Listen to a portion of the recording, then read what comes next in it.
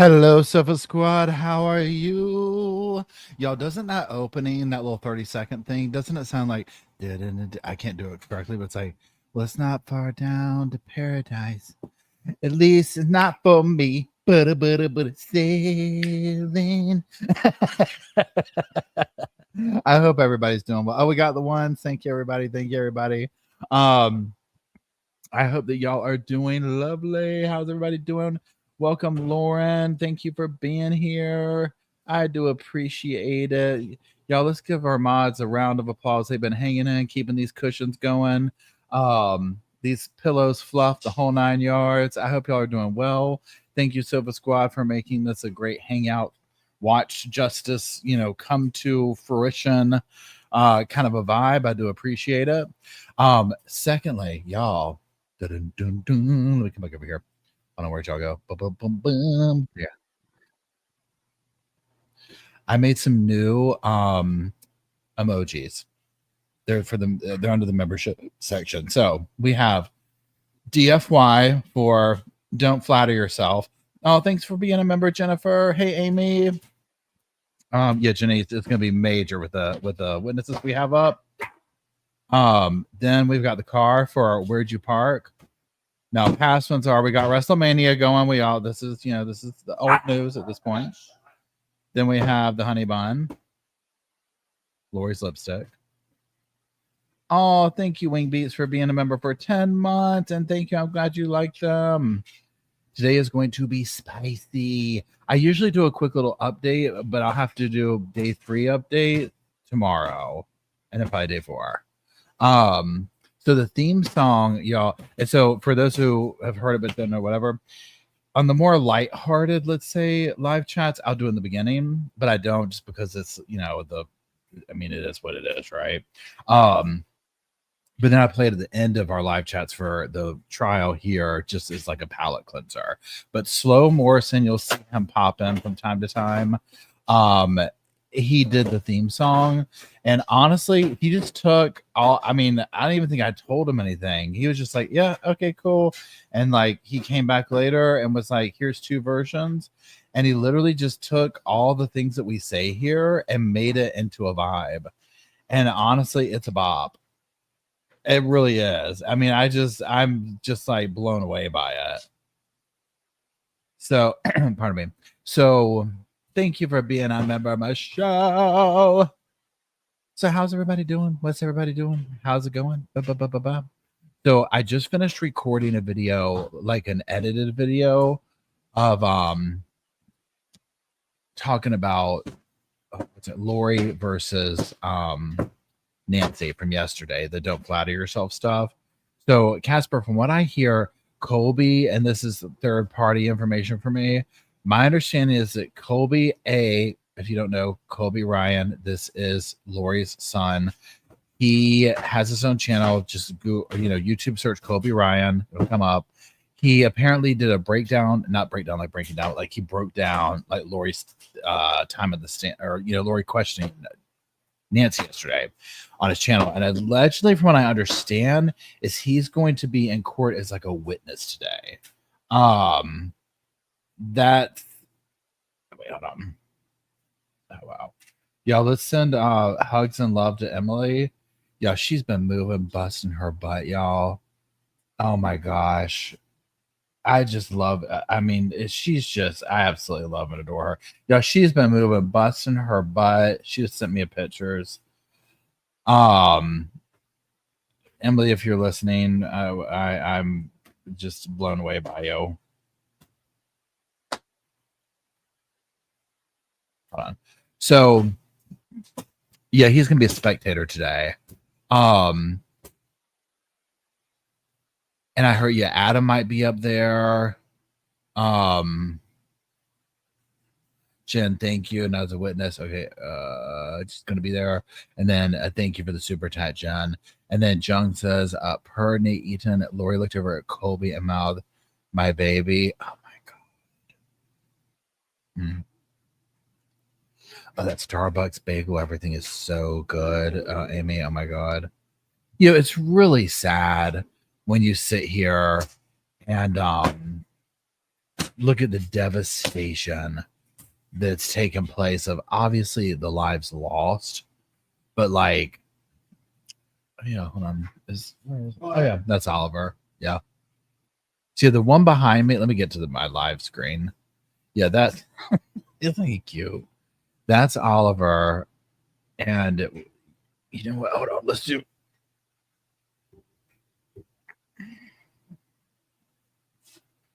So Jake's not. It looks like he's choking, but it's not. So we got Jake, Luke, and Bo. So this is the view. So that's my footsies with the dogs there, and then Jake, and then literal puppy squad.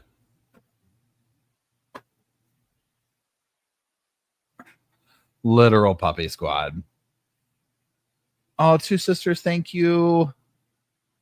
And yeah, this is Oliver, and now Bo's coming up.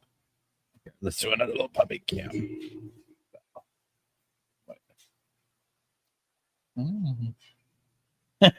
He's saying hey to everybody.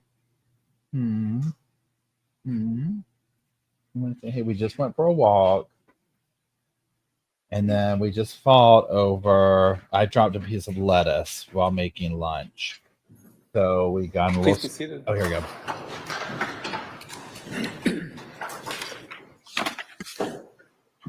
Everything's serious now. Everything's serious.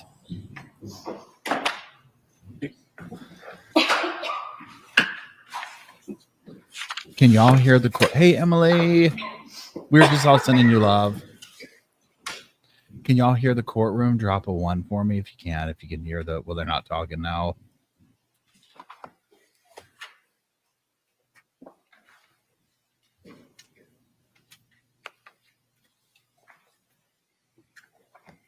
Okay, cool. Thank y'all. Hey, Robbins. Hey, Melissa.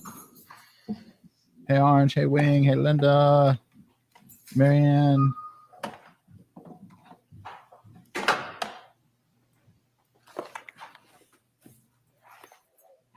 Luke. Luke. Be nice. Yeah. As soon as I said it, of course, I got quiet.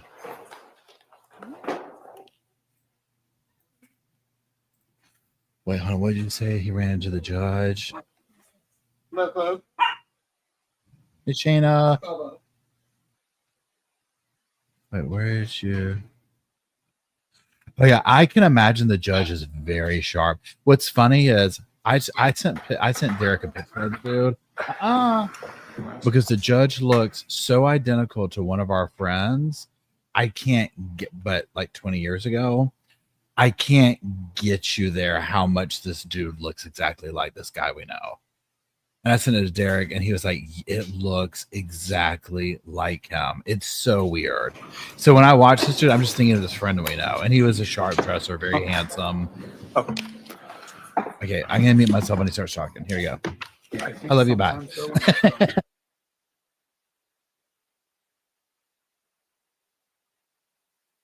Okay, he's not talking. Boy, what does he have? All right, we're on the record. State of Arizona versus Lori Daybell, CR 2021-001704. For planning purposes, Judge Kemp, who does his morning calendar in this courtroom, is dark on Monday and Tuesday. Do the parties, council, advisory council, does anyone have an issue starting at 10 a.m. on Monday and Tuesday? No, Your Honor. Advisory council? Monday and Tuesday at just 10? Yeah. Yeah, no problem. Okay, so for advising your witnesses, we'll plan on starting at 10 a.m. on Monday and Tuesday. Is there anything we need to discuss before the jury comes in? Not that I'm aware of, Your Honor. All right. Do you want to? All right, we're ready for the jury.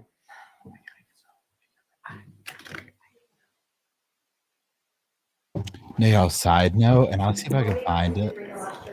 Okay.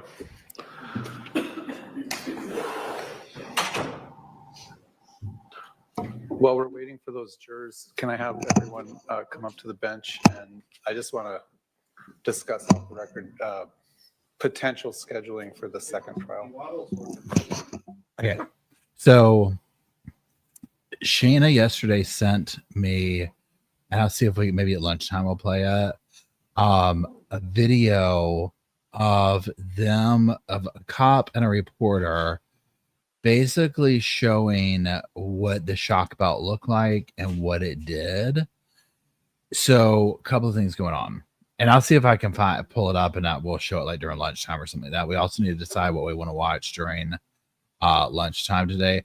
Maybe we'll go ahead and put boys, Luke, Melanie, and Ian on. And so the reporter, tell me if y'all seen this. He basically did the shock belt, like opened up, not around him, on very low. And the cop did it a little bit, and the reporter was like, like dropping it. I mean, it was like, whoa. That's not. I already know it's Trash Panda. It has to be Trash Panda. Please tell me, right?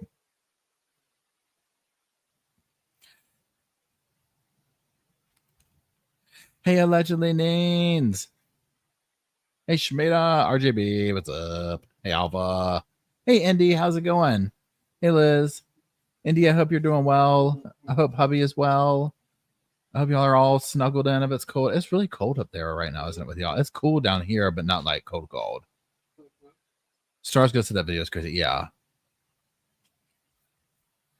The WrestleMania shock belt will be good. Hey, Wizard Barbie, what's up? Hey, West Point daughter.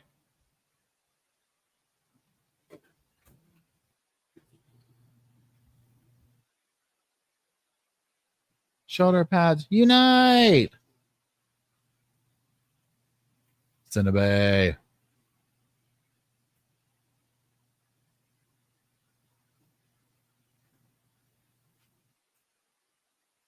The WrestleMania absolutely does. And you know what's funny? So today or yesterday, I uploaded that clip, Don't Flatter Yourself, and whoa. And I sent them to the editors, and I was like, I'm going to start using, like, referencing these and, like, clipping them in as, like, little, you know, like, whatever. So be on the lookout for some videos upcoming. Like, we'll see. They usually do a really good job with, like, doing stuff in there like that. So I was like, I'm going to start clipping some of these viral moments from these cases that we watch and, like, do a compilation at some point. I was like, what is that? I figured I'm already cold. I figure we need one from, and help me out here. What's the dude again?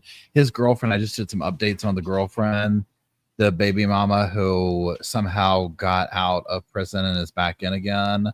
And the dude with the glasses and the face tattoos, where he was like, yeah, I think you need to get, whoever did this needs to go under the prison.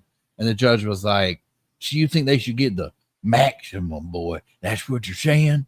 And he was like, yeah, under the prison. He was like, okay, I sentence you to. He gave him the maximum sentence. You know what I'm talking about? That would be a good, but it's like, that's a long one, but like that right there would be a really good one. Obviously, Daryl Brooke. Oh, here we go.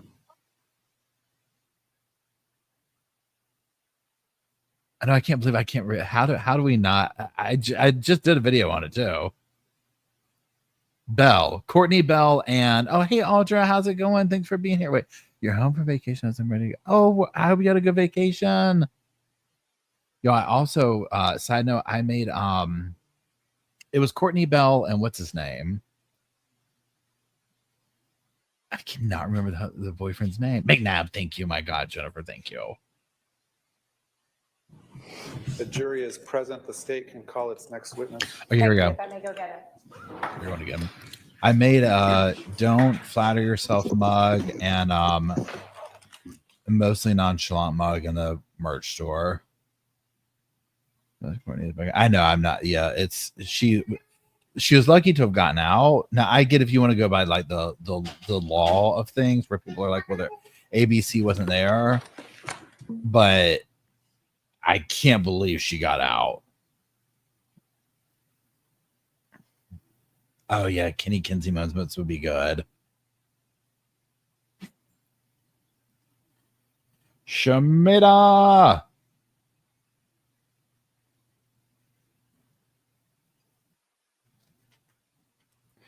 Oh yeah, this is Adam. Sir, come on up. Oh, there we go. Sir, come on up. Oh yeah, here we go. Stand right here and be sworn in. The judge kind of has an unbotheredness about him that I think is how he just is. Like a hello, yes, okay. You solemnly swear the testimony you're about to give will be the truth, the whole truth, and nothing but the truth. Hey Tori, how's it going? I hope y'all are well. All right, you're gonna walk around the court reporter. Okay, here. yeah, I'm gonna See mute to my myself. left. Oh yeah, it's getting turned up. It's getting turned up. WrestleMania.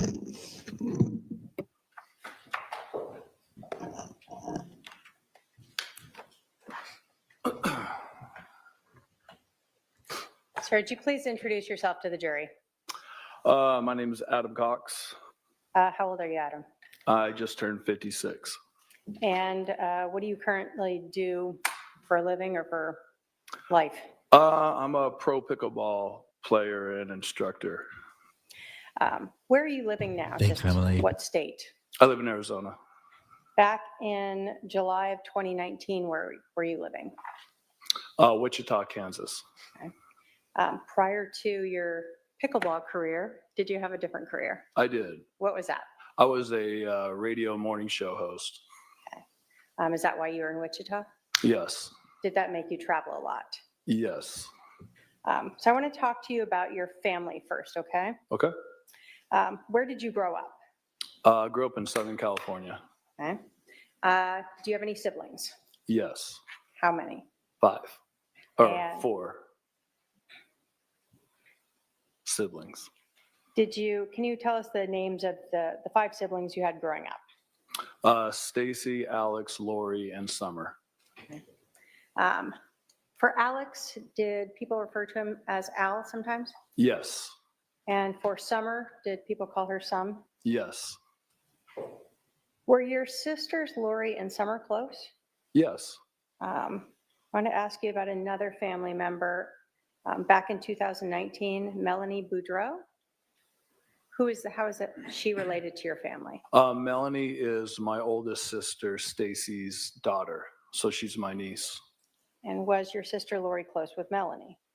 Yes. Do you see your sister Lori in the courtroom today? Yes. Can you point her out and tell us what she's wearing? She's sitting there wearing black blazer. Honor, may the record reflect the witnesses identified the defendant. It shall. In July of 2019, was your sister married? Yes. Who was she married to? Charles Vallow. And so in July of 2019, was your sister known as Lori Vallow? Yes. Do you know approximately how long Lori and Charles were married? I think over 10 years. Okay. Do you know if your sister, since the passing of Charles, married Chad Daybell? Yes. Did your sister Lori, have any children from prior marriages before she and Charles got together? Yes. And who were those? Colby and Tylee. Okay. And were they from the same marriage? No. By July of 2019, was Colby an adult? Yes. Do you have a son, Zach? Yes. Did your son Zach ever live with Lori and Charles for a bit? Yes. Did he move in there after Colby moved out? Yes. In July of 2019, was Lori's other daughter, Tylee, still under the age of 18? Yes. Do you know whether or not Charles helped raise Colby and Tylee? Yes.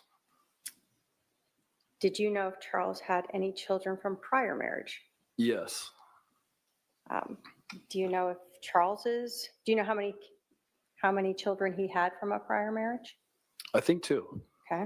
And do you know if either of those 2 children lived with Lori or Charles? Visited. I don't know if they ever lived there. Did Lori and Charles have any kids together?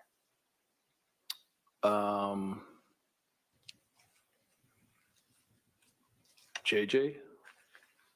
Was JJ adopted? Okay. So did they adopt him together? Yes. Okay. So in 2019, did Lori and Charles have just JJ and Tylee as their kids living with them? Yes. Did Lori and Charles always live in Arizona? No. Where else did you know them to live? Texas and Hawaii. Okay. We had talked about your brother Alex or Al. Were you close with your brother Alex? Somewhat. Do you know where Alex was living in July of 2019? What state? Arizona. And can you describe your brother Alex's relationship with your sister Lori? Were they close? I mean, I don't know if close is the word I would use growing up, but Describe just for us. normal brother-sister relationship, I guess. As they became adults, did they continue to be close, or what do you recall of their relationship? Yeah, over the last, I guess 4 or 5 years. The last 4 or 5 years between them was what? They were closer, they were close for like a year and a half, is what I remember. Before this happened? Yeah, they became oddly close for a while.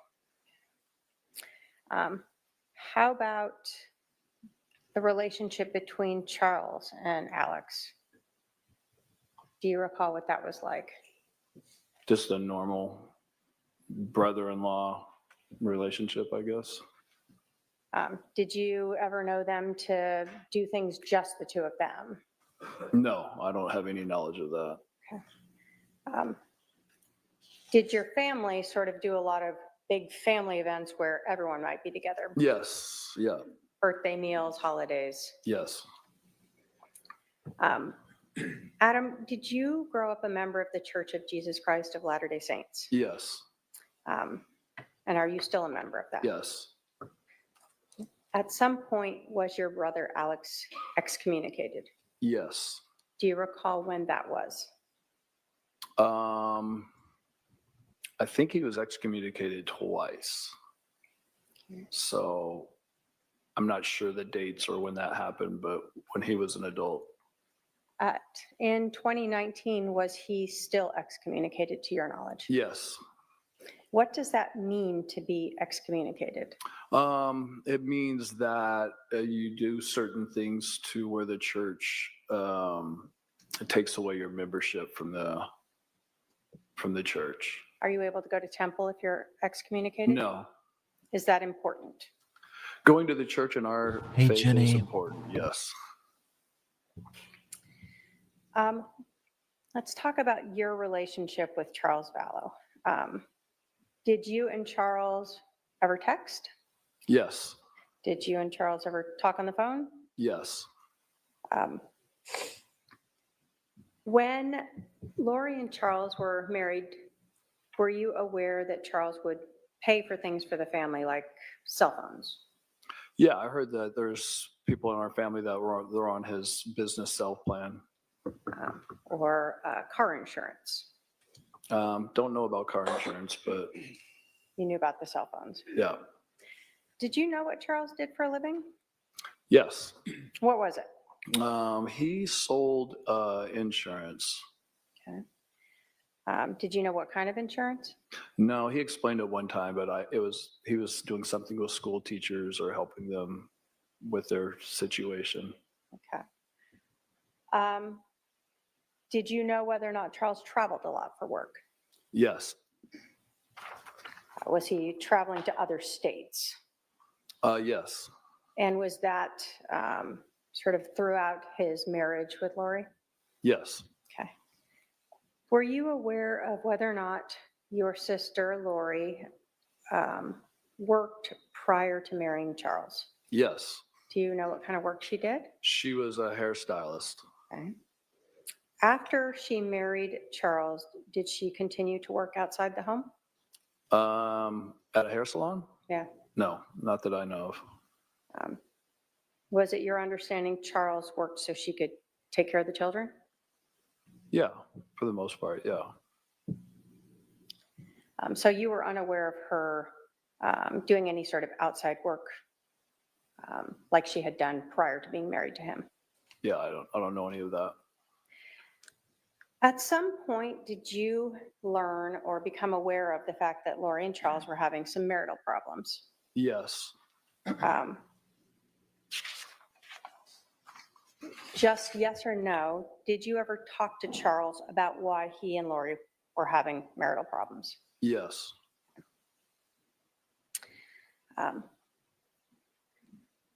You yourself personally, were you aware of Lori having any beliefs that were outside of what is accepted by the LDS religion? Yes. Can you tell us what you were aware of that you knew to be outside the LDS religion? Lori told me that she was in the process of translating from a mortal human being to an immortal human being, a celestial state. That's something that the LDS religion supports? I haven't heard of it in that it's happened here on Earth yet. Did you ever hear her talking about being married to someone that is relevant in your religion?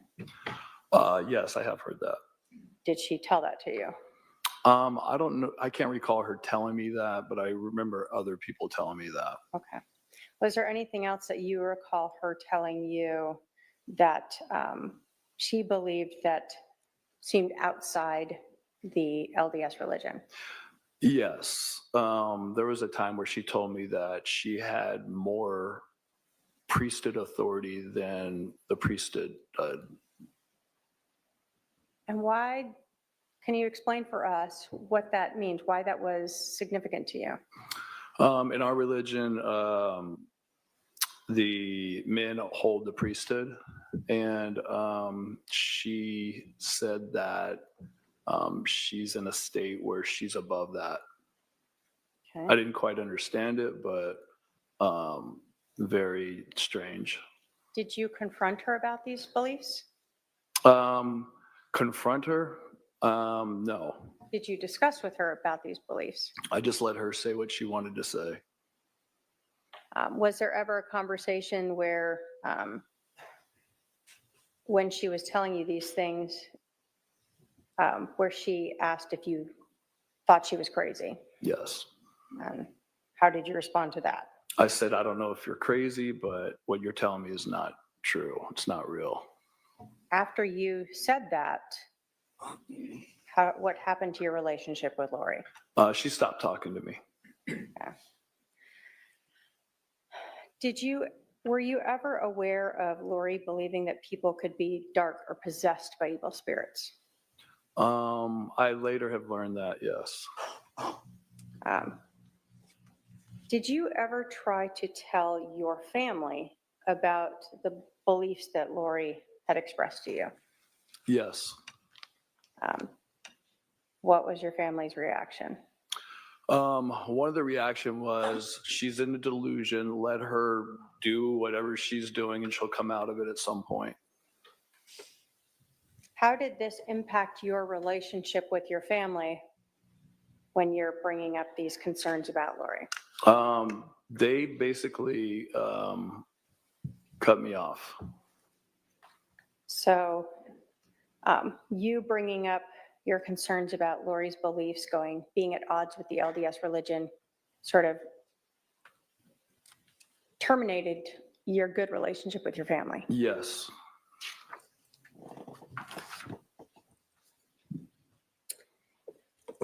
At the end of June of 2019, do you recall Charles sending you some emails that were purportedly written by him asking Chad Daybell to come out to Arizona and write a book for him? Yes.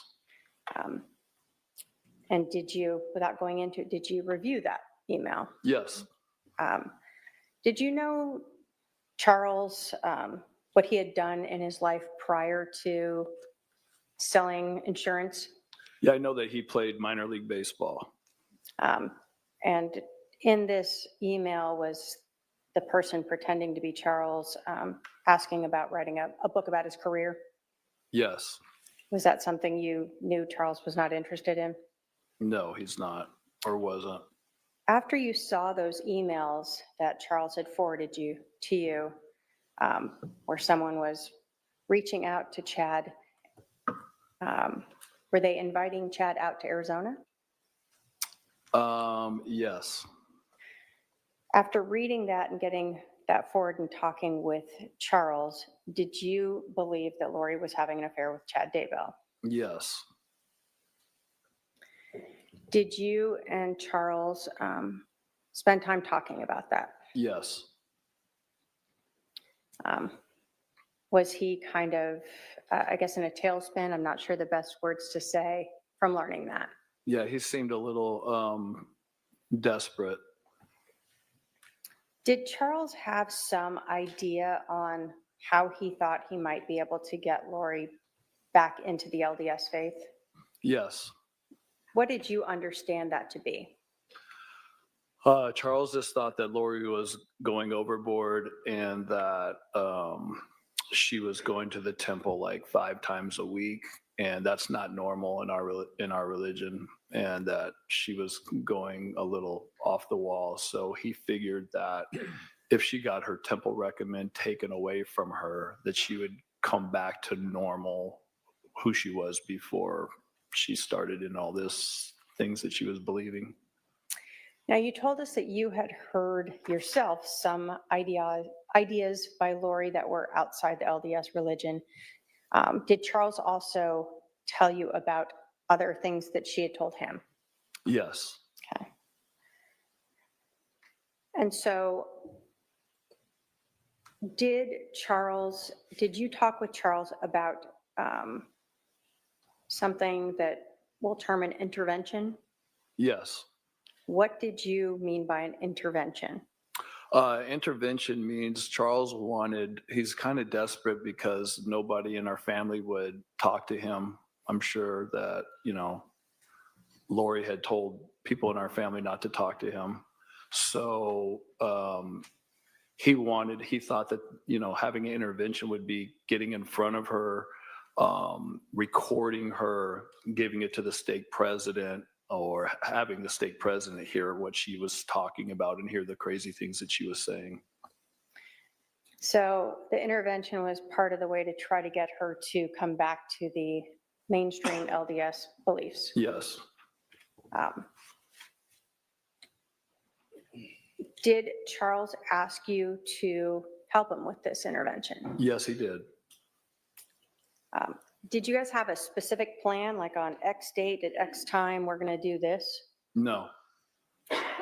Had you talked to Charles about potentially going to Lori's and recording her on your phone? Yes. Did you talk to Charles and text him about another idea of having a family dinner and again recording her so that you could play that for the stake president? Yes. We're using a term there, stake president. Who is that? What is that in your religion? Well, in our religion, we have our churches organized where we have wards, and then a bigger, like 4 or 5 wards are in a stake, and then there's a president of the stake, and so it's somebody who's in charge of everybody in the stake. Okay. So someone that's pretty high up in the church. Yes. Yeah. And so the idea was to bring any of these recordings to show she's saying these things to his attention. Yes. Okay.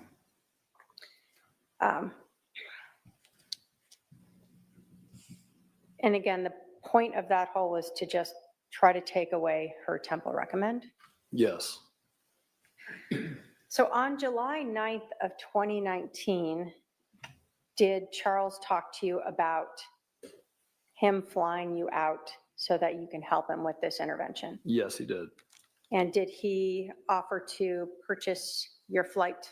Yes. to bring you to Arizona. Yes. At that time, did your parents live here in Arizona? Yes, they did. At that time, was Lori here in Arizona? Yes, she was. And you told us your brother Alex was living here as well at that time? Yes. Was your sister Summer also living here at that time? Yes. And after Charles purchased your tickets, did you reach out to anyone in your family to ask if you could stay with them? Yes. Who did you reach out to? Alex, my brother. And did he offer to let you stay with him? Yes, he did. Were you supposed to fly in on the next day, July 10th? Yes. So your understanding was when you flew in on the 10th, you'd reach out to Alex and you'd spend the night there. Yes. Did you end up staying with him? No, I did not. So when you landed in Phoenix on July 10th of 2019, do you recall what time of the day it was approximately? Sometime around lunch. Okay. And did you reach out to Alex? Yes, I texted him as soon as I landed. Did you get a text response back? No, I did not. Was that unusual? Yes. So he's expecting you, right? Yes. Did you try calling him? Yes, I did. Did he answer your phone? No, he did not. Again, was that unusual to you? Yes. Did you think anything was odd at that time? Yeah, at first I was like, he can't be that busy. He knows I'm coming. Did Alex ever respond to you on the 10th? No. So he ghosted you. Yes. What did you think when you didn't hear back from Alex? I just thought it was very strange and bizarre. Okay. So you were supposed to be staying at Alex's.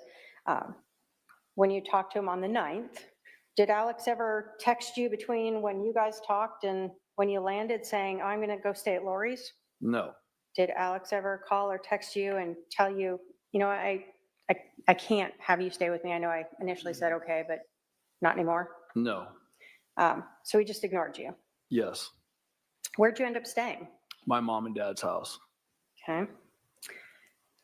On July 10th, did you understand Charles was also flying into Phoenix? Yes. Did you see Charles on the 10th? No, I did not. Did you see your sister Lori on the 10th? No, I did not. So you told us you stayed with your parents. What did you do on the 10th? They picked me up and we went to lunch. And then we just, I think, hung out at the house. You said your son Zach lived here at the time? Yes. Who was he living with at that time? I think he was living with my mom and dad. Okay. So although you didn't talk with Charles on the 10th, did you have an understanding of what he was going to do the morning of the 11th? Yes. What was that? He was going to go pick up JJ, his son. It was his turn to, I guess, have him for a few days or whatever. Were Charles and JJ really close? Yes. So the morning of July 11th, you were not expecting to get together with Charles at 7 in the morning, right? No. Did you get a text message from Charles? Yes, I did. And did you learn where Alex was? Yes, I did. Where did you learn Alex was? Alex was at Lori's house. When you learned this, was Charles texting you sort of in real time as he is coming to the house, Yes. explaining to you what he's seeing and what's going on? Yes. And are you responding back to him? Yes.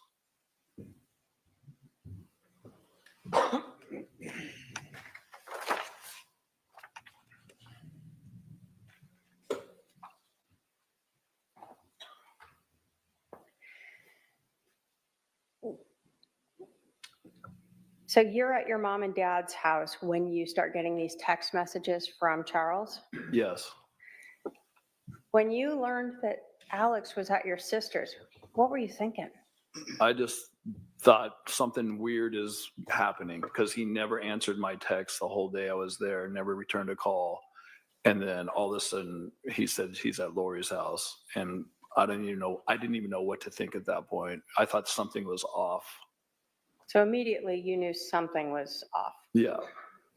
From the prior day where Alex ghosted you to now he's at your sister's that morning when Charles was going over to pick up JJ. Yes.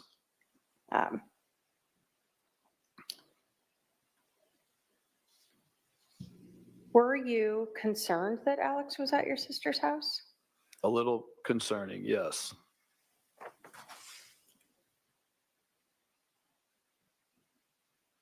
Have you seen text messages that you and your brother-in-law Charles had sort of making the flight reservations and leading up to the morning of the 11th? Yes. And were those all messages that you two had as you're trying to figure out how to have this intervention? Yes. And then ultimately, what you are seeing and saying that morning at 7:30 in the morning? Yes.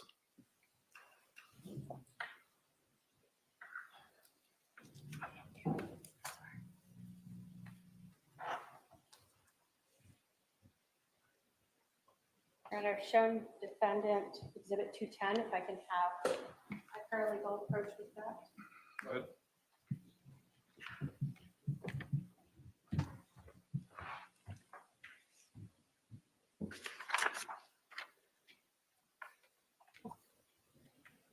Adam, if you can take a look at those and let me know if you recognize those as text messages that you had with Charles, sort of the 9th, 10th, and 11th, as you are interacting leading up to that morning and including the morning of the 11th.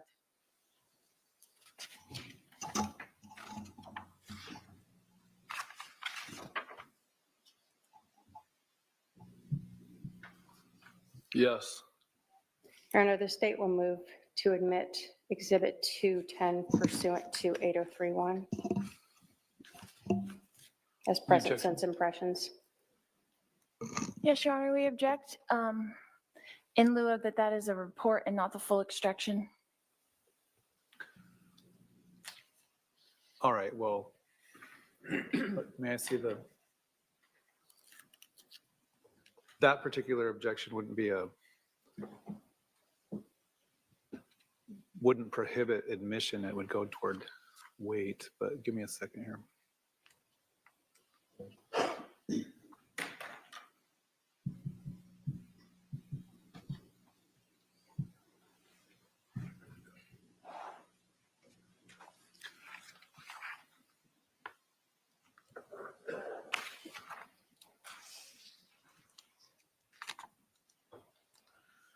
All right.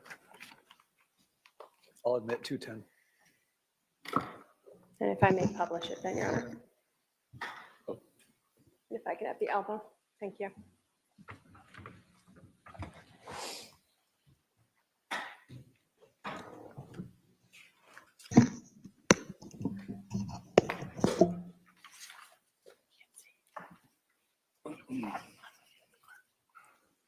Adam, I'm going to start sort of going back to, in Exhibit 210, the conversations that you and Charles were having as you're trying to come up with a way to have this intervention, all right? So you learned that Charles was reaching out. Well, let me ask you this. You had learned from Charles about this fictitious email, correct? Yes. Did you learn that Charles had reached out to Lori about it? One more time. Did you learn that Charles had reached out to Lori about this email? Yes. Did you learn that he had reached out to Chad Daybell's wife about it? I think I remember that. These are text messages. Were you also receiving emails from Charles? Yes.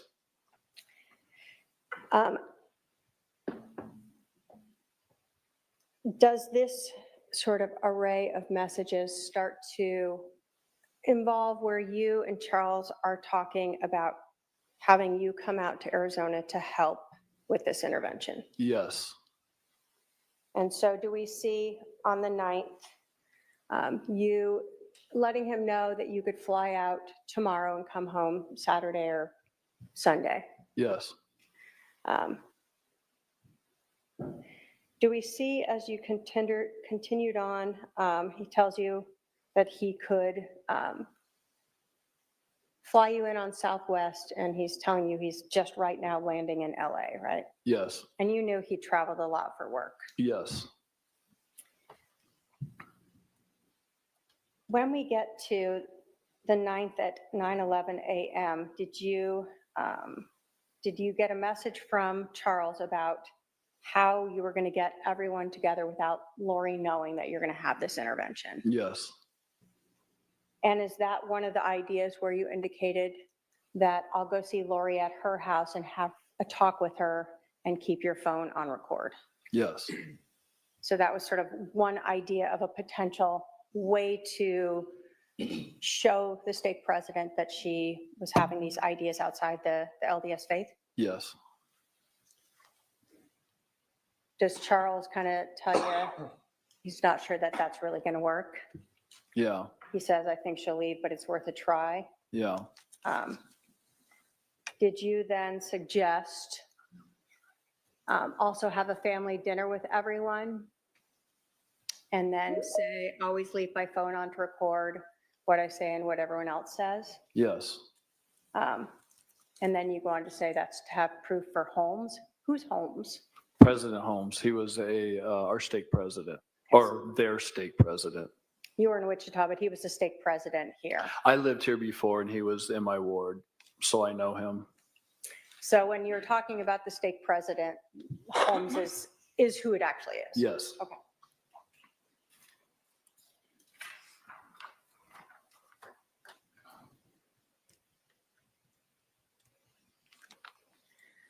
On the 9th, does Charles tell you that got it, but honestly, if you, Zach, Brandon, and me go to him, that should be enough? She will feel like we ambushed her, but something has to be done. She'll be real careful what she says. What, had you brought Brandon into this yet? Like, did you have a plan to have him come with you? No, but Brandon played basketball with us on that night. So me and Zach and Brandon played basketball where President Holmes played basketball at a church. So that was that reference. Okay. So you thought if we go to the church, Brandon will be there and he can help you Yeah, talk about say this. that. Yeah. Okay. But Brandon's not part of this conversation right here, right? No. Then does it kind of go back to Charles asking for your information so he can make your flight reservations? Yes. Okay.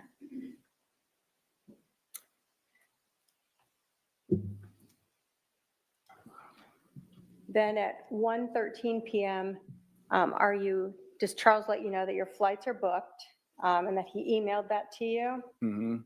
And then does he go on to say, I'm really uneasy about how she will respond, not only to you, but to me and Zach and Brandon, right? Yes. In talking with Charles and this intervention, was there a constant concern of how she would respond to trying to take away her temple recommend? Yes. Was some of that based upon your understanding of the things she had said to Charles in the past? That and others. Apparently, Lori was flighty. When Charles tried to serve her divorce papers, she disappeared and nobody knew where she was. So in Charles's mind, that she could be flighty and just take off again where nobody would know where she is. So there was some definite reference to that as well. Okay. Then it goes on to say, I'll pick up JJ and take him to school. So you knew what he was doing that next morning, right? Yes. And you said she'll be there, right? Yes. Friday the same. So you knew his idea was he was going to be with his son in the mornings, Thursday and Friday? Yes. And then you said she'll be highly suspicious about recording. If you can bring a second device and put your phone on the counter or turn it off, it might help. Is that sort of the same idea that he was unsure that she would trust you showing up there and trying to ask her about those things? Yes, this was all just like it seemed like Charles was just desperate, and he wanted to do anything he could to, this last ditch effort to try to shake Lori loose of whatever she was under, some spell that he said. So, that's basically what happened. And then does he go on again to talk about that he really thinks the only thing that's going to break her out of this is going to Holmes? Yeah. Yes. And that she's hurting too many families and that he's upset his is gone. Yes. Does he say that he still loves her? Yes. And does he think that she's basically potentially gone forever? Yes. And then we see that he corrected slots to Lori, right? Yes. Typo? Yes. Lots of typos. On July 10th at 3:34, do you get a text from Charles asking if you're in Phoenix? Yes. And do you respond, yes, you're going to Summers, and that you'll call him? Yes. And then does Charles let you know he's got a meeting, but he'll try to call you before he goes to see Lo? Who is Lo? Lo is Lori. So people would call her Lo or Lolo? Mm-hmm. Yes.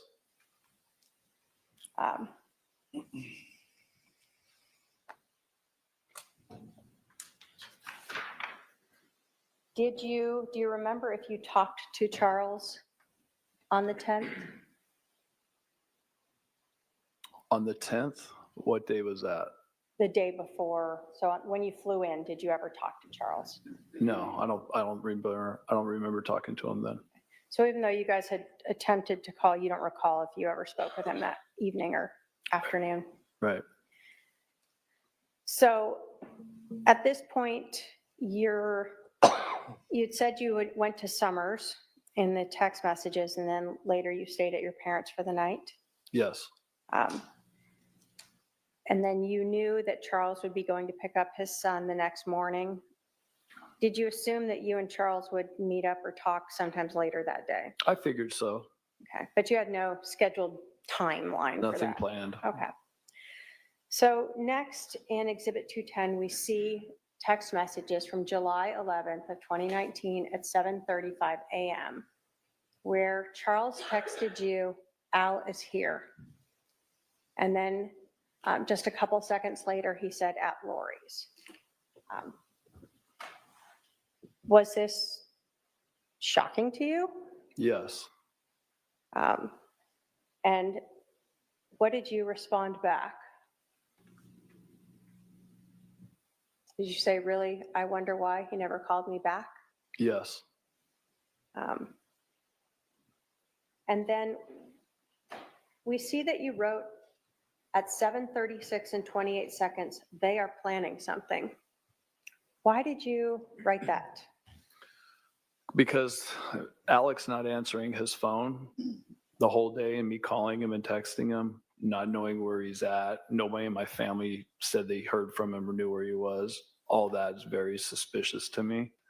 And then Alex being at Lori's house that morning felt like something was really off.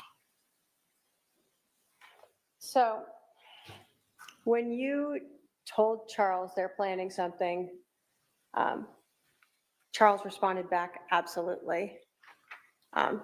Did you then let him know that you were supposed to spend the night at Alex's house? She probably blocked that. Yes. Did Charles respond to you, "What you do is up to you"? Yes. So were you kind of upset at your brother for telling you you could stay with him and then ghosting you, ignoring you? Yes. Were you upset at him for being at Lori's house when Charles was going there just to pick up JJ? Yes.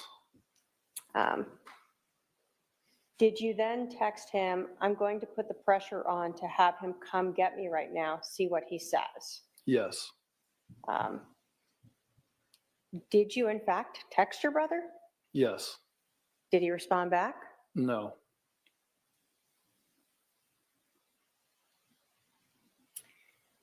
As we're going along here, we see that each of these are being read sort of in this short period of time, these couple minutes that Charles is here as he's driving in. After you texted him about putting the pressure, texted Charles about putting the pressure on to have him come get me right now, did you then say okay to Charles? Yes. And then we see again that at 7:49:34 a.m., you texted Charles, me and Zach are going to the Stake Center tonight at 8 to play basketball. Holmes is always there, either playing ball or interviewing people. I will try to catch him and have a conversation with my old friend. Yes. What was that about? That was just part of the plan that Charles initially came up with to somehow get in front of the stake president. That night, he's the stake president. He interviews people for Temple Recommends and also plays basketball afterwards. So that was just a thought of maybe this could be something that we could do to help with that situation. Okay. Now, up until 7:37 and 7, you had been interacting with Charles, right? You would respond and you were getting some text messages back from him. Yes. We see after 7:37 where he texts you, what you do is up to you, that he didn't respond back to any of your other comments, right? Right. So when you sent him at 7:37 and 29 seconds that you're going to put the pressure on him, you meant Al? Yes, Alex. To come get you. Charles didn't respond to that? No. And in fact, it shows that that message was read at 12:13 p.m. versus the earlier messages that were read sort of right in time. Mm-hmm. Is that yes? Yes. And when you told Charles that you and Zach were going to go to the Stake Center to play basketball and see if you could find Holmes, did you get a response from Charles? No. And again, we see that that was read at 12:13, correct? Yes.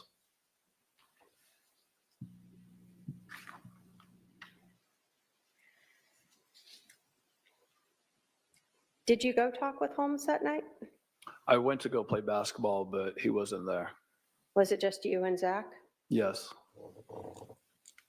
During the day of July 11th, at any time, did you learn that Charles Vallow had been shot? No. So Lori did not call you and tell you that Charles had been shot? No. Alex didn't call you to tell you that he'd shot your brother-in-law? No. Anyone in your family talked to you about it? Nope. How about the next day, Friday, July 11th? Did Lori tell you Charles had been shot? No. Alex contact you to tell you that he'd shot Charles? No. Anyone in your family talk to you about that? No. Did you decide to go visit a friend in Tucson on Saturday the 13th now? Yes. What were you going down there for? Going to see my friend Eric. And did anyone come with you? Yes, Zach did, my son. Okay. When you went down there, did you talk with Eric about what's going on? Yeah, I just thought it was really fishy that I heard from Charles. I didn't know if he took JJ and just was having one-on-one time with JJ. I didn't know if Lori and him were getting back together and Lori told him not to talk to me, or my mind was spinning. Like I had no clue what was going on.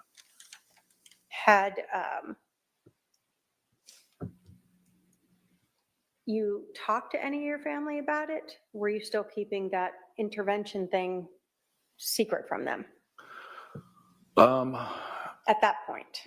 no, at that point, but I think my nobody had heard from. I asked if anybody had heard from Alex, and nobody said that they heard from Alex in my family.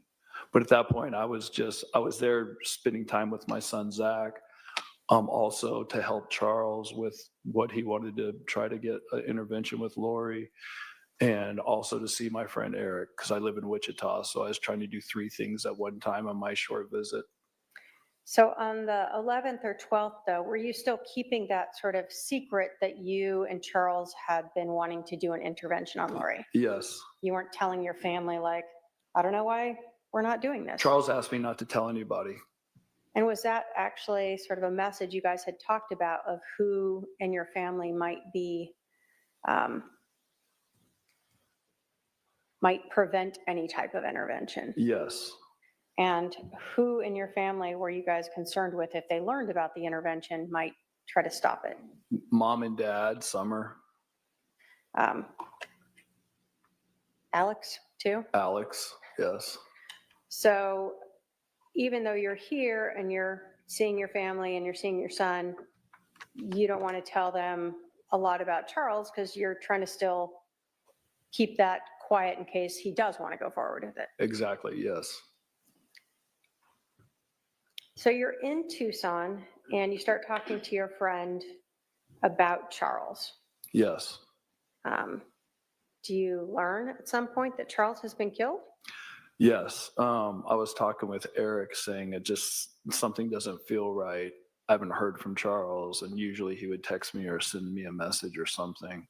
And then Eric asked me, he goes, well, what's his last name? And I said, Vallow. And he was on his computer and he just Googled Charles Vallow. And he said it popped up that he's been killed by his brother-in-law. So you learn this. What is going through your mind now? Just everything, chaos. I had a knot in my stomach. Just probably one of the worst feelings I've ever felt in my life. Obviously, you had been concerned that something was being planned when you told Charles that on the morning of the 11th, right? But well, not that. Not that, but yeah, it felt like something was off. That why Alex would be at Lori's house that morning. Did you know your brother Alex to carry guns with him? Yes. Did he regularly go shooting with guns? Yes. Okay.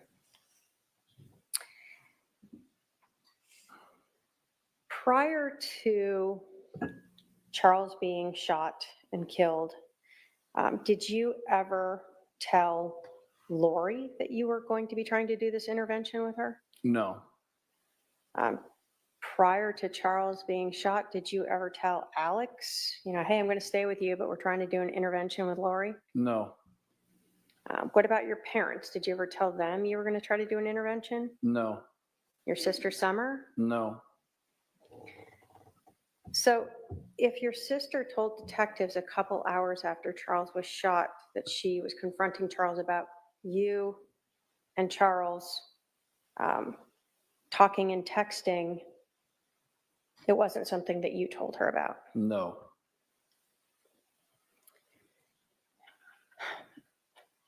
You told us that you are LDS. Have you ever taught Sunday school? Yes. Can you tell us about the story of Nephi? Nephi? Mm-hmm. Well, Nephi was a prophet in the Book of Mormon. It's the first chapter. He was a prophet, very humble and faithful servant of the Lord. Ironically enough, his brothers tried to kill him at one point. But he actually ended up going to Jerusalem to get these plates back, and he was run off, came back, and then went back again because the Lord asked him to. And when he did, the King Laban, who was actually a wicked king, was laying on the ground drunk in front of him. And Nephi was told to kill Laban. Who was he told by? The spirit, or yeah, Okay. God. So God was using a Holy Spirit to tell him to kill Laban, and did Yes. he? Yes, he did. Was that something he anguished over? Yes. But ultimately, it was a justified killing. Yes. So was the concept that it was better for Nephi to kill this one evil man and sort of benefit the nation and his descendants? Yes.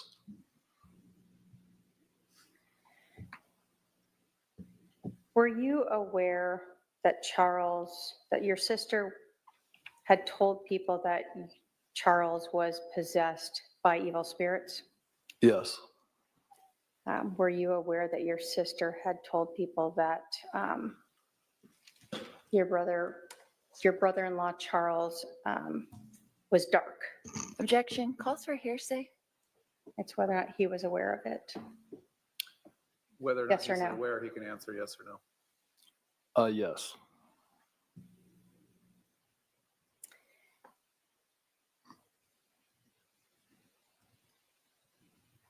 When you and Charles were talking about this intervention,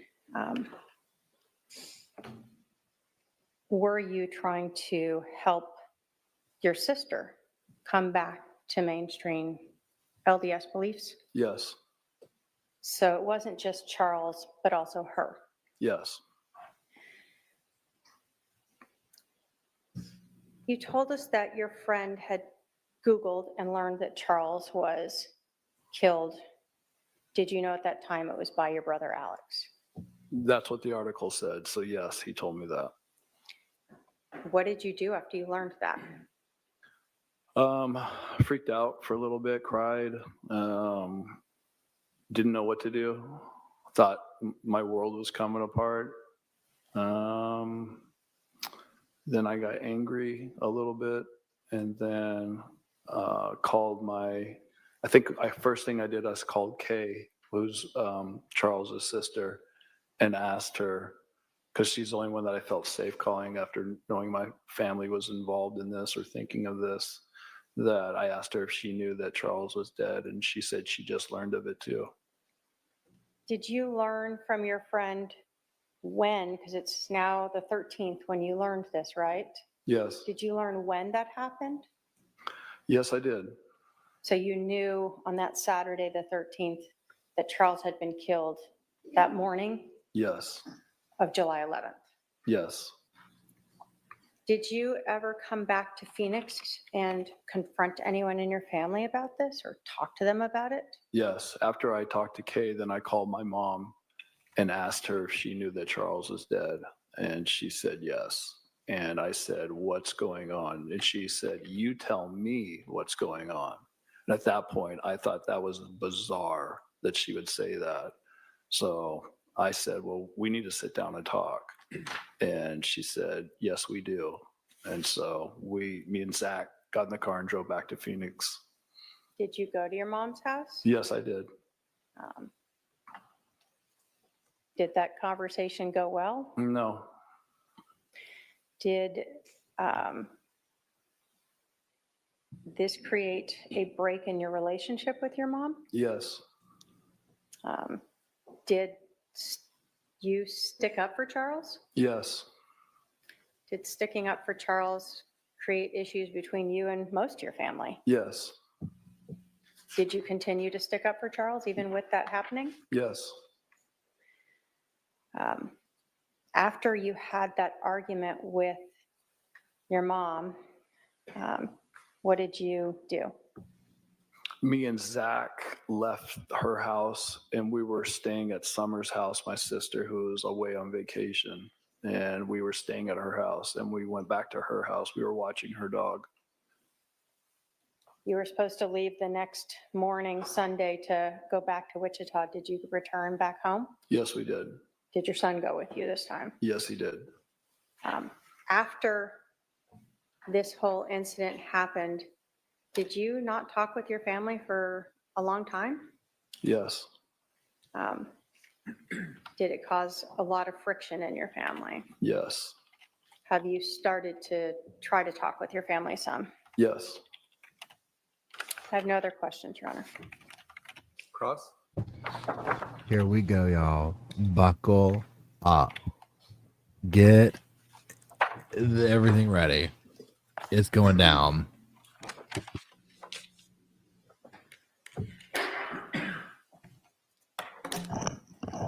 Mr. Cox, how long has it been since we've seen each other in person? Don't know. When was the last time you saw me? I don't recall. So, has it been a year, 2 years, 3 years, 5 years, 6 Something like years, that. 7 years, 8 years? Something. Okay, so you have no idea. Nope. You have no idea when the last time you saw me in person. I don't know the year or how many years it's been. Okay, so did you see me at Colby's wedding in January 2018? No, I was not there. You didn't come to Colby's wedding. No, I did not. So did you see me sometime that year at my house Possibly. where Colby got married? That house, I did see you at that house. Yes. at least one time. Yes. So possibly in 2018. Yes. And when was the last time we had any communications? The last time I remember our communications was you and I were speaking in the kitchen when the family was over. Okay, so you think that was that time in 2018? I think so. Okay. And were we eating my green chili chicken enchiladas? Do not remember that. You do not remember that? Nope. Is that what I made every time we had a family get together, which was like 10 times a year? I don't remember that. Okay. Girl. And when was the last time Girl. that we had a phone call or text message? I have no idea. Could it possibly be around that exact same time? Possibly. Okay. So that was possibly in early 2018? Yes. Okay.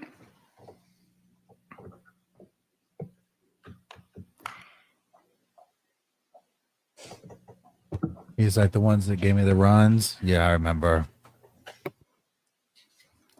Who do you think initiated the final communication in our relationship? Who concluded it? Yeah.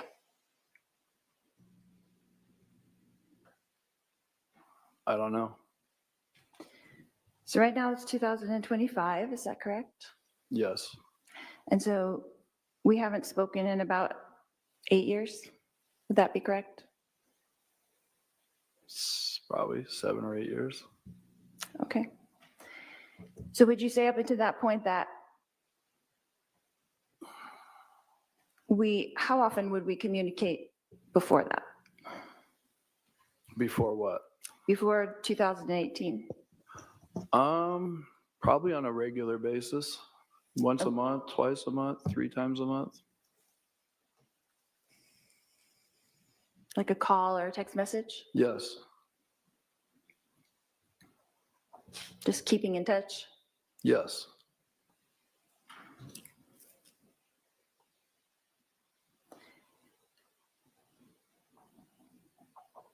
You know of us living in Hawaii and you were living in Kansas at the time?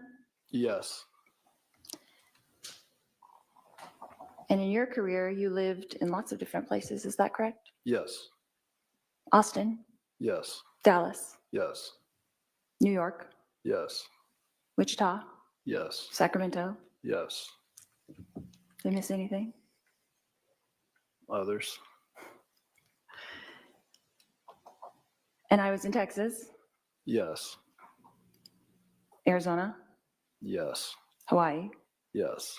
So would you say that we were not physically close during the past 20 years. Yes, I would say that.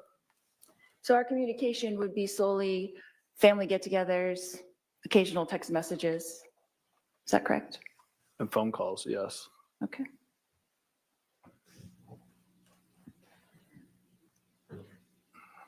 So, Mr. Cox, did you see or hear or personally witness me conspire with my brother Alex Cox to murder my husband Charles Vallow?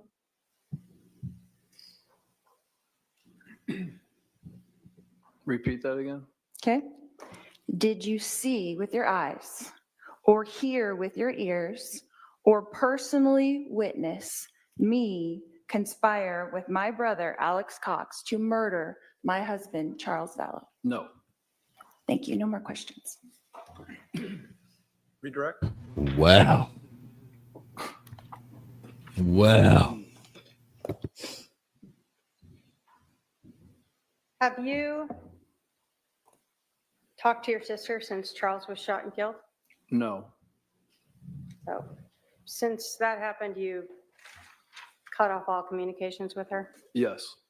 Prior to that, you were being asked about 2018 being at Lori and Charles's house. Was that the time where Lori told you she was becoming a celestial being? Yes. And the time where she was telling you other ideas that were not in line with the LDS faith? Yes. After you had heard those statements by your sister, you told us that she had asked you if you thought she was crazy, right? Yes. And you had responded back how? I don't know if you're crazy, but what you're telling me is not true. After you told her that her beliefs were not true, did that sort of end your talking with her? Yes. You were asked if you personally saw, heard your sister Lori conspire to kill Charles. Were you there that morning? No. Were you the person who was supposed to, though, be with Alex on the 10th into the morning of the 11th? You spent the night with him? If I would have spent the night with him, yes. So that stood out to you because you had made plans with your brother, right? Yes. And instead, you learned he was at Lori's house. Yes.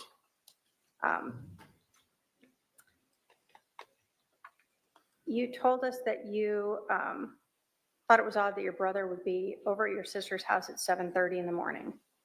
Yes. And you were aware that your brother had guns. Yes.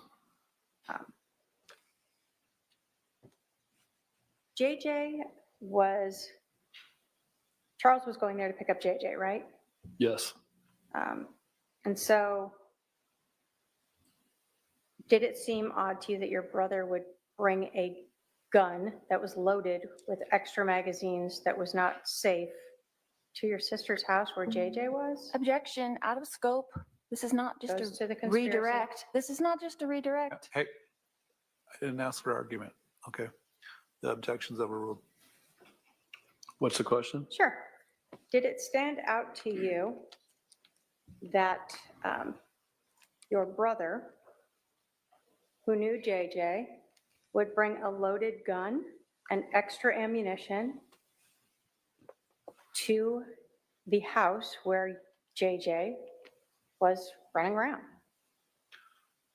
Well, It I didn't know at the time. Yeah. You're saying afterwards? Yeah, you learned afterwards your brother killed him, right? Yes. And when we're talking about this conspiracy and things that are going on, did that seem odd to you that your brother would bring a loaded gun and extra ammunition in this unsafe way to a house where your sister's son, JJ, lived? Yeah, it seems extreme. When you were talking to your family after this happened, did you actually tell them that you believed that Lori and Alex had conspired to kill Charles. Yes, Why was that? because Lori had told people that Charles was no longer living, that some guy named Ned was inside of his body, that there was a zombie living inside of him. And Alex didn't respond to any of my text messages when I was supposed to be with him. And he was at that house that morning. Lori talking crazy about how she's a translated being. All these things all added up into that moment and that morning. Once I found out on Saturday that Charles was shot and killed, no doubt in my mind that they killed him. That's a feeling that I got. And you told your family that. Yes. No other questions. State 8. The last Date 8. line of questioning from the possession of the gun on, I think the defendant's right, was technically beyond the scope of her cross. So based on that, I'll allow the defendant, if she wants to recross on those issues, if she elects to, may do so. What? He let them ring that bell. Oh, she's going to get spicy. Oh, she's over there. She's making some notes.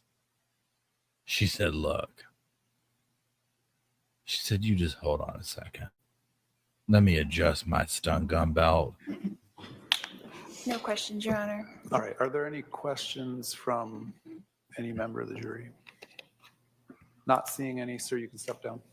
They heard You can enough. step down. Thanks. Honestly, the end. Well, hold on. So you can call its next witness. Thank you. Okay, let me have them call them while I'll talk. Hold I on. may go get her. Go ahead. Okay. So here's the thing. I thought that Lori, I'll give her a little credit here. When she ended where she did her questioning, I was like, okay, that's where that needed to end. But then the state, when they had Alec or Adam just say that whole last part that he did of on the redirect of, it's a feeling I got, everything added up, this, that, and the other, this crazy translation stuff, this, that, and the whatever. It's just a feeling that I got. People can identify with that. People get that. People, it's like we get that sixth sense of something. And that's what, to me, this requires. And there ain't no coming back. I mean, that did a lot of good, I think, for the state. Because some of this is kind of tricky where she was just like, when Lori was like, have you seen with your eyes or heard with your ears? Me conspiring. I was like, that's a good point she's brought up. Because at the end of the day, that's what it's about, right? But then when he's like, it all made sense. And then too, to show like, yeah, my family quit talking to me over it. I mean, seriously. So, wow. I'm very, hold on. I gotta be quiet. There we go. So I don't think she.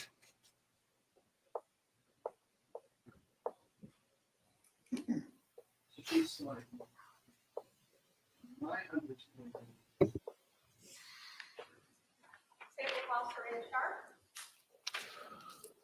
All right, you're going to come right up here. My clerk will swear you in. You're going to stand right here. Is it Kay? She tries to.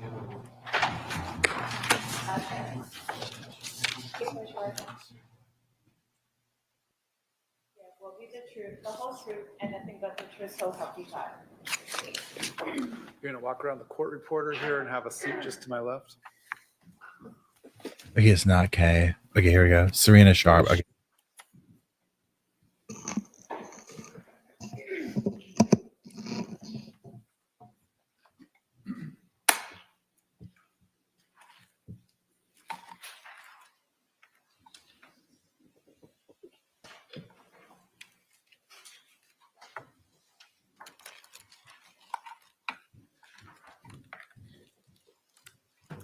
Thank you. Would you please introduce yourself to the jury? My name is Serena Sharp. I'm going to have you pull in a little or move the mic down a little closer to you so we can hear you. Thank you. How old are you, Serena? How old am I? 51, And where are you living currently? What state, what city? Arizona, Queen Creek.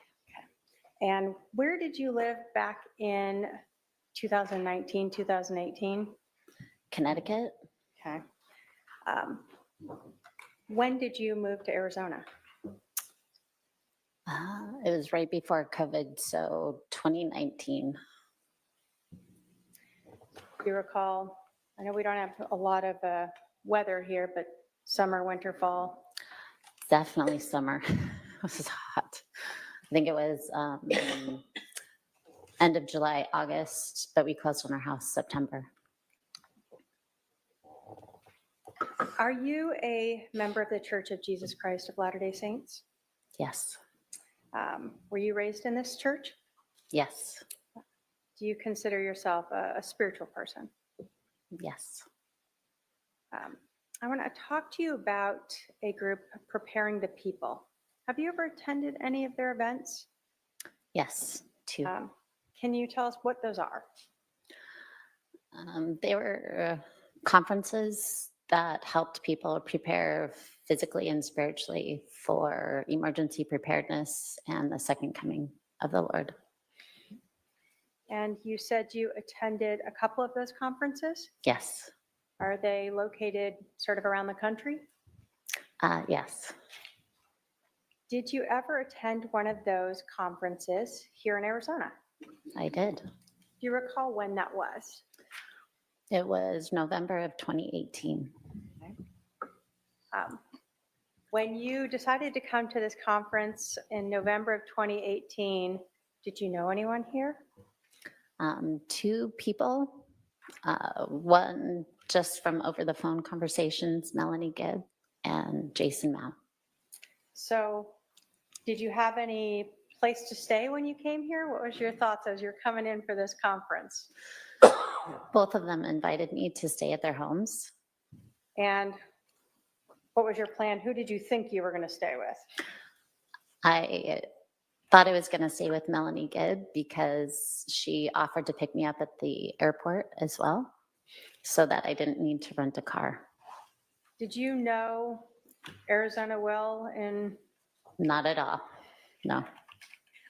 So were you picked up by Melanie Gibb? Yes. And did you stay at her house? No. Where did you stay?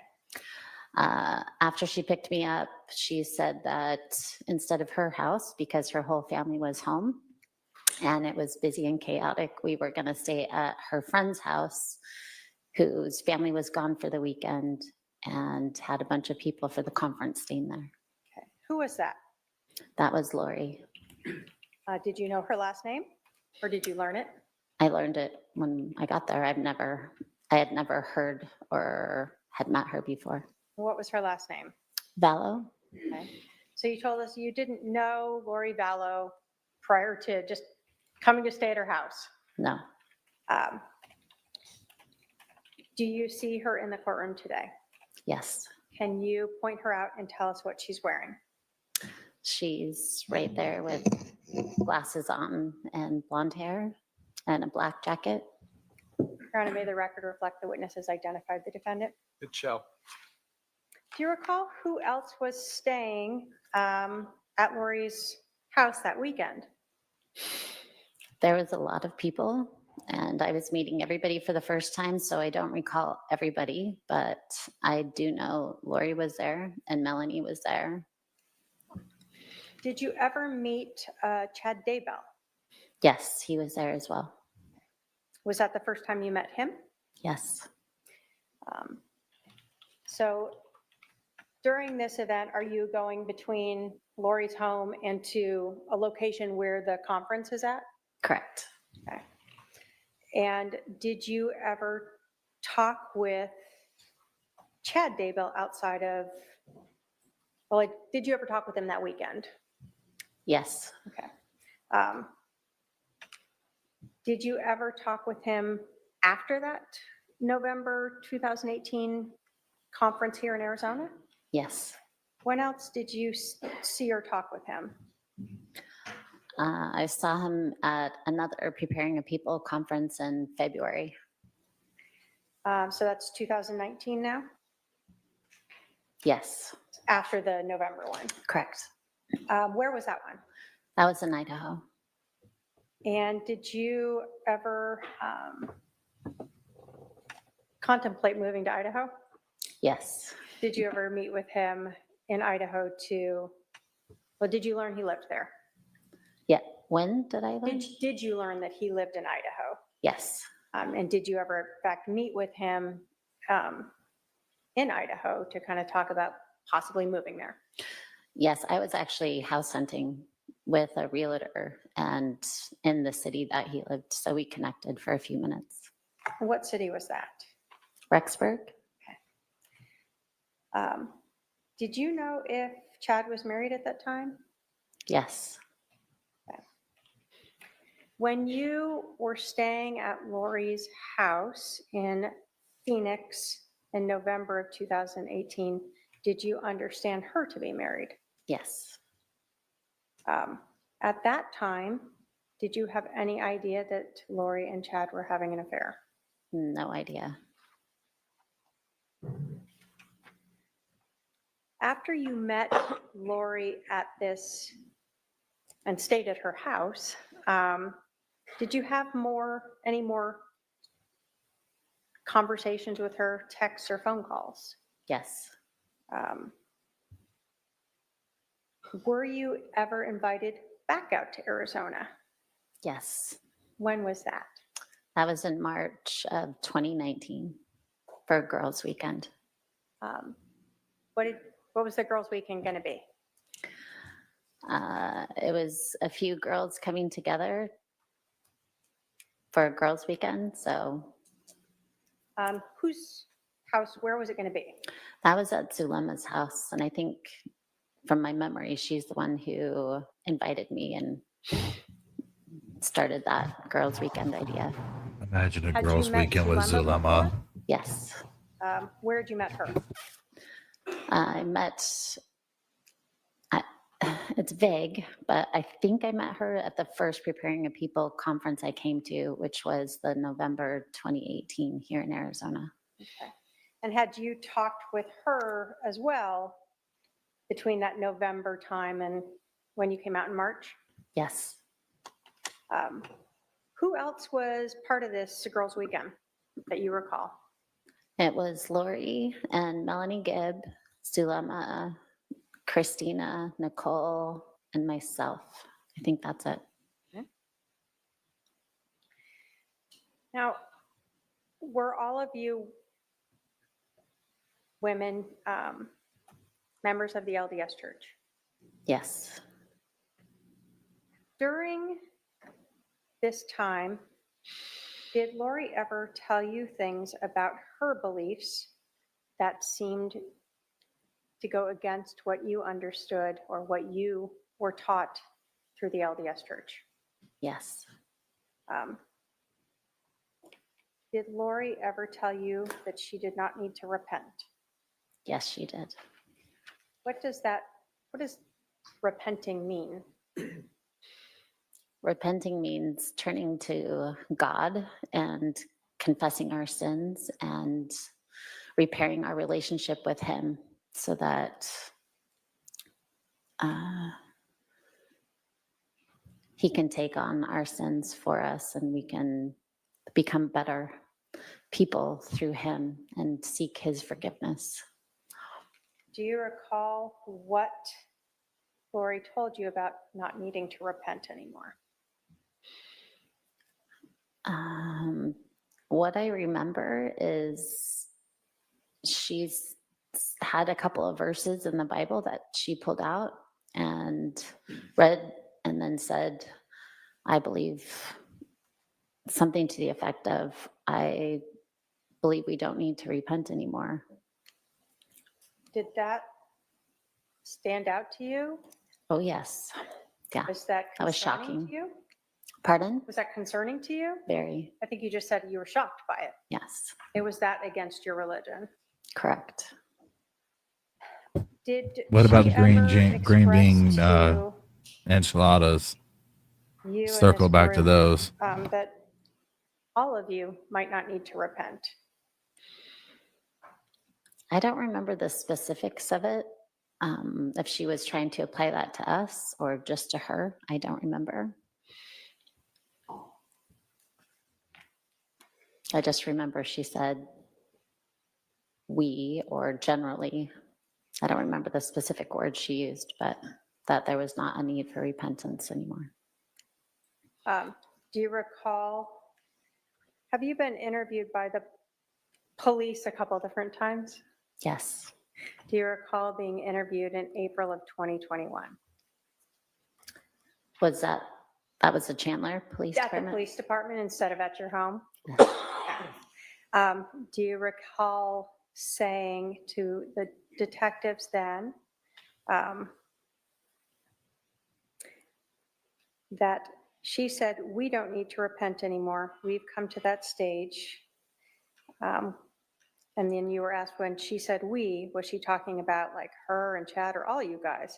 And you said she was trying to get all of us to believe that. You recall saying that?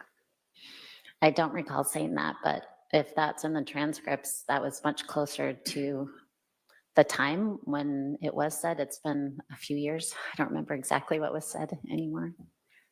So your memory back then would have been better than now? For sure. So if you had told the police back then that she was trying to, in fact, tell everyone that you could follow along with this belief of not repenting, you would have been truthful to the police back then. Of course, yes. Do you recall Lori ever talking to you about people having dark and light levels assigned to them? Yes, I do. And do you recall Lori ever talking about not needing to repent because she was translated? I don't remember her using that specific word, but I'll turn off. What do you recall her saying with regards to that? I remember her talking about changing physically and spiritually. Those are the two I remember. And by changing physically, what do you recall of that? Just being filled with more light and knowledge so that we could become closer to God. So is that sort of the same as when we're talking about being translated? Yes. Okay. I just don't remember her saying that specific word. Okay. So the concept was the same, whether or not she said that word, you don't recall now. Correct. Did Lori ever talk to you either that weekend or prior to that about casting? Yes. Do you recall if Lori was the person who brought up casting? I believe she was, from my memory. Do you recall if she talked to you about casting on more than one occasion? Yes. Now, how many times do you recall that she had brought this up? I don't know how many times. It was more than once? Yes, it was more than once. Did she ever bring it up while you were talking or Zoom talking like we used to do in the pandemic? I never Zoom called with her. I don't. Phone call? Phone calls? Yes. So at least one phone call you recall that she brought up casting? But I remember one phone call. There might have been others. I just don't remember. So was that phone call, to the best of your memory, before this girls' weekend in March of 2019? From my memory, I think it was after, but. So then let's talk about the weekend of March, the girls' weekend in March of 2019. Okay. Did Lori bring up casting there? Yes, she did. And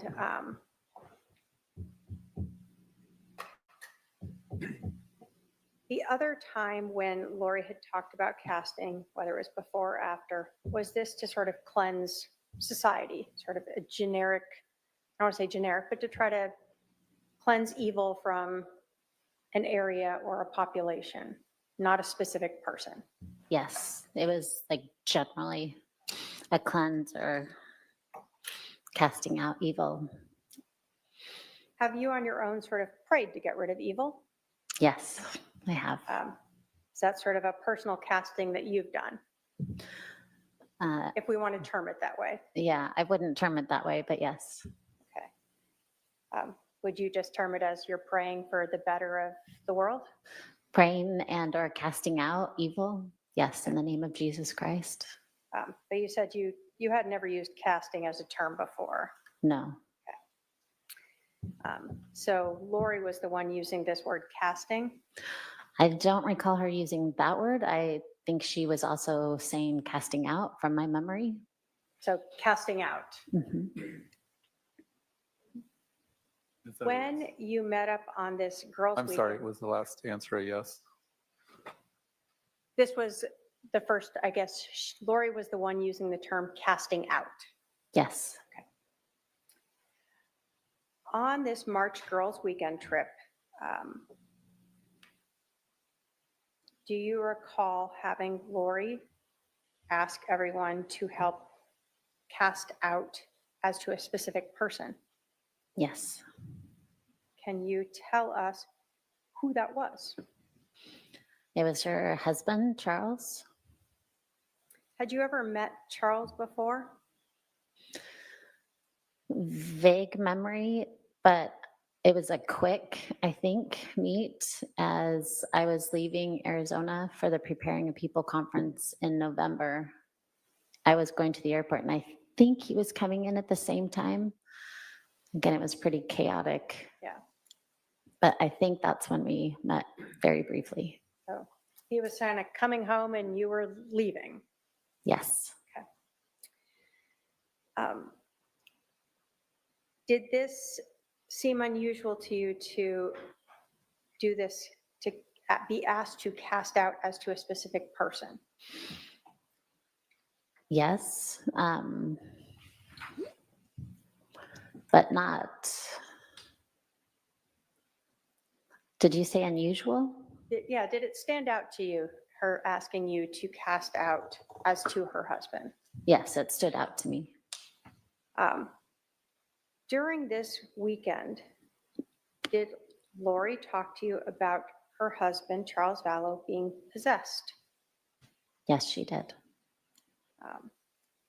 What do you recall about her talking about her husband being possessed? I recall that she spoke about her husband being possessed by an evil spirit, and she named the evil spirit. Do you recall what the name was? Yes. What was it? It was Ned. Ned? Ned? N-E-D.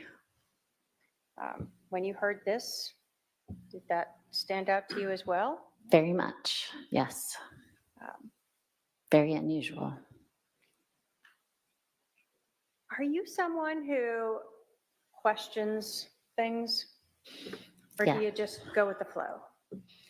I question things. So you're hearing these things from Lori that are standing out to you, some of them very against your religious beliefs. Are you starting to ask about some of these things? Yes. I remember I was asking a lot of questions about the repentance thing she brought up. And I remember asking and talking to some of the other ladies about the casting out in a group setting before, or stuff like that. Do you recall Lori Vallow telling you that her husband Charles was no longer Charles, that he was now this possessed person? Yes.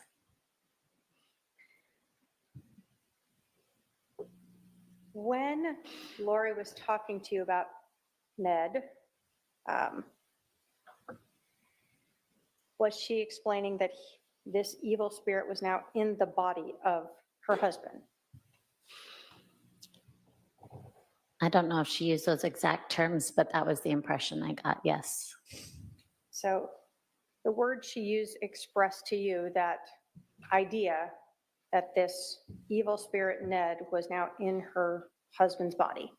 Yes.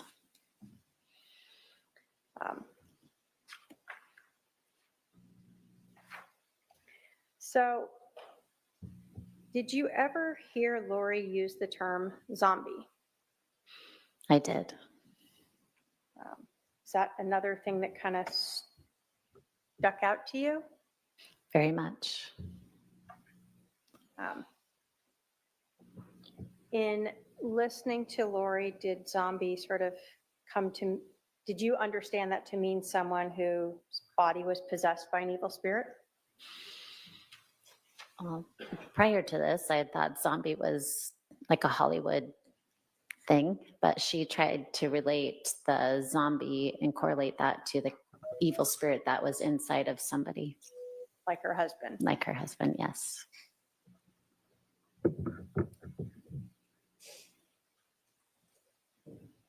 Did you ever start to question Lori about zombies and these evil spirits inhabiting her husband's body? Did you try to question her about that? I don't recall specifically.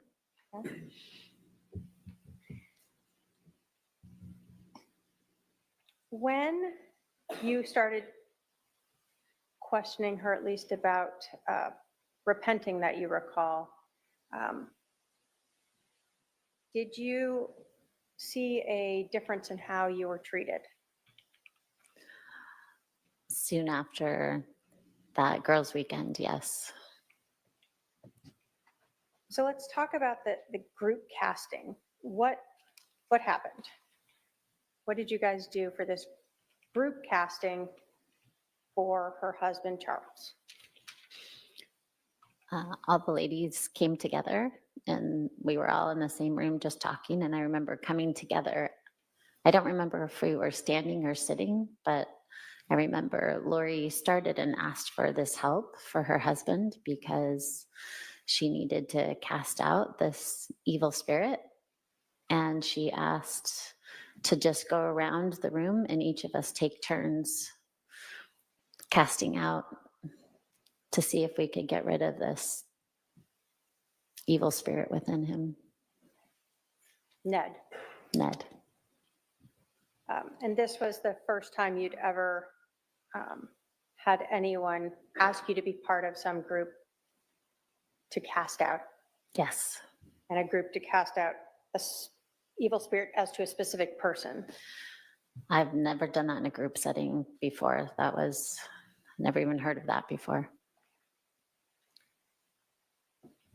After this weekend, let me ask you, how many days do you recall that you were here? For which? That March? That March? Yeah. Just a couple days. I don't recall how many. Just a couple days, though. Okay. So like a weekend, maybe? Just the weekend type of thing. Approximately. During that time, do you recall just the one evening where Lori had asked you and the other women to cast out this evil spirit and her husband? Was there just one incident that weekend that you recall? One incident. I'm sorry, I don't understand the question. Over the March Girls Weekend, was there just the one time where Lori asked the group to cast out Ned from her husband? From my memory, yes, I think so. Had you heard on, though, more than one occasion, Lori saying that her husband was possessed? More than one occasion on that weekend, or like? Sure. Or either that weekend, or had you previously heard that? I don't recall previously hearing that. And I don't remember hearing it after how many times she said that. Was it discussed throughout the weekend? I believe so. Let's go ahead and recess for lunch. We'll resume at 1:30 p.m. I'll tell the jurors to remember the admonition. All rise to the jury? Okay, there's Colby. Did y'all see him in the back of his head? Okay, y'all, so it's gonna be lunchtime. This is what I think. I personally think that, please hold. This whole casting thing that they did and all that, obviously it's crazy, but that this is like their way to kind of warm up to a situation with somebody and kind of see what they were capable of, if they can manipulate them, all this kind of stuff, right? So if the jury is just now hearing this, yikes. Okay. So here's what we're gonna do. I gotta use the bathroom, grab something to eat, yada yada. Do y'all want me to put up, yesterday we were doing Zulema, which is who they're talking about. Or do you want me to put up Melanie Pulowski and Ian Pulowski? Or you know what, let me go over here, please hold. Please help. Please continue to help. Okay. Okay. Just please help. Okay. That's it. Please help. Look, please help.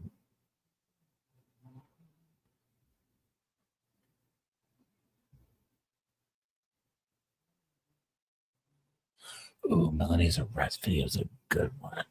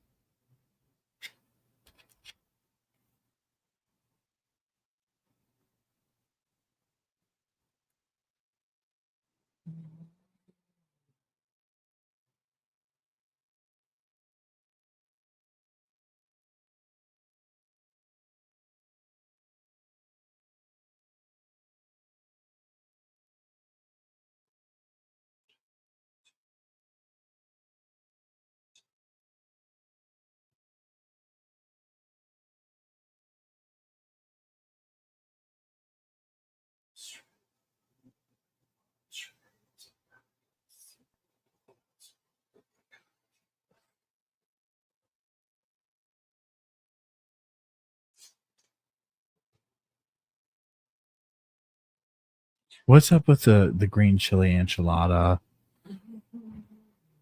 So for the new emojis, if you're in the chat room, you'll have to refresh and it'll come through. Okay, please hold.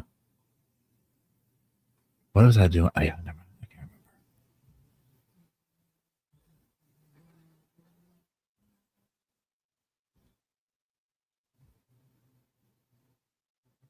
This is Melanie Boudreau is arrested in Utah, part 1. Her name is Melanie Pulowski now. No, I'm not saying, I'm just trying to show that I was going to bring. Now, this person, in my opinion, is one of the only reasons these kids are alive right now. I'm just saying.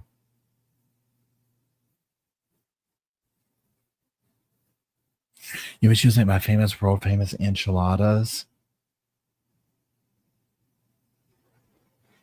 Hey. I feel like her 3 go-to questions. Hey, Feedna, what's up? I feel like her 3 go-to questions are, do you think I'm cute? What about my enchiladas? And where did you park?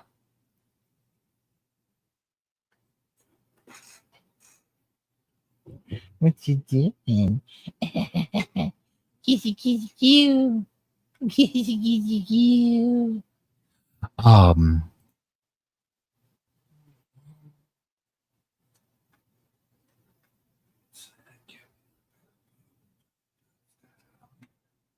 Yeah, Brenda, I agree. I think Melanie was with Alex when that happened. Oh yeah, how much do you talk about me? Yeah, 100%. 100%. Yo, did they say, yeah, Donna, and hey Donna, how are you doing? Donna asked, did they say what time court's coming back? I imagine an hour. Like it's 3:46 my time. I'm guessing. Well, let's put it this way. I'll check back in at 4:30. I mean, I'm gonna be here. I'm just gonna use the bathroom and like grab my food and stuff like that. So I'm gonna put Melanie on this like a 30-minute video, and then we'll check back. I want to say so 1:30 their time. So that's 4:30 our time. Is that correct? They're exactly 3 hours, 45 minutes. Okay. Yeah, so it's 3:46 my time, so 4:30. Yeah. Oh. So I'm putting on Melanie Boudreau getting arrested in Utah. Melanie Boudreau / Melanie Pulowski is Lori's niece. The next thanks Kay. The next trial up is the attempted unaliving of Brandon Boudreau, who was, obviously Melanie's husband at that time, no longer. This is a scene where she's going to try and get the kids from his parents' house.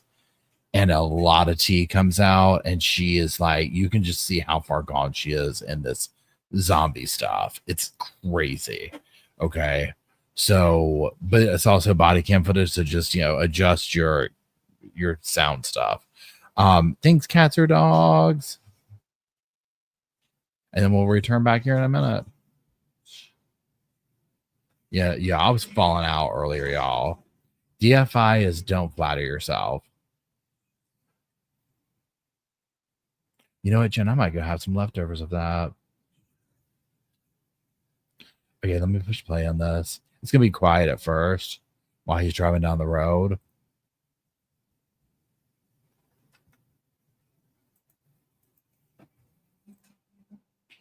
And before we go on break, thank you, moderators, for hanging out and making everything fluffed and cushioned and everything in line and me on track. And I appreciate y'all so very much. Uh-oh. Oliver, want to run it. Okay, here it is. Okay, I got to go grab food, all that stuff. I might make a green enchilada. I love you. Bye.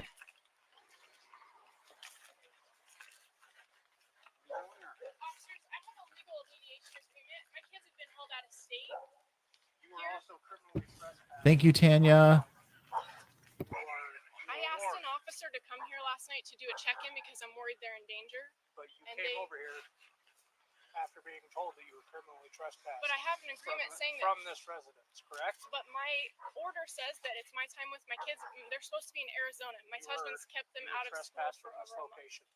I just need my kids, and you're welcome to look at this order.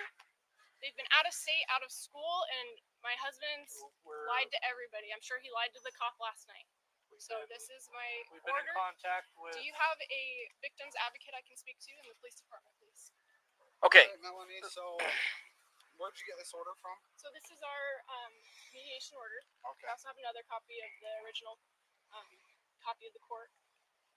This is my time with the kids. My husband's been hiding with them over a month out of state. Yeah, we talked to you the other day, right? Yeah. So And I we asked told for you, somebody to come in and check in on them to just make sure they're safe because my husband will, or my ex-husband will not talk to me. So we told you they were safe yesterday, right, on the phone? You said that on the phone, but they are supposed to be in my custody right now. Yeah, they are. There's no. Okay, hey, right now we're working through something else, okay? Yeah, so if you just want to he's step lied inside, to we'll come everyone talk saying to you he in a has. moment, okay? He said he's had a protection order against them, and there was nothing. I've never been served with anything. He's lied to everybody, and he kind of does this. So what were you wanting to happen tonight? Coming over here, were you going to try to take the kids away from them, or what's going on? No, I'm not taking. I'm just trying to show that I was going to bring this copy to them and say this is my time with the kids. Okay. He's had them out of state, and he's been lying to everyone's protecting them. Like I know they're nice.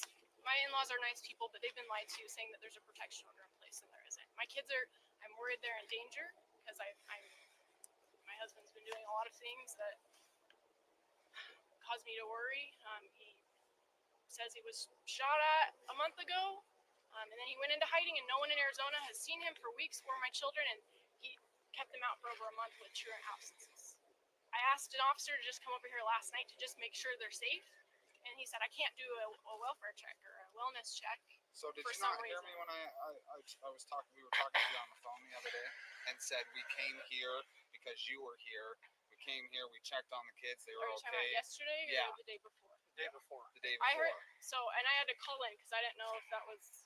I just heard something on speaker. I didn't hear everything. I heard that it wasn't super clear, and so I called in the next day and I said, "Can you? Because I don't want to have to go over there again. Can you send an officer to come just check in. came over here anyways when we told you that you Well, were I have a- trespassing. It well, I doesn't have a matter, legal- right? Well, my children are I inside and they're understand that, probably in right? danger. They're probably in danger. You know that for sure. Like, Well, I know what my ex is capable of, and he has a lot of evil people working with him. So I just wanted to make sure my kids were safe last night. And the So, officer, so do can you do that. think So I this need to was speak the to a right? victim's advocate. Okay, If I'm you just. But you were trespassed, correct? You remember that on the phone? I asked you if you understood. You stated you did. So. Okay. So you understand you're trespassed, right? Yes, but I believe with my order, I can come and just get my. I'm Nope. not going in. Nope. No, Not going into the house. Nope. I'm just. You're coming in. trespassed from the property. You being on the lawn right now is a violation of that trespass. Well, I can get off. Well, it doesn't Just- really matter No. now. I'm not trying to barge into their house and run and take my. I'm just trying to be peacefully, trying to do what's right and what's in my order. Is this an order from Arizona? Yes, You it were is. in there? They're illegally out of state right now. Like he's keeping them out of school for over a month. I've been searching for them. I don't know what else to do. I asked someone to just come over and see if they're safe last night, and Carlson probably scared them off, saying there's a protection order, and there's no protection order. We can go and look everything up right now. Okay. I haven't seen or talked to my kids. I have a 2-year-old, 4-year-old, a 6-year-old, and a 9-year-old, and they haven't seen their mom for over. And my husband's been doing drugs, and Well, this is probably not the best way to go about it, right? To come here and try to. I tried asking if an officer could just I make sure they're understand that, safe. and we told you But they I were was safe, told right? I have a mediation. I have this court order saying it's my time with the kids. If I know where they're at, I can go and get them. No, so you can't come over here and forcefully take them. Not forcefully. and I'm just we can't knocking, come saying over here and I'm just going forcefully to get them in take order them because out, I know right? they've been lied to, saying there's a protection. That's something that you're going to have to take up with the courts, right? Like we told you the other day. You're going to have So to go to I the don't know if courts. they're safe, and I feel like they're in danger. We and can go in there and check and see if they're safe. If you And then we can, can come sir. back here and we can tell you Sir, they're you safe. can. Stop talking. Stop talking. Okay? We can go in there, check if they're safe, but we already trespassed you from this property saying you can't come back here. And what you do, you came back here. And it doesn't matter if you got this piece of paper. We told you not to come back here, and you come back here and you're upsetting everybody, and now it's just a whole freaking problem. So your whole thing is here is just you want to come here and check if they're safe? You want a welfare check on them? Yes, sir. Yeah? And it's my time. with Yeah, them. so that's another problem, right? So this is a whole civil problem. This is a whole court thing, okay? Okay, who do Because we need to even if you call? do come here with these papers and say, yep, it's my time, they're not giving them back to me, then the only thing you got to do is go to the courts and you got to say, hey, listen, if these are signed by a judge down there in the court or whatever, he can say, you know what, this is your time. Let's get this back in court. Let's have him come back to court. Let's do this. Then we can give you a Is he report able- number and sir, we is can he able stop to talking. take- Stop talking. Okay, I'm explaining some Yes, things. sir. Okay. Are you understanding what I'm saying? I am, sir. So this isn't the best way to go about things. Yes, sir.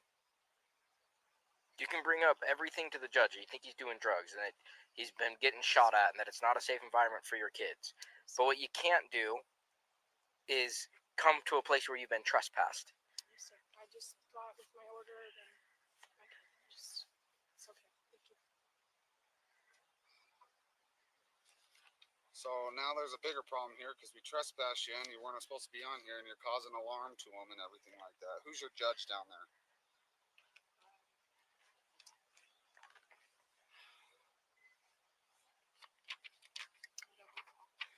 You don't know your judge? Who signed your papers? Where'd you even get these papers from? They were mailed to me. You live in Arizona? Yes, sir.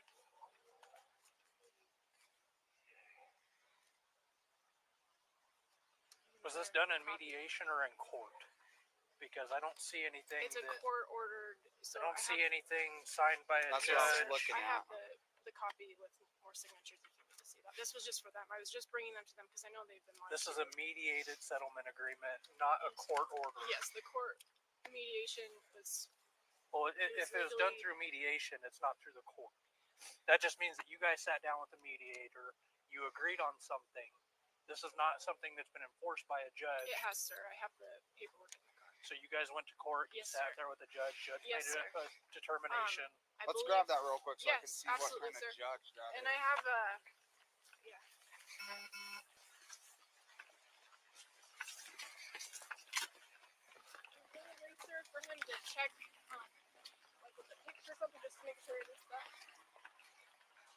don't believe us that we can go in No, there and sir, check their well-being, or No, what? no, sir. They have tons of cousins over probably, and I just want to make sure it's my kids. We'll make sure. We're not here to lie to you or just make sure that your kids are not being No, taken sir, I care of. know. That's a huge No, deal sir, to I us, don't right? think you would like me. I just want to make sure, Kids like, you don't know a in dude the like state of Utah, kids are a big deal. So, like, we take that very seriously. So, if we're checking out the kids' well-being, we're going to do that. We're not just going to tell you something that's not true. Where's your car?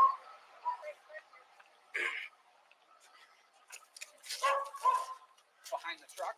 Yes, sir. Is there anybody with you? What's his name? Alex Cox.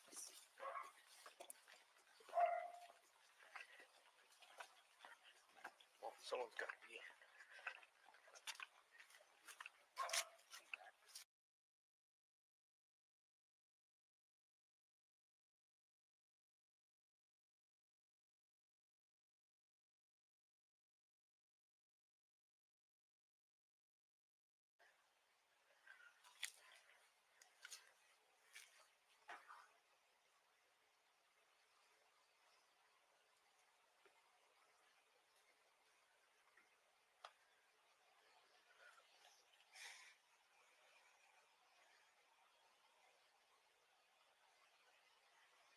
Are you guys still married?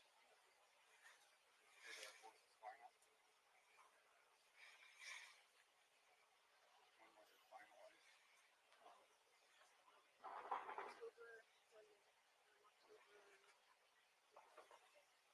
Wow.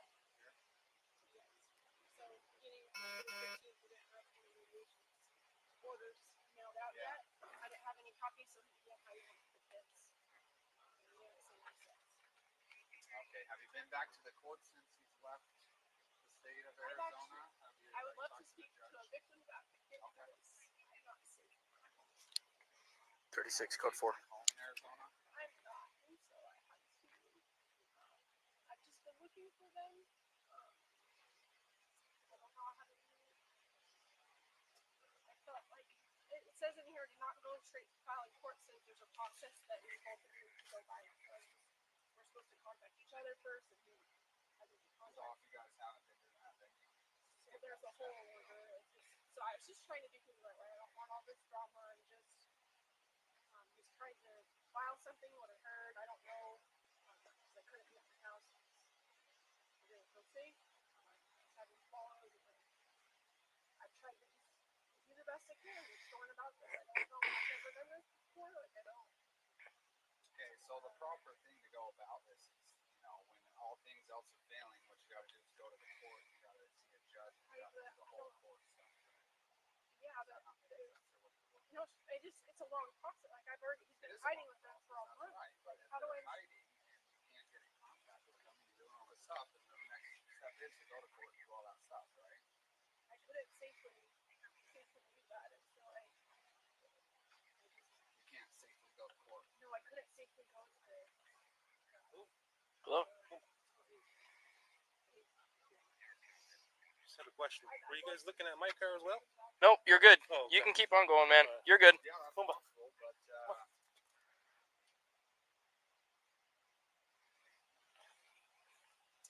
I mean, you guys can go in and make sure they're safe tonight, and I don't yeah, know what he's gonna we do have tomorrow. I don't know if he's gonna go run away with the kids somewhere, and if they're in danger. So I don't know if I have this and it says it's my time to live. Like, how do Actually, I? it doesn't say in the court order that you guys have a set schedule.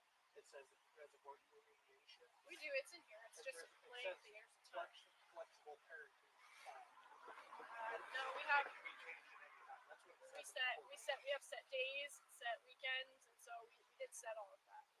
And there's a Maybe lot in here mediation for. you did, but in the court order, it doesn't specify a specific time frame or a set schedule. It says that you've agreed in mediation to a flexible parenting plan, which can change at any time. There's no set time for parents.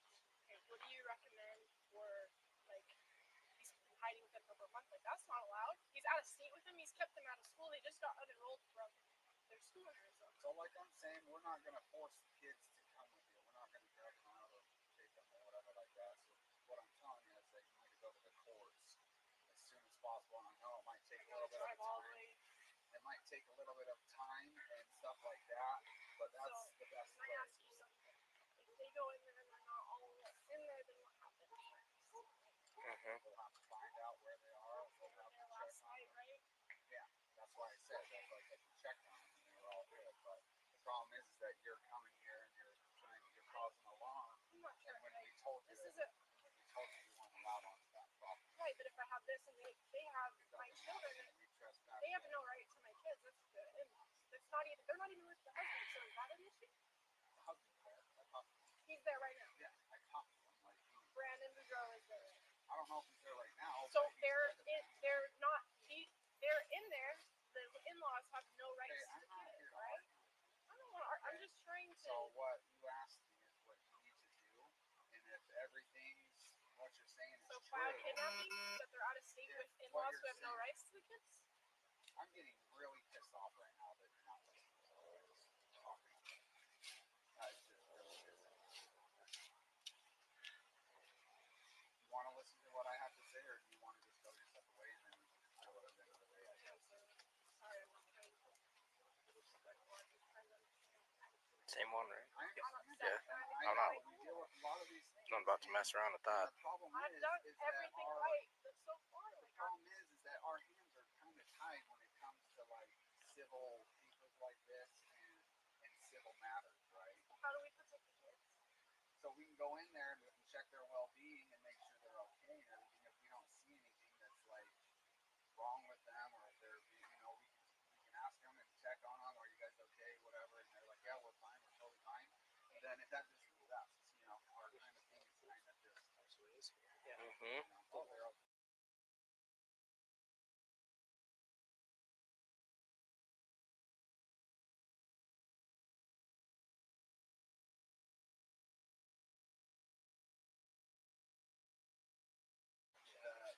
Yep. Right now, did you check on the kids?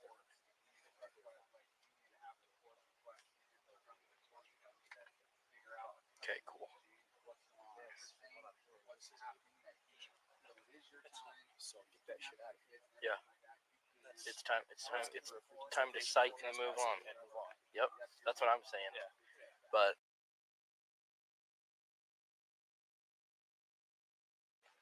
We're not taking them away from them. We're not going to forcefully give them.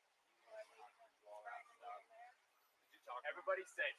Everybody's safe, and that's not even binding or legal yet. So, quite frankly, How is it not legal? because it hasn't been signed, and it hasn't been submitted by your mediator. Okay. It So, has. Can I facts show are. you, sir? Facts Can I are. show you No, my I don't want to phone, see it. I actually don't want to see it. Facts are. I think you should get a Okay. citation right now for trespassing, and then we should move on. Okay. You want me to do it for you, Dave? sure.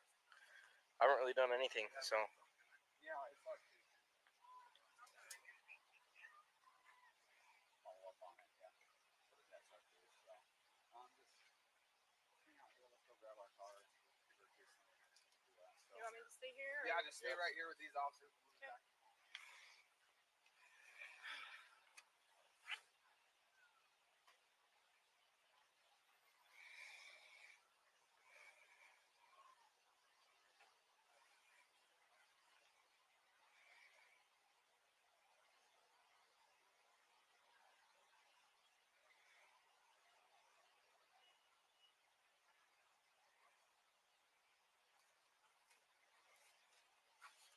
Can I ask you a question, sir?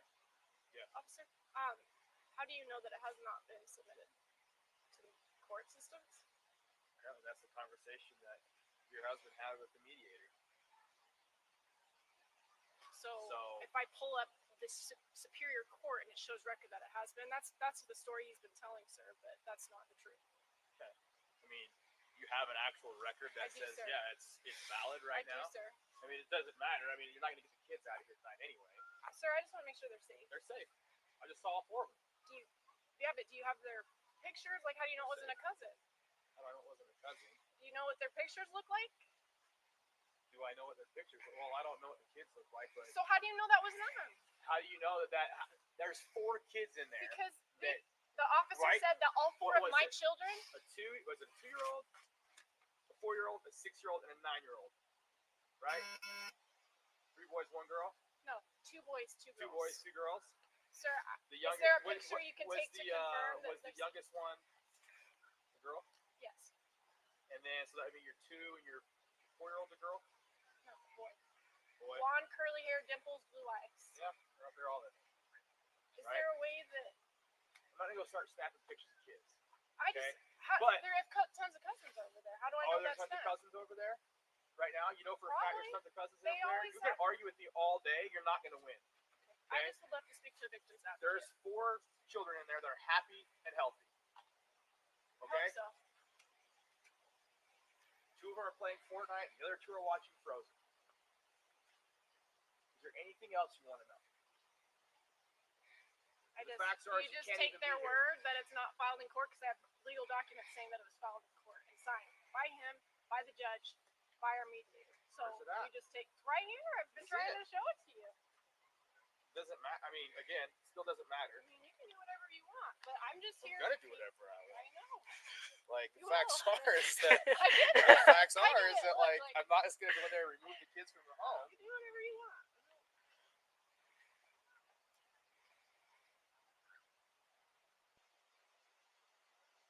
So if it was filed on October 22nd, why am I here now? are you here now?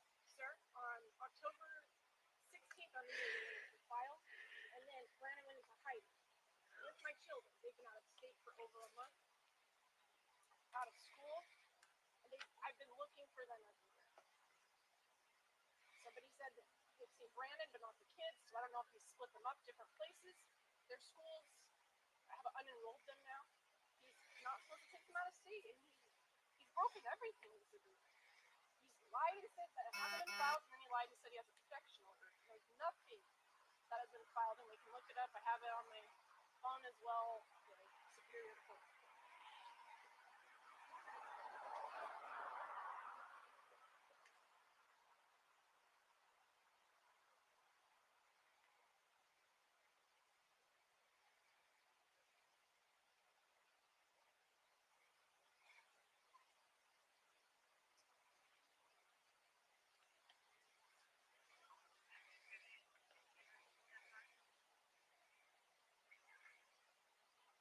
Well, there's that.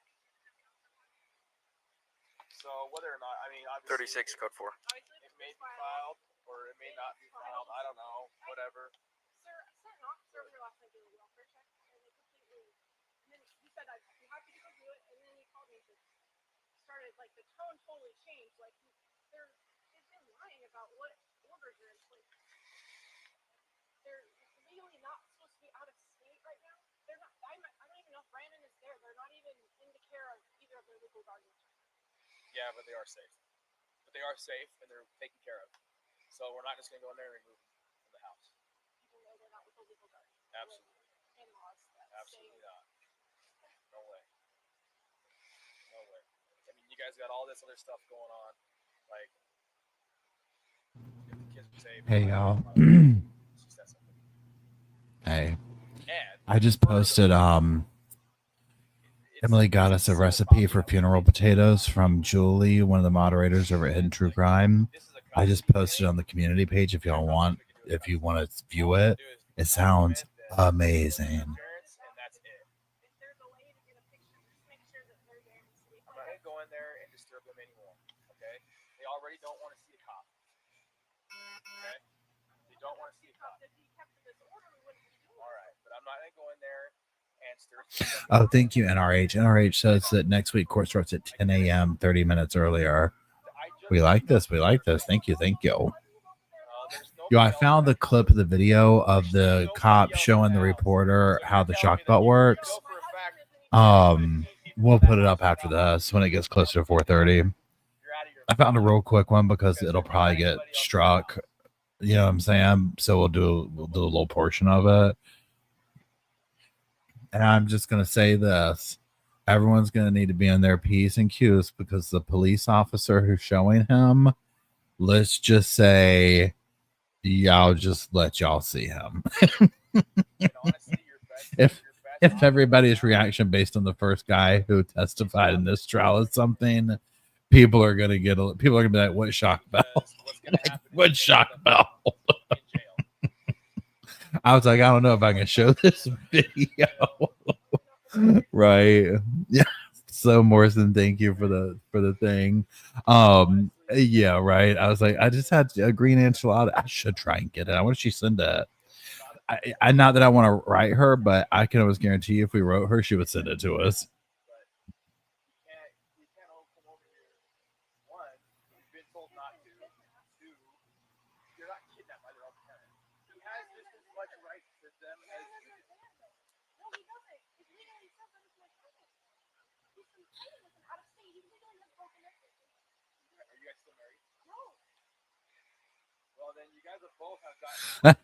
Cinebase says Paul Nate was talking about women telling him the judge was hot. I mean, hey, let's give credit where credit's due. The judge is incredible. That's what's so funny. It's like the judge was super handsome. The cops were super handsome. Several of the who's the Nancy Joe was very beautiful. Now let's say this. Okay. The lady who's on the stand right now, her and the woman from yesterday, I can't remember her name, Christina Adcock, she acted super scared. This lady acts more embarrassed. Because, like, remember how, feeding it brings up a good thing. Yeah, not only is Judge hot, he's also very patient. He really is. He's just like, we're cool. Don't flatter yourself. Hold on. Then we have Chad. So the lady who's up there today, I feel like she seems more embarrassed. They do look like Ruby, Frankie, Cheryl. Because, like, the way when this first popped off, like, people, like, especially Melanie Gibb, she was embarrassed. She was trying to kind of slide away from it.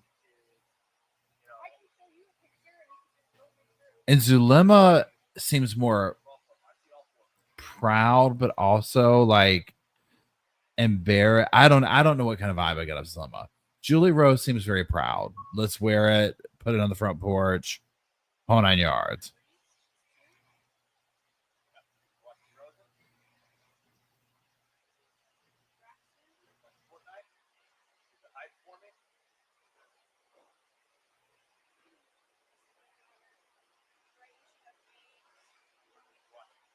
Let me see where this part's at. First of all, let me go back to court.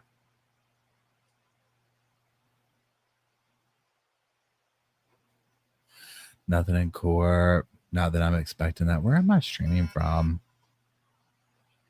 It's got a little less than 10 minutes. Where y'all at?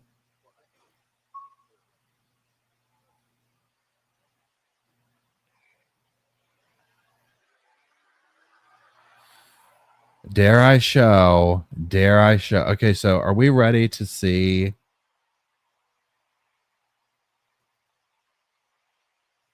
Let me find y'all.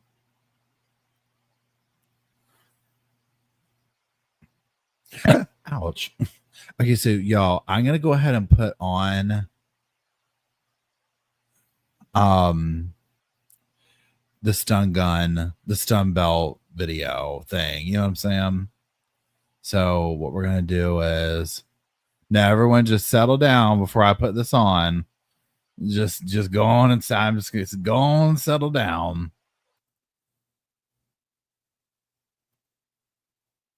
Okay, let me find y'all. Now remember, this is what Lori's wearing. Oh yeah, this one's oh wait, hold on, let me mute this over here. Hold on. I was like, why do I still hear that? There's not much left in the video here of what's her name, except just random body cam stuff.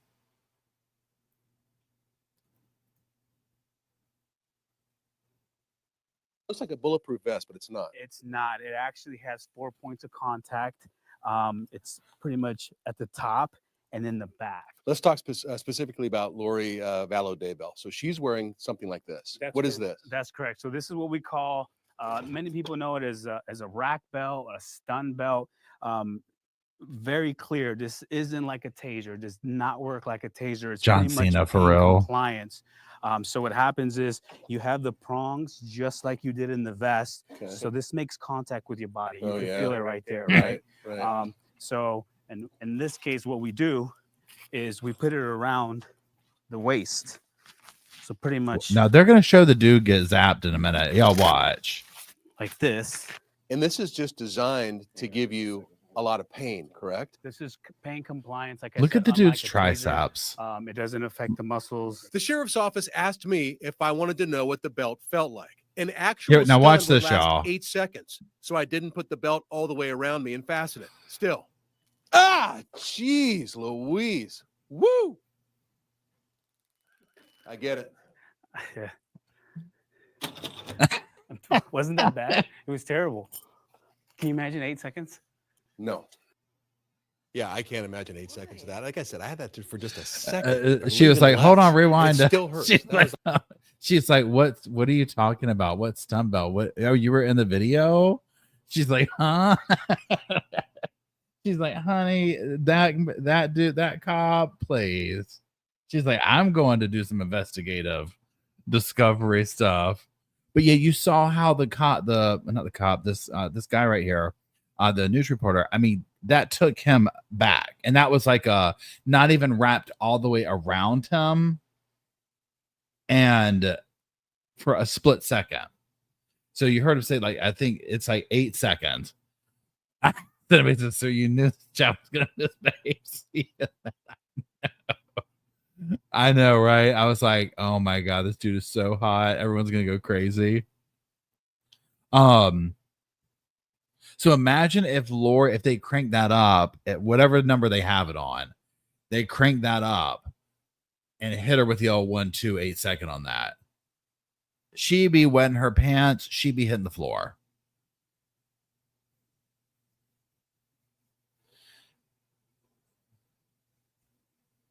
Yeah, we do.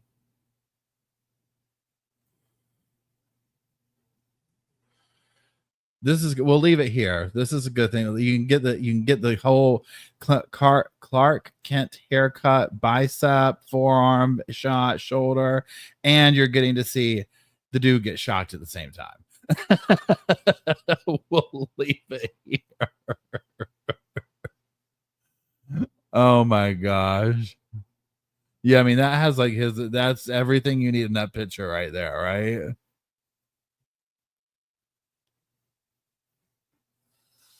We do need the WrestleMania dubbed over, right? That would be amazing.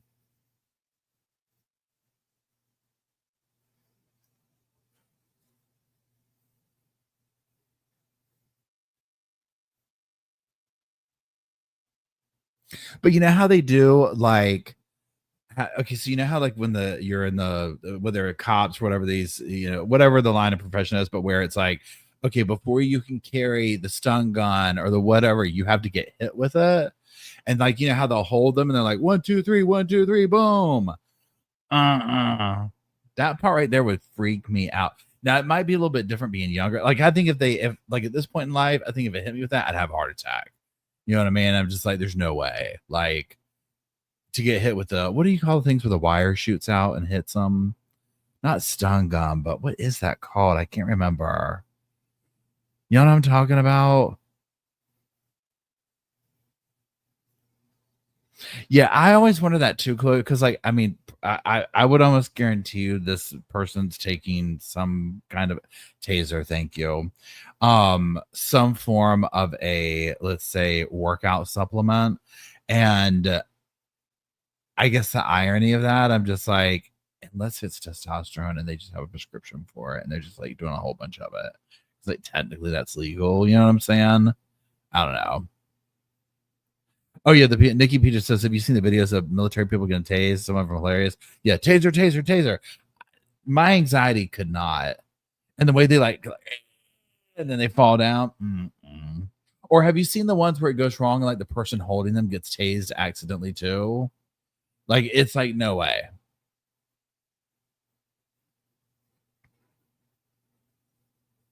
Yeah, what was the case? Do y'all remember? Help me out here. This is an older one. The cop was like hardcore roided out. And it was a DV situation because he was a cop. He could get away with it. I want to say this like in the 80s. Do y'all know what I'm talking about? And I can't remember if he killed the wife or what he did, but they made Lifetime movies of it. Do y'all know the case? No, he's constantly drug. That's right, they are drug tested. I forgot about that.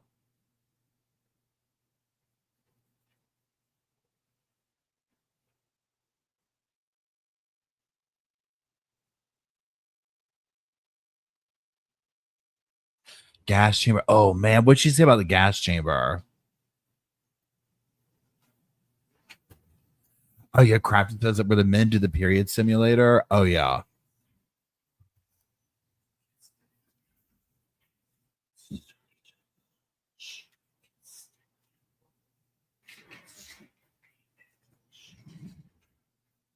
I don't remember. I just remember seeing the movie on it. And like he was like lifting weights constantly. I mean, he was like huge, incredible Hulk level. And like he was a bodybuilding cop and just like hardcore roid rage. And I can't remember if he died or if he killed his wife. It was something. But like sadly, like you said, there's a lot of cases like that. It's like, well, which one are we talking about?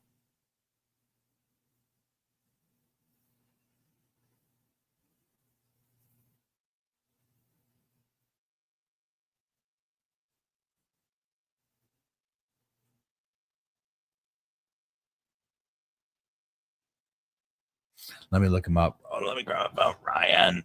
Chris Benoit sounding familiar. Hold on. Hold on.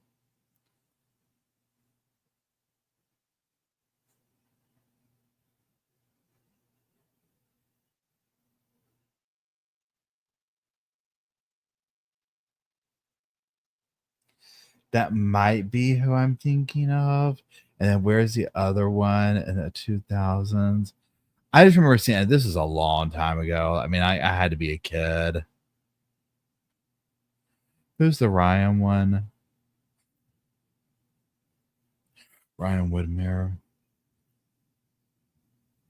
And of course, I could be mixing up. My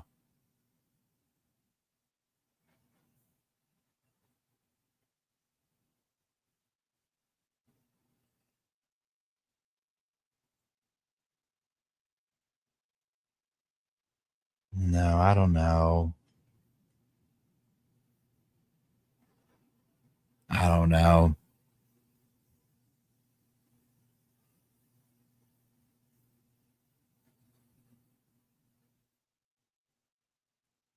Well, let me get back down to the current comments.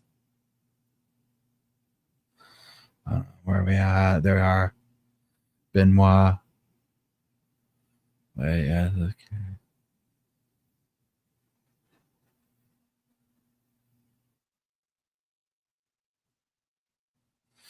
Okay, wait. Cries on her. The Donna. Yeah, autoplays hold. I mean, came right up.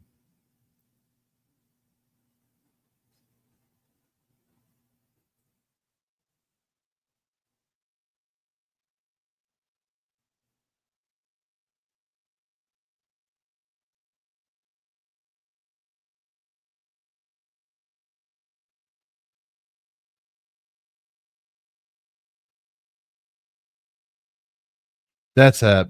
That's it. It's the Donna Yaklich story. Yeah, that's what I'm thinking of. Yep.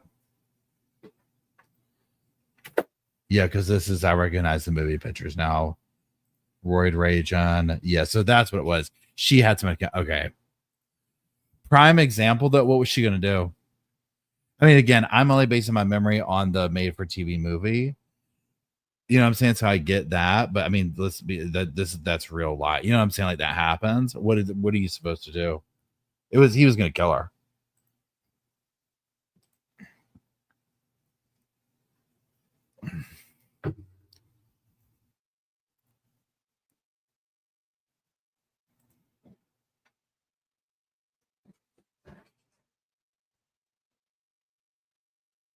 Yeah, I was when we first started today on Adam was on there at the very beginning. Yo, I was falling out. I'm not trying to say he was boring or anything, but it was like 2:30. And that's like my time where I'm like literally every day I am struggling. And even if I'm at work, like at the desk, whatever, I'm like I was falling out. Okay. falling out. I was like, there, I can't do it. I'm not gonna make it. Little Jakey boo. Oh, hold on, let's do a doggy camera. Well, hold on. It's okay. Come here. Let me make sure the cord's not doing anything. Hold on.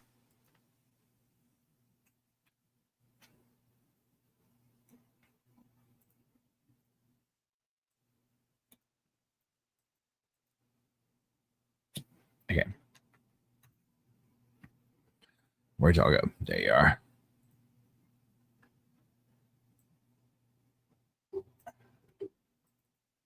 So we have little Jakey Poo. Say hello.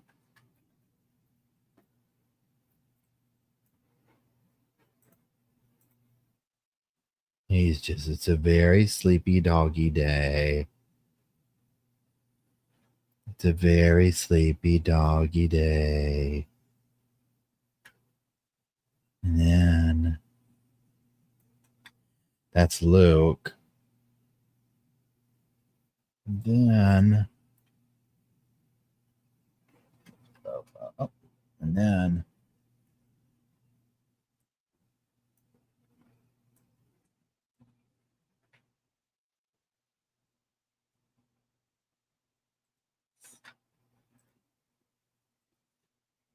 Bobo and Luke. Saturday. Yeah. Whoa. It's gonna be scary.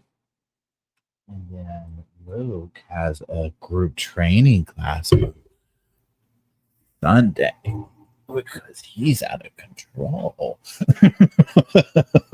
Because Luke is crazy.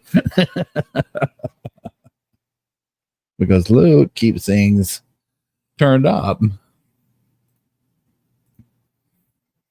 Yeah, so everybody just joining. So there's this video, Shayna sent it to me, and it's this dude, the hot dude in the gray shirt, showing a reporter how the thing works with Lori Daybell. That Lori Daybell is wearing the shock belt. And I was like, I had to think, I was like, dare I show this news clip to the chat for obvious? I was like, things are going to go down south very quickly. Like literally, like this man is just like pure muscle. But it's interesting because the reporter, he just shocks him for like a half second.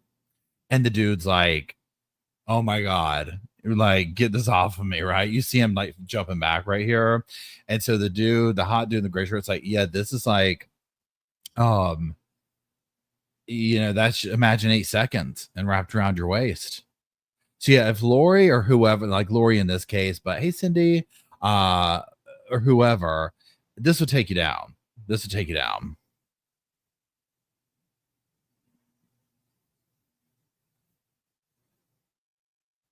Oh, pet corrector. You know what I had, Jenny? I had one of those things that was like, no, it was, well, I had 3 settings. Number one, it would do a silent one that only dogs could hear. Then it would do a bzz one, and then like a loud noise one. Well, Jake, the one on my lap, I'm talking come unglued.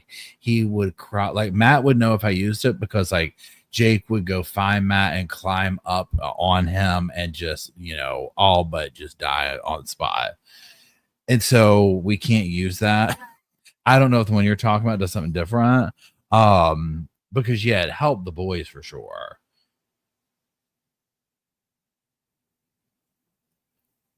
But then I was like, it's gonna take Jake out. Especially with barking and stuff like that. Oh, let me take this off. No, so we were showing earlier, and let me get rid of this one. It's old. We were showing Melanie Pulowski's body cam footage when she got arrested in Utah. It's just compressed air. I might try one of those. That might be better than the like electronical sound. I was like, tss. That's what, yeah, I was just seeing that way, like the air you use for cleaning your keyboard. That's what was my next thought. So something like that would probably be, well, the boys would probably want to chase it. They'd probably be like, what's that? Let's have fun with it. Let's go. Whoa. Oh, that's sweet, Jenny. I appreciate it. Oh, no, you're cool, Zakia. Hey, Charlie, how's it going?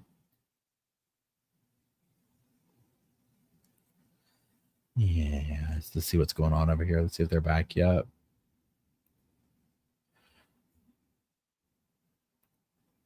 Also, did y'all notice when Lori got up there talking about where'd y'all go? When she was like, Mr. Cox, like she wouldn't even say his name. But even then, so I'm talking now about hey Victoria, hey Sparkles, Tux, what's going on? Hey Ash, Wombo, Chi. When Lori was talking to Adam, and she like established like, so she established how long it had been since they saw each other. And then towards the end where she did her mic drop moment of being like, so you haven't seen me directly talk about conspiring to kill him or whatever. I was like, okay, Lori's coming up now. But then I felt like the state equaled that out with all the stuff that they brought into it. Now, this current witness who's bringing out all the zombie and Ned Snyder stuff, the jury's over there like, huh? What? If they hadn't heard about it before.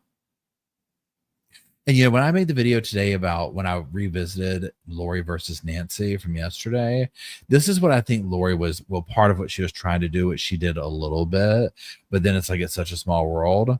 It's like Lori was almost trying to show that, what's her name again? Nancy almost was like a fangirl.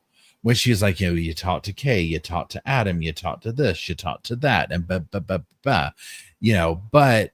it's not like she just haphazard onto Charles, right? You know what I'm saying? So I felt like that's one direction that she was going.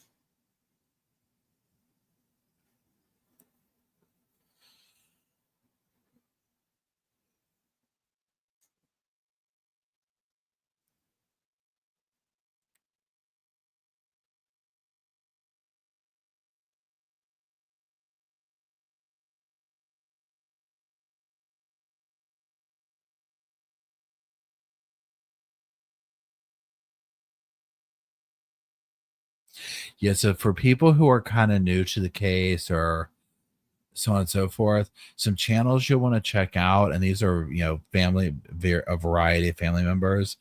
Colby Ryan, and this is if you just Google, or I'm sorry, not Google, what do you call it? YouTube it, search on YouTube. Colby Ryan, that is Lori's son. And he interviews her from prison, and I mean, he, obviously it's her son, right? So he's got a lot of information. Crescia with Difficult Research. She is Charles Vallow's niece, and obviously has lots of information, has done massive deep dives on the case. Annie Cushings, I cannot remember. Annie Cushings y'all remind me how Annie Cushings is related to the situation. She is Joseph Ryan's sister, correct? I think I can't remember. Joe Ryan's sister, thank you. Okay. Now Larry and Kay I don't think they have a specific channel, but they're in and about, like, say, Crush's chat room or Twitter or something. Kay's been gone for a minute, it looks like, just on social media, but she's there. Obviously, Hidden True Crime. A Murderous Heart is Annie's. Okay, yeah. Annie did massive timelines, connecting dots, all that kind of stuff. You got Hidden True Crime with tons of interviews with all these players on here, deep dives, all that kind of stuff. Am I missing somebody else, y'all? I've got Crescia with Difficult Research. I've got Colby Ryan, Larry and Kay. Pretty Lies and Alibis. Gigi, she's on. She's there covering the case for Law and Crime. East Idaho News. Yep, Nate Eaton, Justin Lum. Well, Gossip, Rumor, Innuendo. Miss Kathy, we love her. She's been on the channel before. Oh, Lori's cousin, Megan Connor. That's right. Megan Connor, Lori's cousin. She's been at the trial. I'm not sure if she's there today or not, but she's been there. She's live tweeting out. So it's like, if you want to get, because this is one of these cases that is so deep, so layered. So the channels, hey Sandy, how's it going?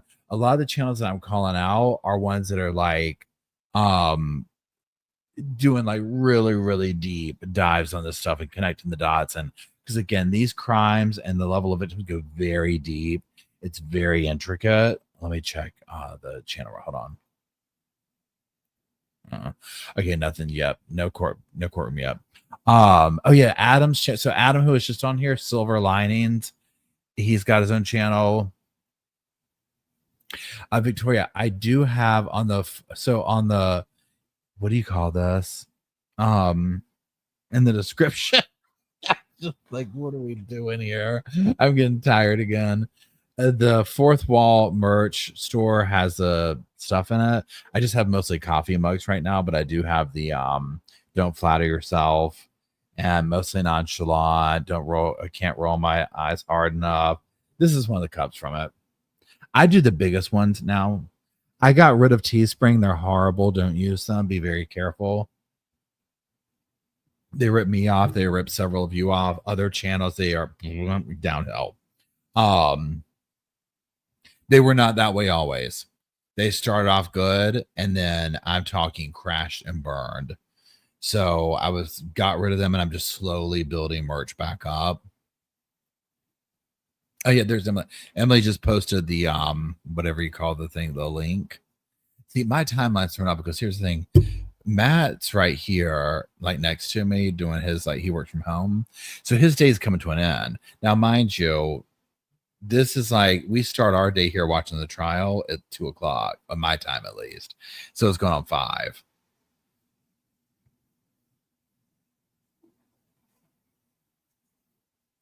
Yeah, Cinebase says, I suggest watching the interviews Hidden True Crime did with Heather Daybell and a lot of others. Yeah, Hidden True Crime's been covering this for, I mean, this case has gone on for years, y'all. And so a lot of those early things, like if you want to go very deep into this case, again, this is just one of those cases where it's so hard to even begin to tell people about, because it's so deep. And you're just hearing, to me, this trial is like skimming the surface of evidence. Obviously, the first one with the kids involving Chad and Lori, you were getting way deep into a lot of this stuff. Wait, hold on, please hold. So, oh wait, hold on. Miss Tori.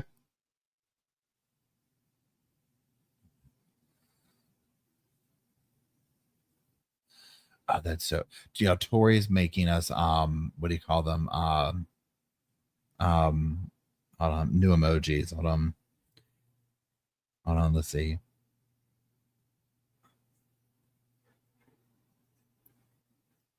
Oh, there you are again. I suggest my body to get on the floor. Okay. No, what I'm gonna do. So let's just, okay, so everybody say goodbye to Gray Shirt Man. We're gonna switch over. What I'm gonna do is I'm gonna put the thing back on so I can go work on the other screen and do the what do you call it? What do you call it? The emojis that Tori just sent over. Hey Sarah. So there's that. So yeah, let's everyone say goodbye to Gray Shirt Man. He's going away. Yeah, let me make sure it's not back on yet. And then okay. So we're gonna play Gray Shirt Man again for everybody. Gray Shirt. So what this is they are showing us the belt that Tori's wearing. Tori's like, not me. That Lori is wearing, and this dude, the reporter, wears it. It's pretty much pain compliance. So what happens is you have the prongs just like you did in the vest. Okay. So this makes contact with your body. Oh, You can yeah. feel it right there, right? So, and in this case, what we do is we put it around the waist. So pretty much like this. And this is just designed to give you a lot of pain, correct? This is pain compliance. Like I said, unlike a taser, it doesn't affect the muscles. The sheriff's office asked me if Now I watch wanted to this, know what y'all. the belt felt like. An actual stun would last 8 seconds, so I didn't put the belt all the way around me and fasten it. Still. Ah, jeez, Louise. Woo! I get it. Yeah. Wasn't that bad? It was terrible. Can you imagine 8 seconds? Look at the female reporter when Yeah, they go I back can't to imagine her. how much of that. Like I said, I had that for just a second, or She's even like- less, and it still hurts. That was like 4 hours ago for sure. So, detention officer. Did you hear him? It was 4 hours ago. She was like, there was a belt. What belt? She's like, what belt in that? What was that segment about? Lord, I mean, I get it. Okay, hold on. Here's what we're going to do. We're going to do this one. Boom. Boom. Yeah, she was Trex says she was looking about ready to drool. She was. She was like,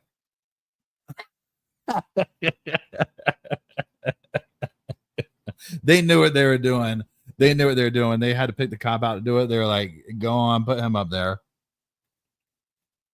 They gave him a uniform, one size too small.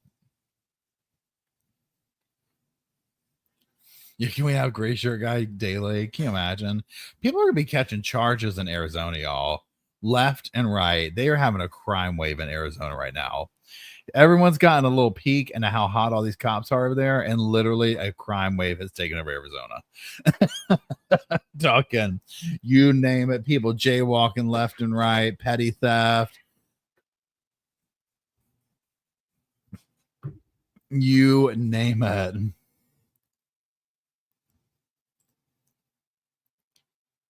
Recruitment boost, 100%.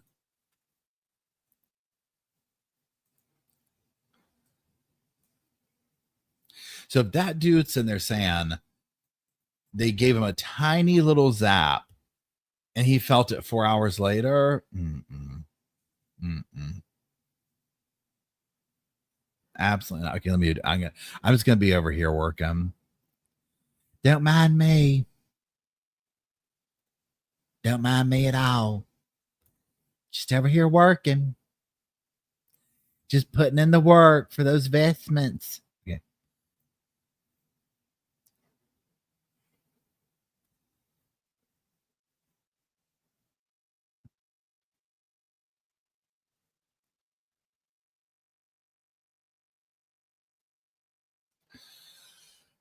Okay, now, Miss Tori, thank you very much for making these. I'm gonna go. Okay, where are we at? I said, hey now, green enchilada.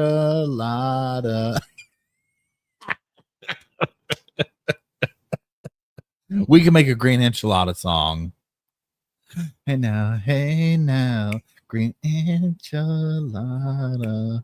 Hey now. Slow, we got another one for you. We got the green enchilada song. Saint says, is Matt crazy like you, Paul? Absolutely 100% not. Matt is very quiet. Matt doesn't like any of my shenanigans. The only reason I'm not driving him crazy right now is because he has headphones on.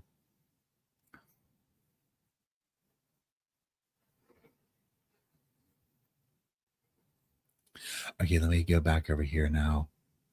Green enchilada. Hey now. Okay.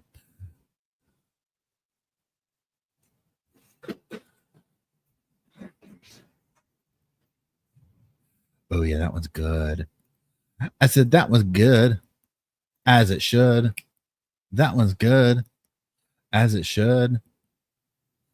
I said a boom, boom, boom, a boom, a boom.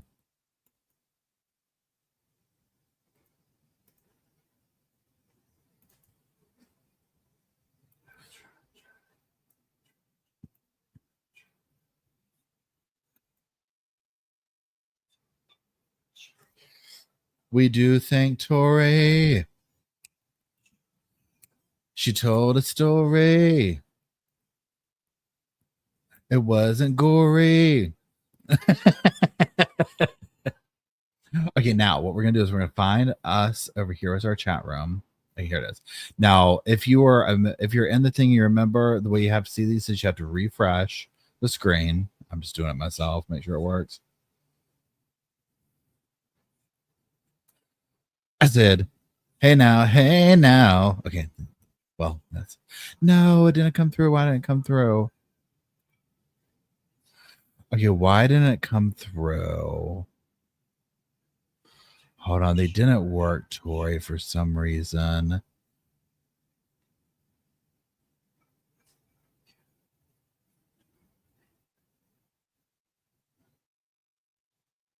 It gave like a error screen on it. They might be too. Usually it'll say.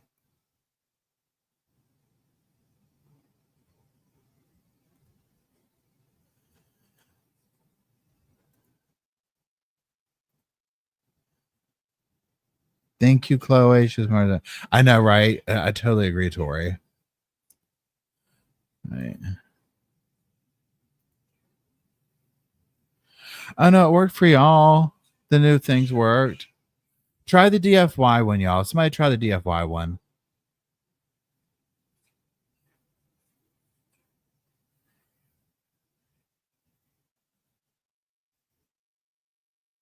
Okay, so it worked for y'all. That's not fair. Why not?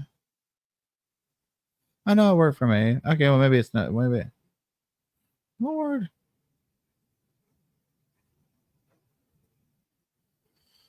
And then I said, hey now.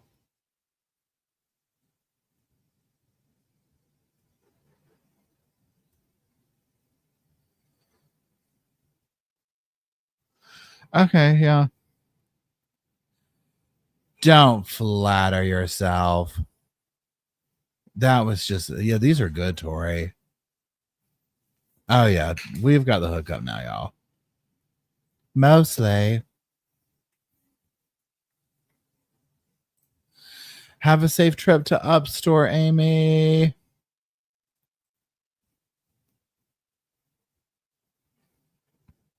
Green enchilada, da. Green enchilada, da da da da da da. Green enchilada, green enchilada. Green enchilada, dun dun. Dun dun dun dun dun dun dun dun dun. Hey Shayna, hey Cindy. Dun dun dun dun dun dun dun. Okay.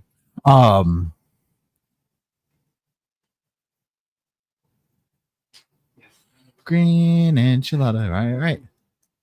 Yeah, my green enchilada looks like just kind of a green thing. But that's fine. Yeah, no, I get it. Thank you, Tori. Yeah, the PRV 33. I'm actually. Yeah, I think so one thing I think goes on here too is there's two different vibes. There's a fearful one. It's somewhat hey rainy or stormy. How's it going? I said rainy. I was combining the concept of your name with the reality of it. Right? I was like, it's rainy, it's stormy. I hope you're doing well. I know, right, Nikki? Now I'm wanting like literally an enchilada, but just not a Lori one. Oh yeah, that's Matt in the background. Here, let me mute for a second because he's in a work phone call. Hold on.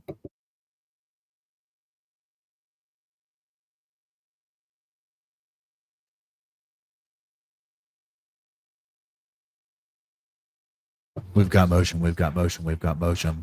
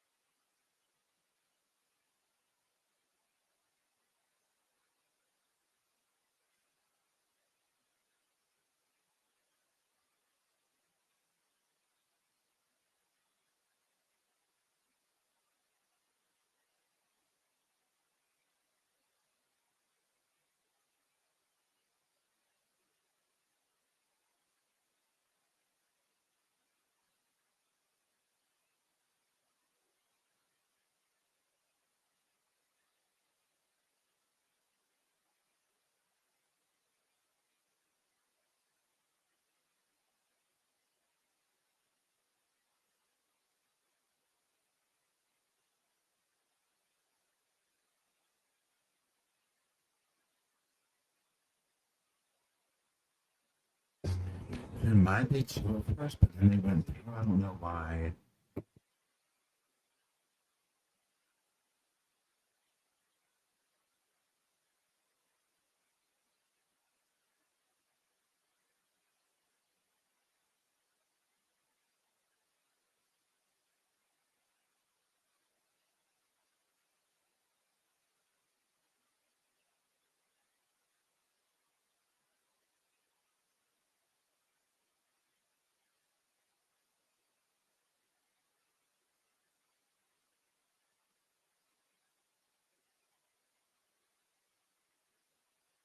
I actually saw an interview with Gabrielle. I can't think of her last name, but the actress from Bring It On, from the what was her team's name? Not the Cougars. What was it?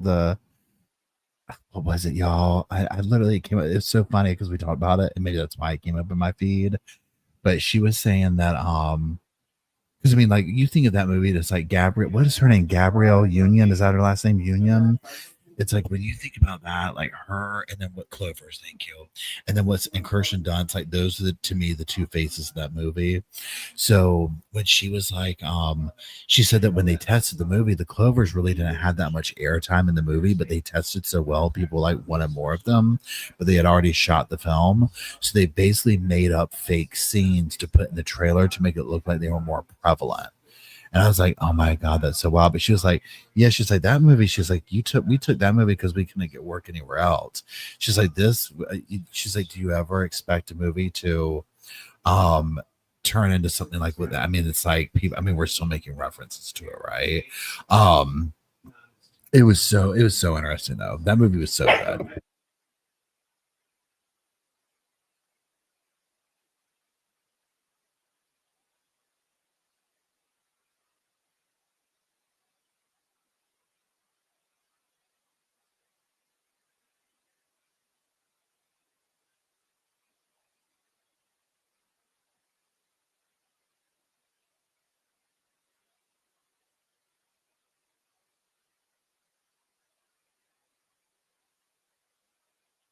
The spirit fingers were everything.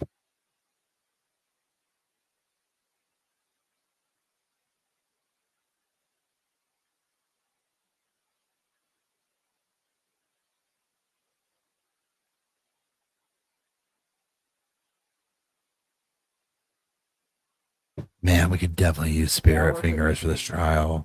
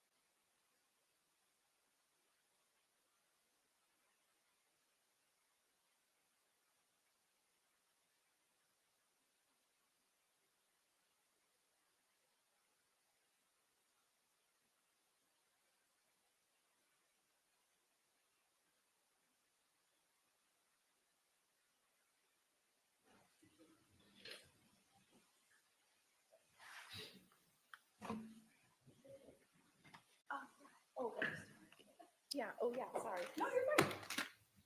All right, we're back on the record. The jury's not present, parties are present. We ready to bring the jury in?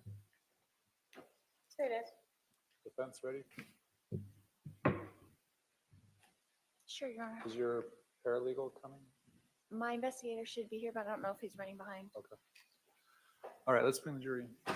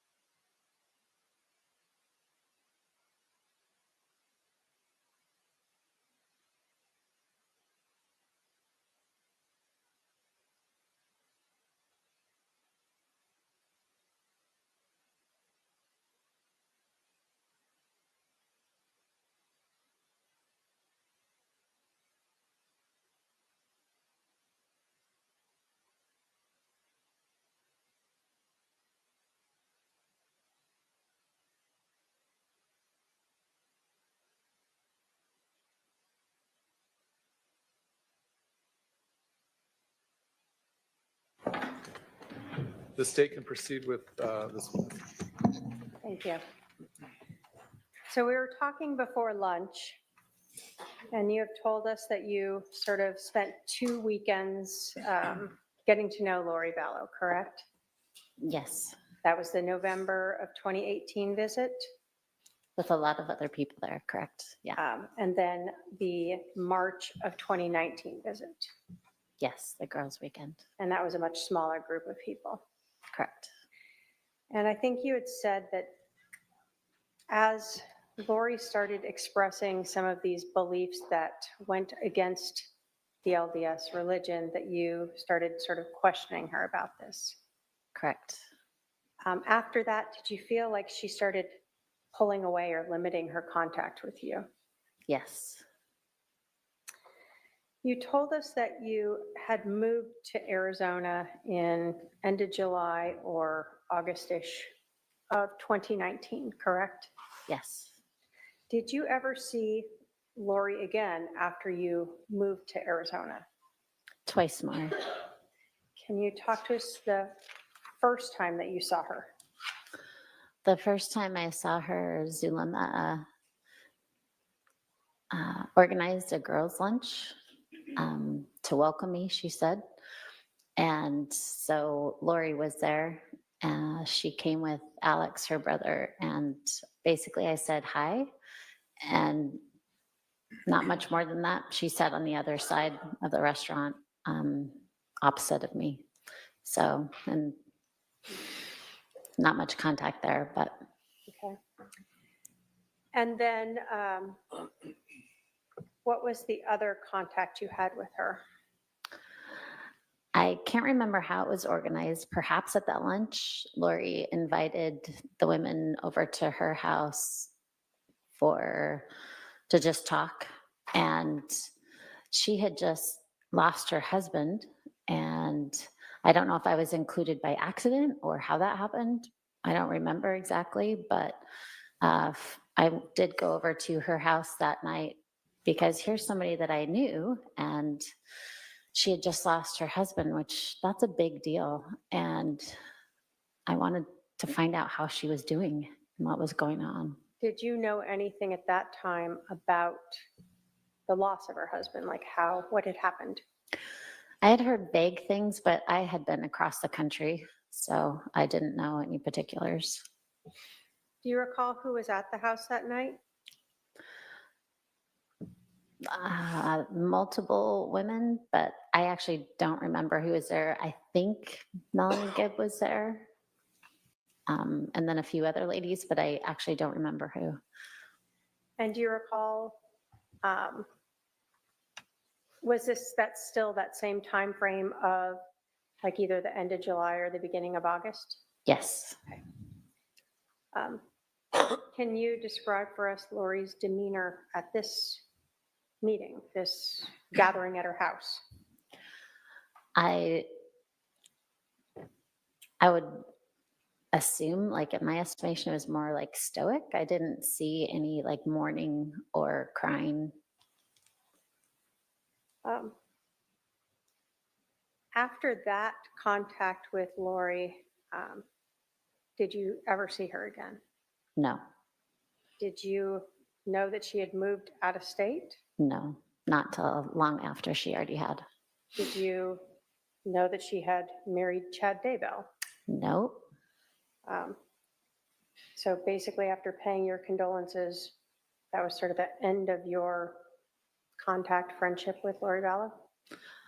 Yes, I think there might have been a few texts after that just to check up on her and see how she was doing. She had just lost her husband again. So, and I think she was trying to figure out how to move forward, and I was concerned. So, but nothing of substance. Was your interactions with her via text very limited? Yes. No other questions, Your Honor. Cross-examination.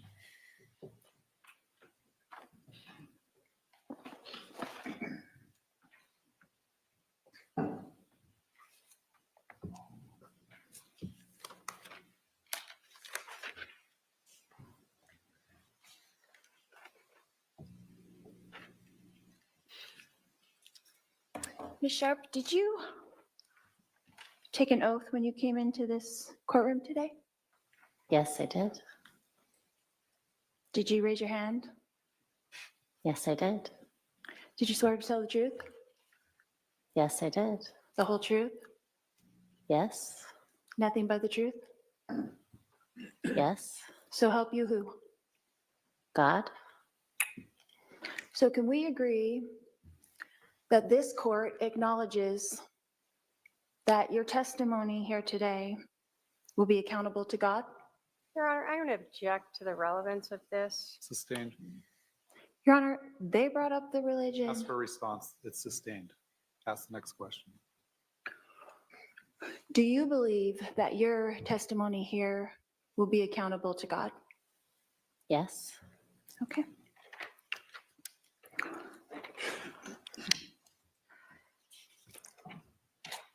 Ms. Sharp, how many times did we meet in person? 4. How many one-on-one conversations during those meetings do you think that we actually had? Just you and me, nobody else around, just you and me. Maybe 2. 2 conversations in our whole lives, Maybe just 3. me and you. You said during those meetings. During the 4 times that we saw each other in person, Mm-hmm. how many times did you and I have a one-on-one conversation where other people were not in the conversation? Just me and you. I can remember 3. Okay. And how many times did we communicate on the phone?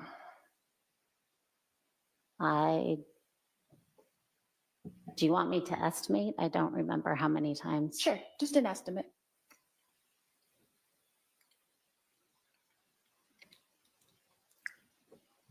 I'm not sure how to estimate that. Multiple times? Like more than 10 or less than 10? Probably more than 10. More than 20? I don't remember. Okay.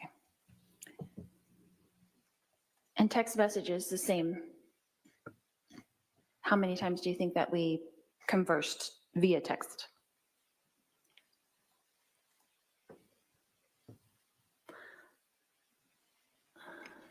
I don't know. I'm not sure how to answer that again. Okay, so multiple times. Okay. So would it be fair to say that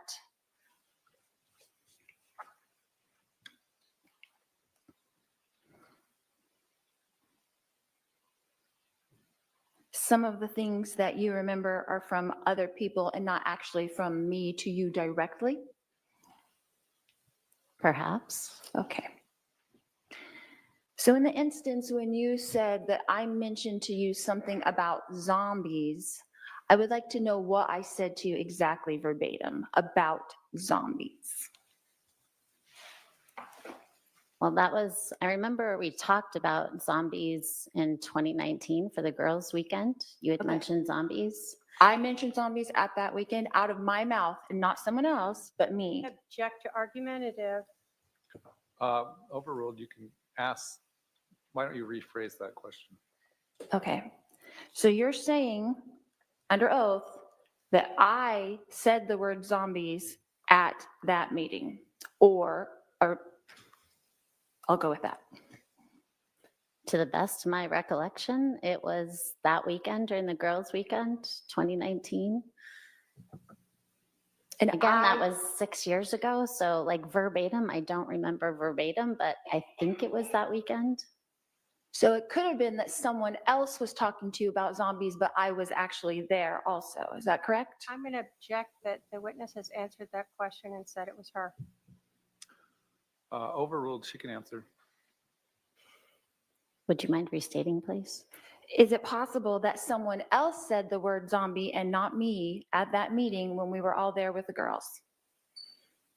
It's possible, but I don't think it was. I think Okay, it then was what you. did I say exactly about zombies? I want to know the sentence I said to you about zombies. Hold on. Again, Ask questions, okay? I Don't make object to statements. asked and answered. So rephrase your question. What sentence did I say to you with the word zombie in it? I'm going to object to asked and answered.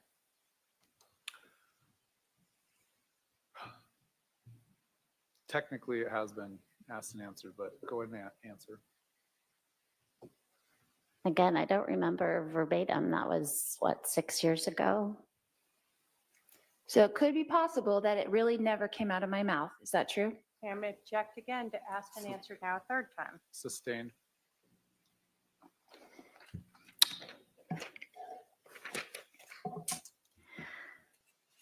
Ms. Sharp, who are the three Nephites in the Book of Mormon? The three Nephites? I'm sorry, I don't understand the question. In 3 Nephi 28, the three Nephites, do you know who they are? Off the top of my head, no. You do not know who they are? No, not off the top of my head. Okay. In the Bible, do you know of John the Revelator? Yes. Do you know of John the Revelator being translated? I don't remember that, but. You don't remember that? What about in the Old Testament, Elijah, was he translated? Your Honor, I'm going to object to relevance. What's the relevance? I've been accused of being out of the scope of the LDS religion when this is exactly in the scope of the LDS religion. All right, I guess to the extent you're comparing yourself to these biblical figures, I'll allow it. Was Elijah translated? Yes, I believe so. Okay. But you don't know that John the Revelator was translated as well? I can't remember. And then the three Nephites in the Book of Mormon, they're translated as well? No, there were three. You asked me their names. I don't remember their names. I wasn't asking their names. I said, do you know who they are? As in, are you aware of them? I'm sorry. I'll be more specific. Are you aware of the three Nephites in the Book of Mormon? Yes. That they were translated? Yes. So is it fair to say that that isn't uncommon in the Christian belief system to believe in people being translated?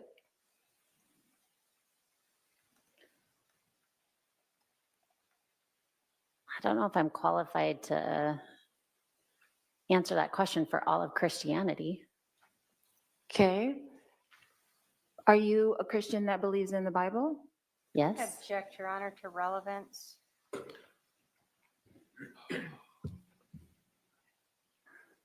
She finds different ways to shame these I'll women. allow it briefly, but hurry up and make your point.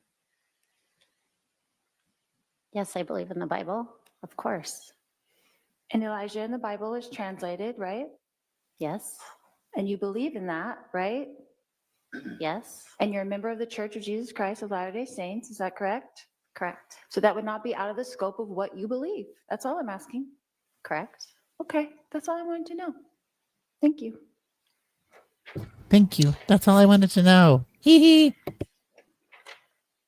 So when we were having this girls' weekend, what else did we do besides one prayer?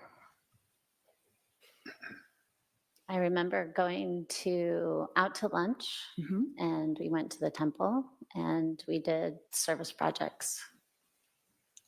So we had a typical fun girls' weekend Yes. with 5 minutes of a prayer. I don't remember how long that prayer was. But basically, out of the 72 hours that we got together, 5 minutes of it we spent actually praying. Again, I don't remember how long the prayer was, but that was not, from my perspective, the focus or majority of our time spent. Okay. How long would you say that prayer was? 10 minutes? Longer? I don't recall. Okay. But a tiny portion of our whole fun weekend, right? It was a small portion, yes. Okay.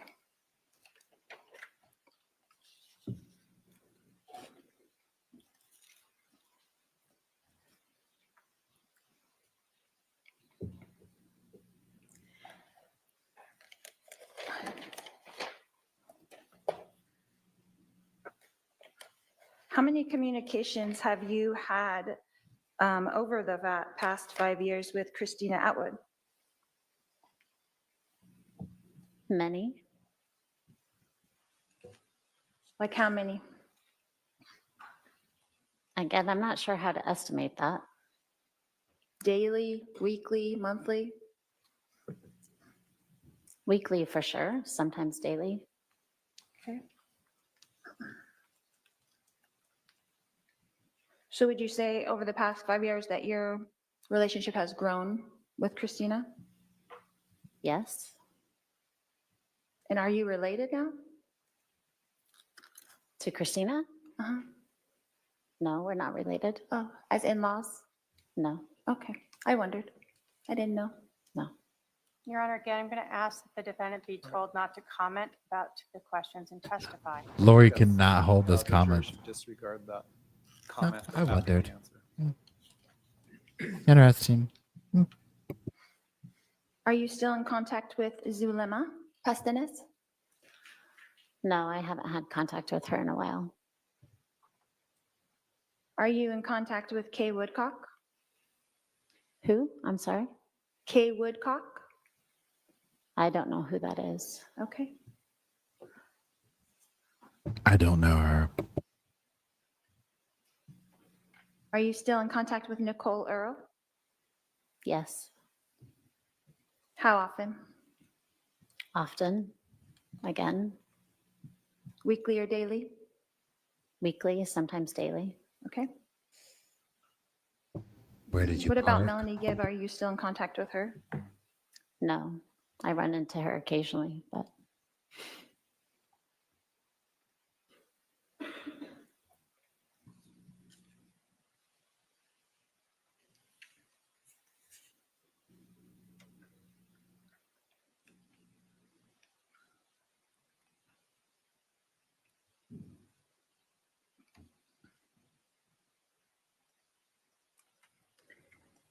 You said also in your testimony earlier that I said that I believe I don't need to repent and you were shocked. Is that correct? yes. What did I say to you exactly? Again, I don't remember verbatim. That was over 6 years ago, but something to the effect of you didn't need to repent. Again, I don't know exactly, but, or we didn't need to repent, whatever it was, but yes, that's what I remember. What was the context of that conversation? Like, how would that come up? I'm like, how would that come up? I don't remember what we were talking about or how that subject was brought to the forefront, but I definitely remember that comment. You remember that coming out of my mouth to you specifically, not from someone else, but from me to you directly. Yes, and it was, I think, in front of all of us, but I'm not very clear on that. I think it was to all of us from you. So was I teaching a class that you attended and said something in that regard? No. Why would I be the one speaking? Sometimes we take turns when we speak. Speculation as to why the defendant would be speaking? I'll let the answer stand. She answered.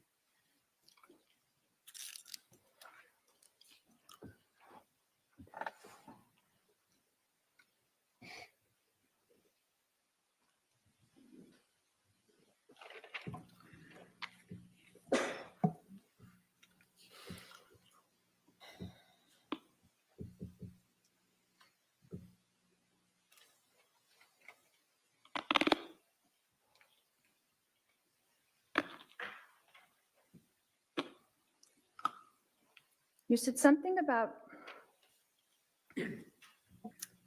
being uncomfortable on that weekend. Is that correct? With some of the topics? Yes. Why didn't you just leave if you were so uncomfortable? Girl, you know where the door was. I was uncomfortable with some of the topics, but I was still there with friends, and I had flown across the country, so it was not easy to leave, and I didn't feel like I needed to leave at that point. But you're a grown woman, right? You have your own mind and ideas. Yes, of course. So would it be fair to say that you didn't disagree so much at the time, but now looking back on it, you disagree? I don't think that's a fair comment. No. And would it also be fair to say that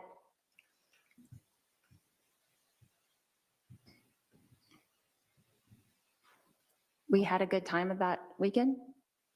Yes, we did have a good time. And that now you've changed your mind a little bit? I'm sorry, I don't understand the question. Change my mind about what?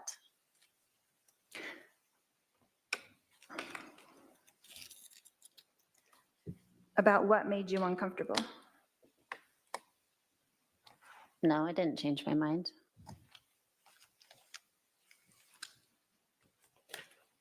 You had mentioned something about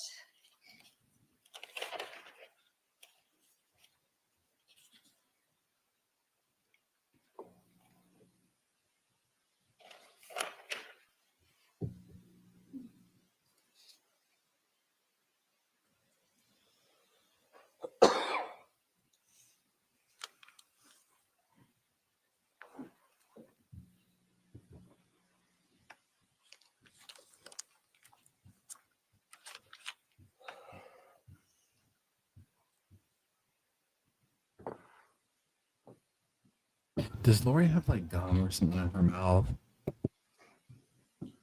you were interviewed by the police a couple of times. Is that correct? Yes. How many times? Twice. Who were you interviewed by?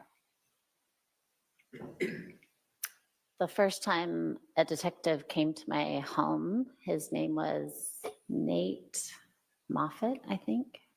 Okay. When was that about, approximately?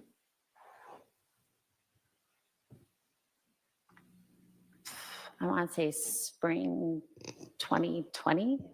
Okay. How long was that interview? I don't remember. Like an hour or less, or? And Your Honor, the witness has already answered the question. She doesn't remember. Girls' weekend from hell. Can you imagine? Can you estimate how long that is? This sounds like a horrible time. Well, from my memory, I don't remember it well. I thought it was only a few minutes, but Okay. I think it was longer than that, perhaps.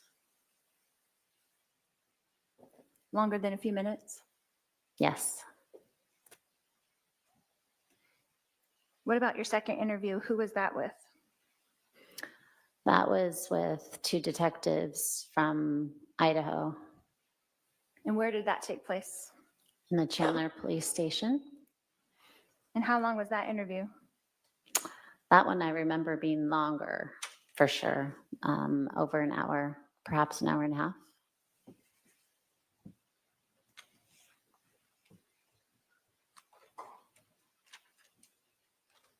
And what did you exactly have to contribute to the police for an hour and a half with someone that you have only met 3 times in person in your life? Objection, speculation, relevance. Sustained.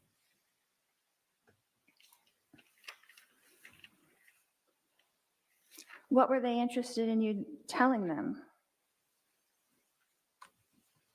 And I'm going to object to speculation, relevance. Sustained.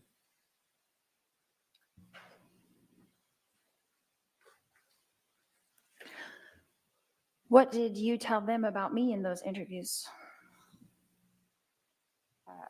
Objection, overbroad. Oh. Foundation. The state's having to go back to like college days, being like, object. I don't know, but just object. This just doesn't feel right.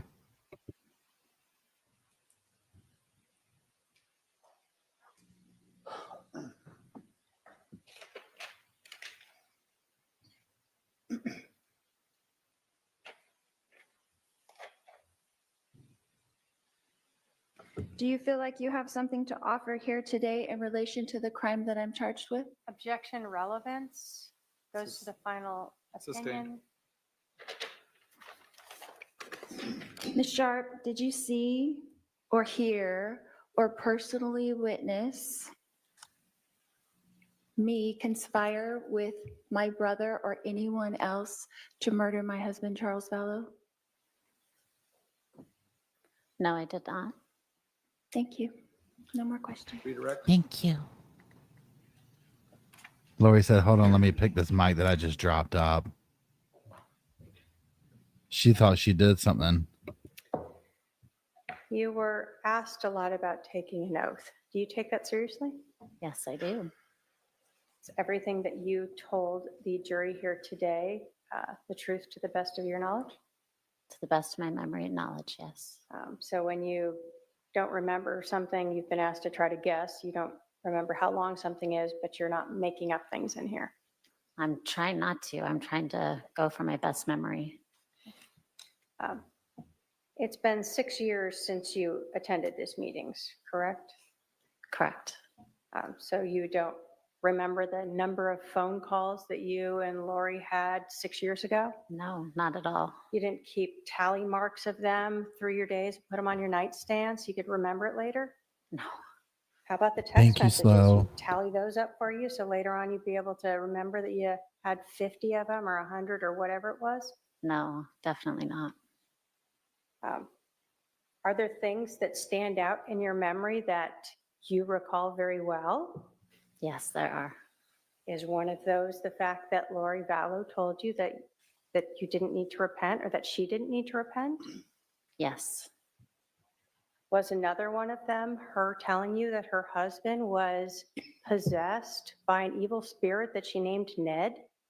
Yes, definitely remember that clearly. You were asked about whether being translated was something unusual to you. When you are reading the Book of Mormon or the Bible, are there biblical figures within those books who are translated beings? Yes. Was it not something that you had heard people tell you that they were? Correct. And I'd never that's- heard that before. So you read about it Yes. by prophets and people like that? Yes. You were also asked about that girls' weekend, and I believe that the defendant said that you did a prayer. Did you have more than one prayer over the weekend? Did you guys pray together? I can't remember specifically, but I assume we prayed over the food and we prayed, there was probably multiple prayers, my guess. Is that different than when you guys met to cast out the evil spirit of Ned inside of Charles Vallow? Yes, it felt different. So you wouldn't equate a prayer as identical to doing a cast out? Correct. There are different kinds of prayers.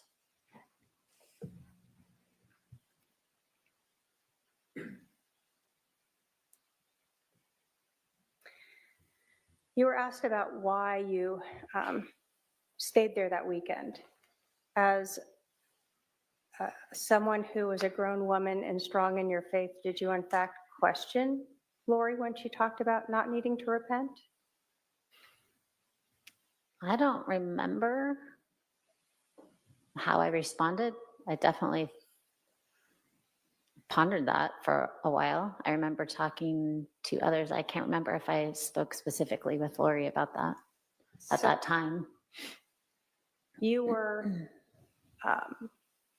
even though that was something you knew not to be within your faith, you didn't just pack up and run away. No. Were there other women there that you were also friends with? Yes. People who you're still friends with? Yes. These women that you are still friends with, is anything about your relationship with them changed the fact that you remember Lori saying she didn't want to repent? I don't think so. Like you didn't say, hey, Christina, I feel like just making up something to say against Lori. What do you think we should talk about? No. You didn't sidle up to Nicole and say, Nicole, let's make up a story about Charles being possessed by Ned. What do you think? No. Those are just your memories. Those are my memories. I have no other questions, Your Honor. Are there any questions from any member of the jury? If so, please pass those questions forward. I'm not seeing any. All right, you can step down, ma'am. Stay control. Thank you. Thank you. Yeah, Lori's little hateful comments that she makes to people are so interesting. It's like, oh, I was just curious. Have you been to that restaurant we used to go to? This sounds like imagine flying across the country and that's what you walk into. Zulema, Lori, Melanie Gibb, and Alex Cox.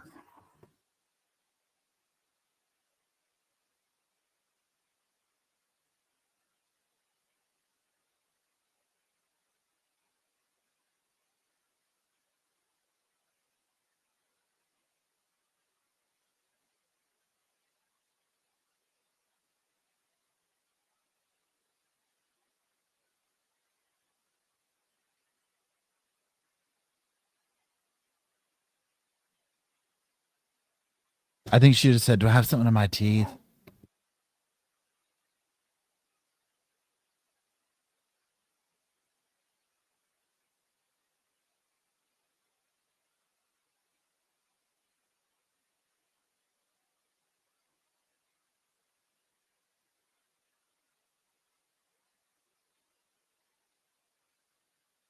I'm right up here and be sworn in. Just stand here.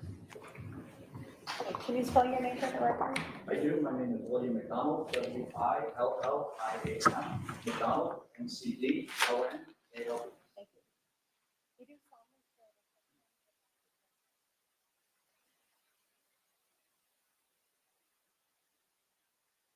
Order here and have a seat to my left.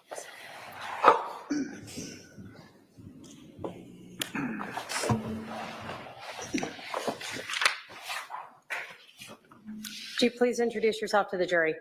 Hi, good afternoon. My name is William McDonald. I am a retired police officer with the city of Chandler. What are you currently doing?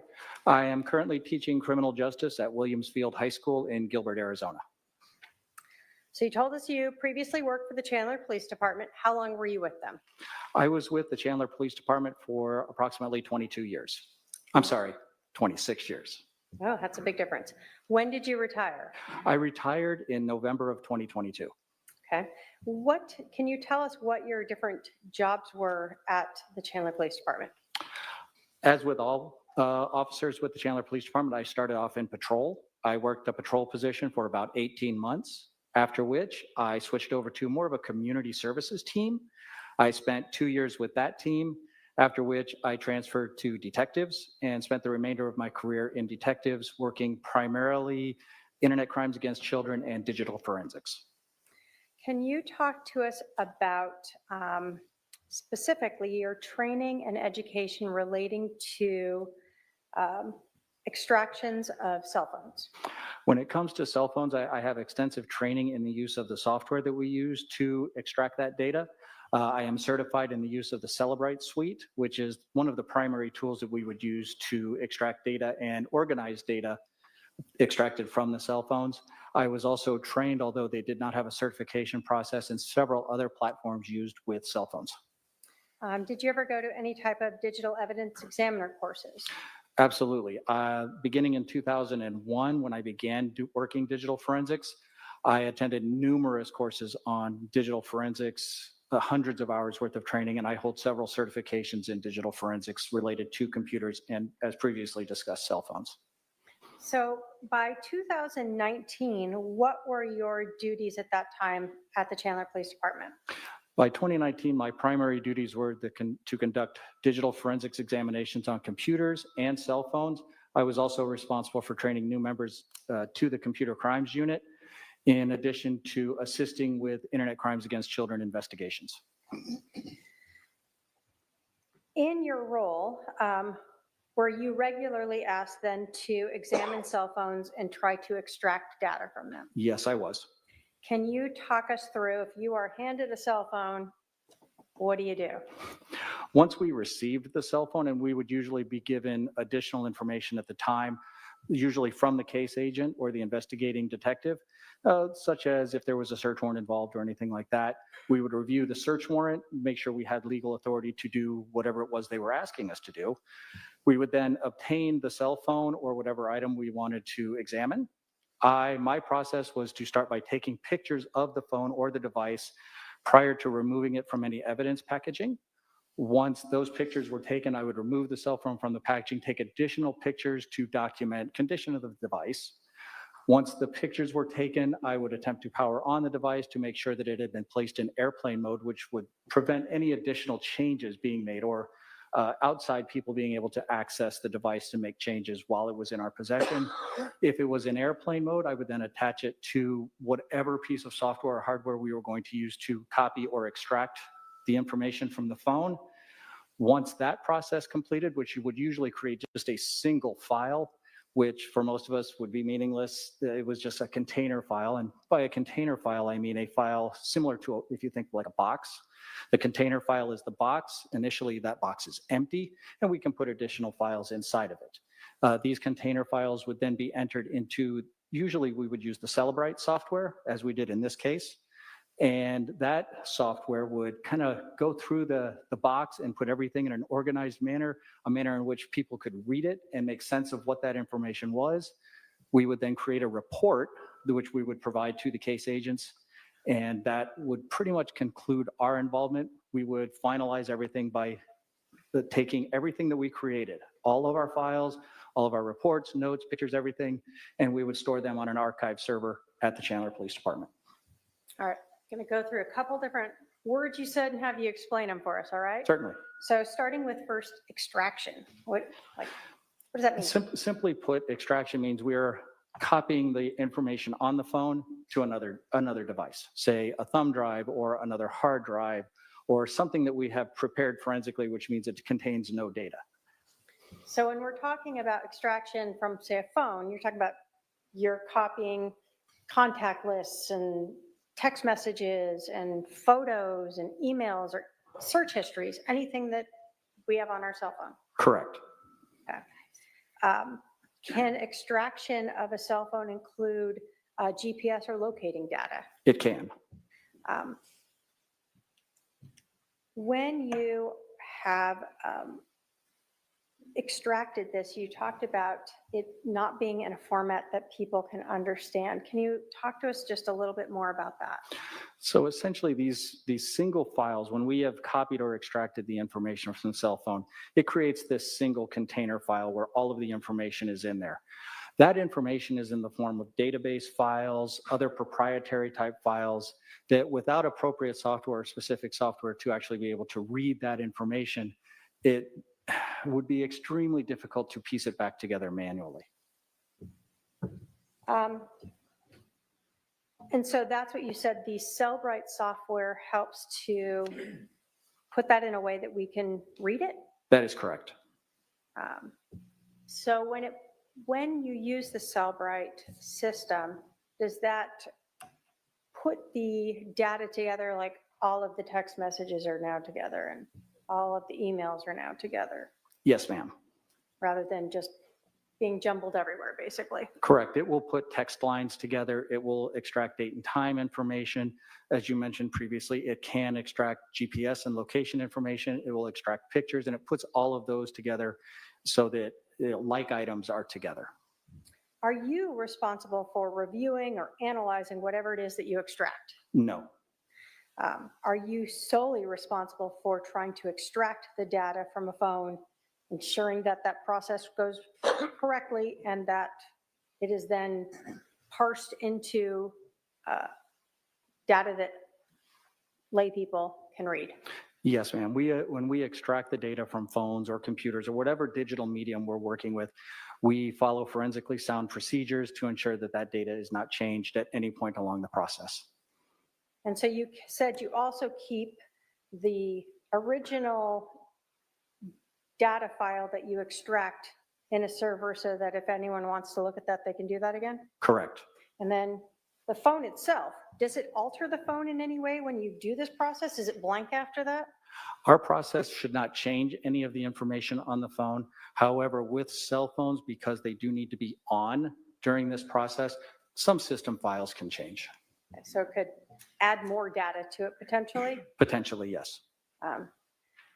All right, so on July 16th of 2019, did you receive a request from a detective in Clan to examine an Apple iPhone that was impounded as item CH131035?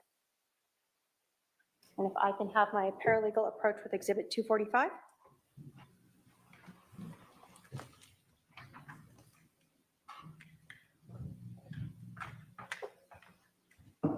Thank you.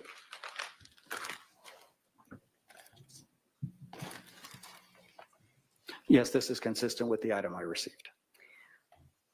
Were you provided with a PIN to access that phone? We were.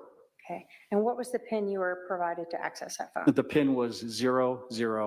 All right, pretty easy to remember. And if you can bring that back.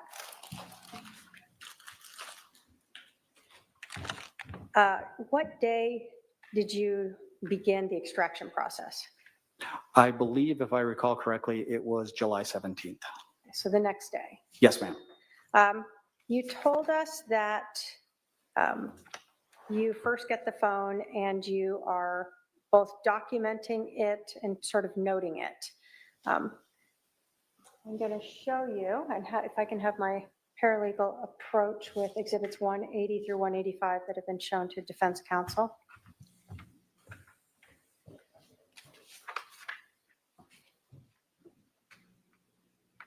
Are you familiar with those photographs?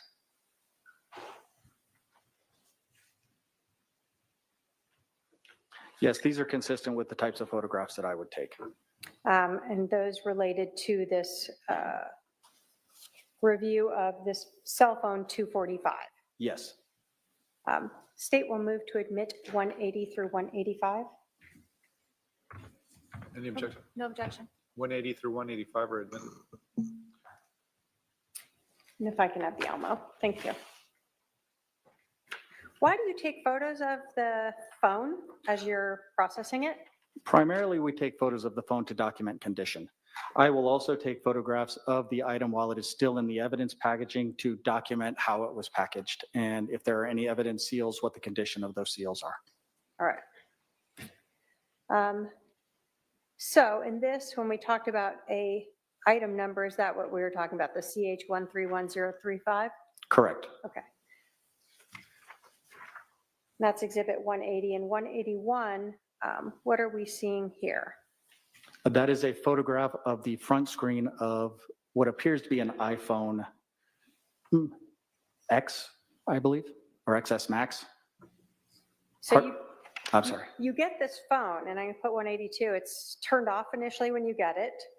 In this case, this particular phone was powered on when I received it. Okay, but the screen was blank, but still it was powered on. Correct.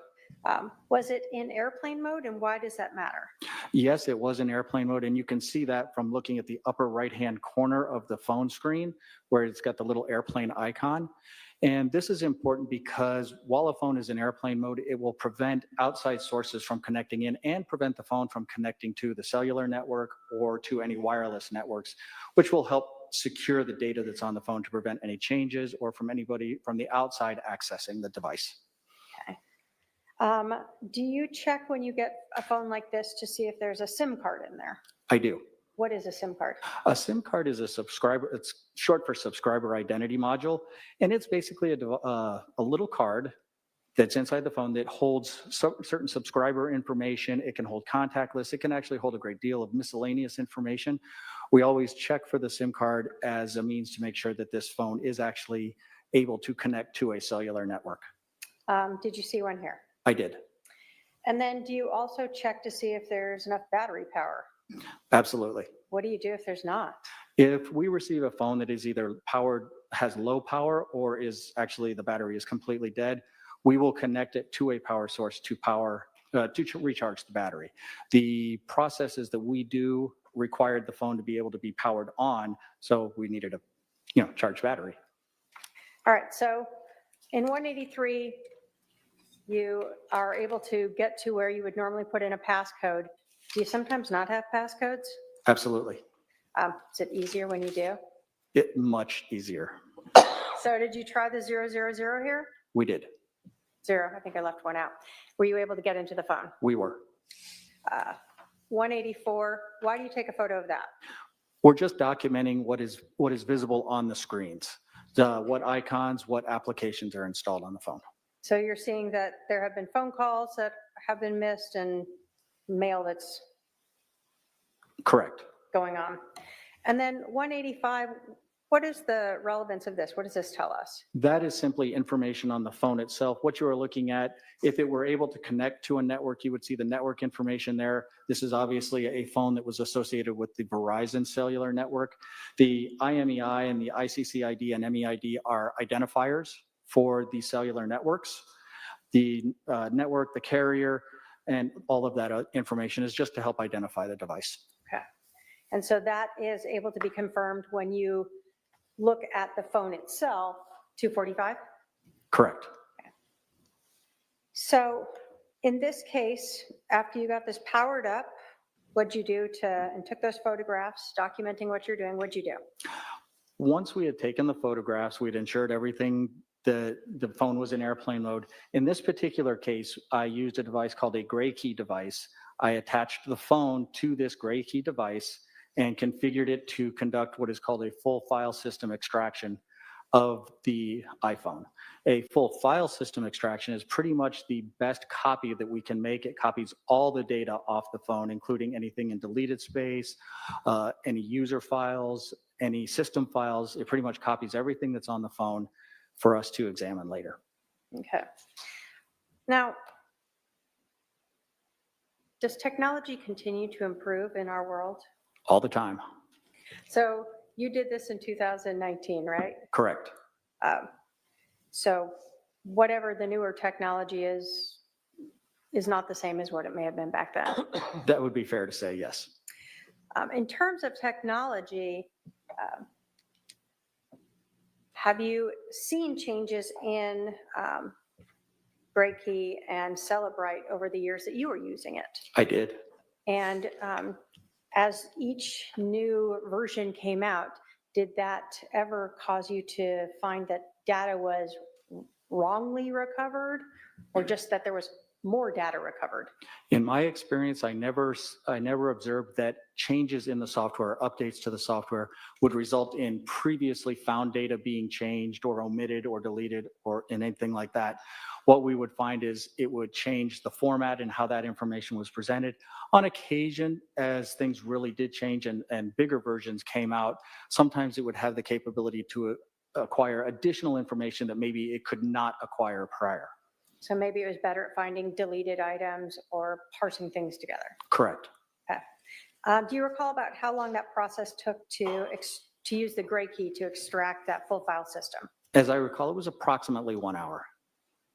So after you use the gray key, is that where sort of everything's jumbled in a box? Correct. That's the gray key created that single container file with everything from the phone inside of it. So did you use something else at that point to allow detectives and other people to be able to access and look for specific things? I did. Once we have that single container file, I took that file and I opened it up in a program called Celebrite Physical Analyzer. That physical analyzer software is what went through that container file and put everything in a more readable format for detectives or whoever else needed to view the contents of the phone. So that then allowed detectives or others to go into this new report that allowed you to look at a section that had just photos or a section that just had emails. Correct. After you used that Celebrite to parse out all that data into these different sections, did you conduct any research on that phone? Or I did not. did you look through any of that Celebrite report? I did not. Did you analyze or review any of the data? I did not. Did you provide the detectives who then had been working on the case with that to review themselves? What we would do, since the Celebrite Physical Analyzer software was very expensive and actually required a key in order to use, the Celebrite software allowed us to create what we referred to as a reader file, which is a file that they can open in a program called Celebrite Reader, happily enough, and that would allow them to review the data in a free software platform. So as long as you had the reader, you could then go through all the data that the Celebrite had parsed into these readable formats. Or Correct. sections. Anything that was included in when I imported the file or uploaded the file into the Physical Analyzer software, any information that was in the Physical Analyzer software was copied and included in the reader file. Did that end your involvement with Exhibit 245, that phone? I'm sorry, one more time? Did that end your involvement with Exhibit 245, that iPhone? Aside from making sure that any files that we created, any pictures that were taken were securely stored, it did. All right, thank you. I have no other questions. Cross? Questions, Your Honor? I'm sorry, did you say no questions? No questions. All right. Any questions from any member of the jury? I see at least one. Okay. I mean, here's the thing. I'm not trying to say anything, but this just sounded like really boring. You know what I'm saying? I was like, oh my God, they're going in so many things.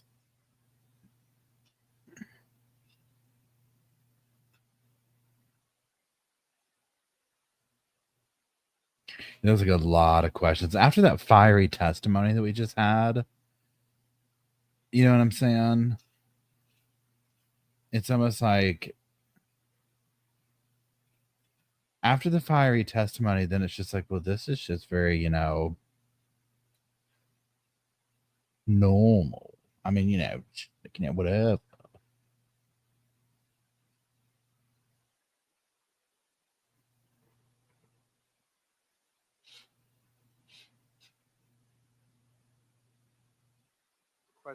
The question is, if someone were to delete their browser history, can you still pull the history? On occasion. Browser history and any internet data like that, especially on cell phones, over time, if it's been deleted, it can be overwritten.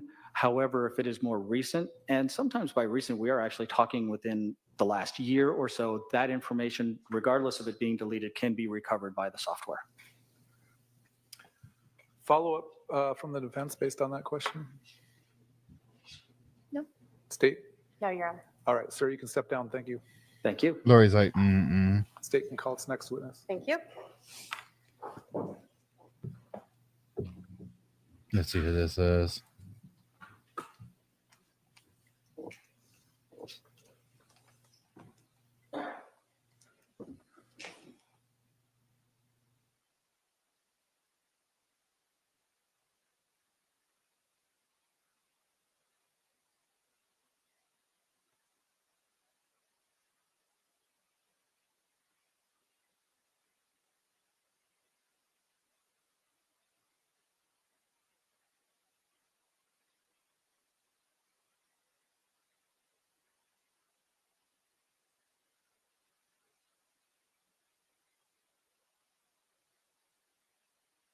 You know, the juror asked, the juror was trying to get some, like, how does this work? Asking for a friend.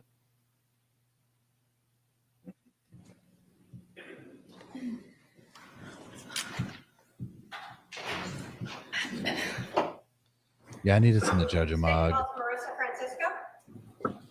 Marissa something. Marissa All right, ma'am, Francisco of right up. CPD Stand is right in up front next, of Beth says. The wall here, right here.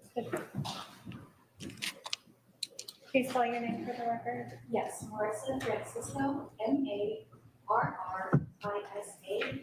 last name Francisco. You do solemnly swear the testimony you're about to give will be the truth, the whole truth, and nothing but the truth, so help you God. Yes, I do. All right, you're going to walk around the court reporter. Have a seat just to my left here.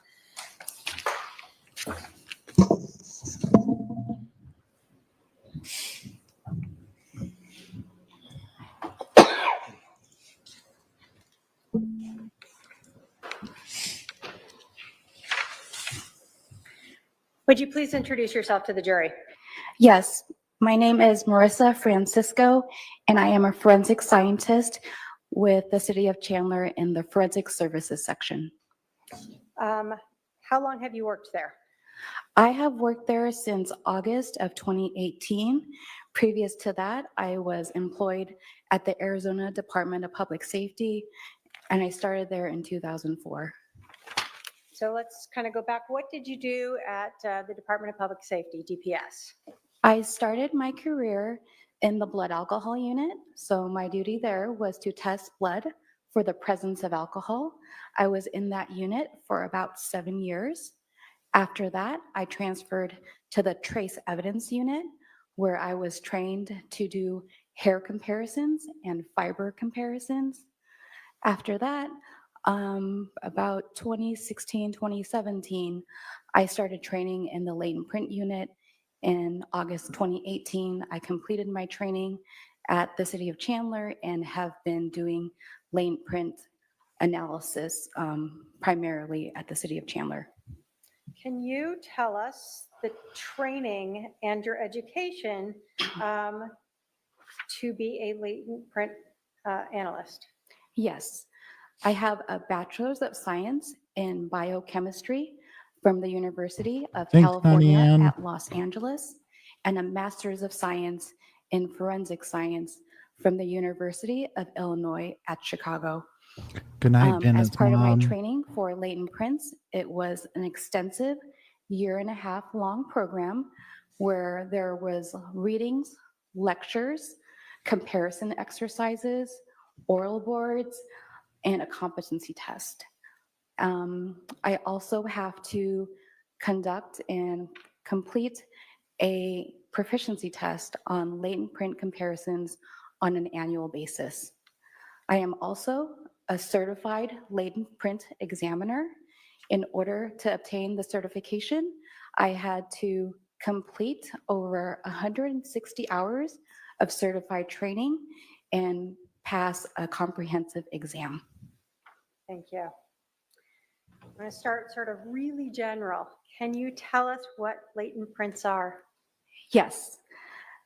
Latent, by definition, is something that is present but not visible. So a latent print is an impression of friction-ridge detail that is not readily visible. Some processing techniques that can be chemical or physical are needed to help visualize those latent prints. So we talk about latent prints, we're thinking of people's fingers. Where else where do we find latent prints on people? Yes, let me start with defining what friction ridge skin is. Friction ridge skin are raised ridges on the palms of our hands and the soles of our feet. They are specialized and only located in those two areas. We often have oils and sweat and other residues on our hands, and when we touch an item, we can leave an impression of our friction ridge detail on that item. Is that what most of us call latent prints, or I left a print behind? Yes, fingerprints. You started to talk about oils and things. Do people always leave behind a print if they touch an object? It actually depends on a lot of different things. First off, the amount of oils and residues on our hands will determine whether an impression is left. Also, the deposition pressure, meaning are we gently tapping on something or are we like really pushing down on it, that will affect whether an impression is left and the quality of that print. The item itself is very important. Is it something that is receptive to prints? Items that are smooth, like glass, I am more likely to find a print on an item like that versus something that is textured and rough, like a cinder block. I would not expect to find a latent print on a cinder block. The condition of the item, is also important. How many people may have come in contact with that item. All these different things affect whether an impression is left and the quality of that impression. We can very simply think of a stamp, our fingers being the stamps, the oils being the ink, and depending on how the stamp is placed on different items will determine how that impression looks. As smart as this Can lady environment is, also Lori's impact first question to her and only question is going to be, do you think my blouse is or whether or cute? not a print remains? Yes. No more questions, The Your environment Honor. is also important. After a print is left, is it left out to the conditions of rain or does it get wet? Is there a dust storm? Is it in an area that it has high traffic? Like if a fingerprint is left on a door to a convenience store and 100 people go through there that day, impressions are left, but if I lift those prints, I might not be able to identify them because there are so many prints on top of each other. Runs with scissors. I like So your that name. goes to the next thing. So are prints something that once you make it, it's permanent and there forever? It is there until it is disturbed, so it can be there forever. Can we? Yeah, ain't no way wipe Lori's them going to away? question her. Yes. She's way too Can smart, they way be too well smudged spoken. away? They can, yes. So can someone rubbing Are my an prints the object, cutest ones you've like a ever smooth seen? object, get Thank rid of you. that? Yes.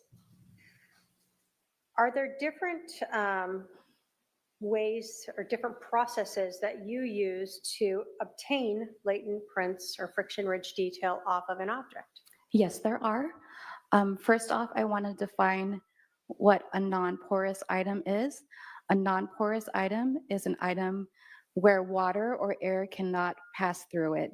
So when I first receive an item, I determine whether it is porous or non-porous because depending on that, I will use different processing techniques.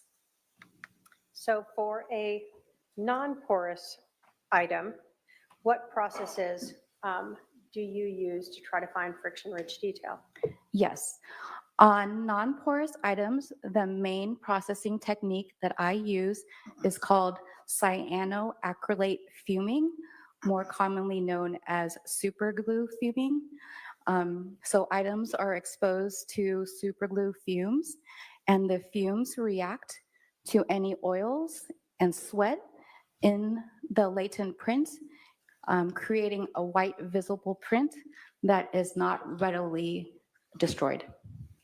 So you've looked at the non-porous item, you don't see any prints on, do you look visually first? Yes, sorry. The very first thing we do is I look at the request sheet and see what items are needing to be tested in that case. And also I look to see what the requesting officer wants done with the case. Sometimes they are requesting that the item be swabbed for DNA. If an item is requested to be swabbed for DNA, I have to use clean techniques to help reduce and limit contamination. So clean techniques are when I bleach down all surfaces with bleach, I lay down a clean butcher paper, I use sterile equipment.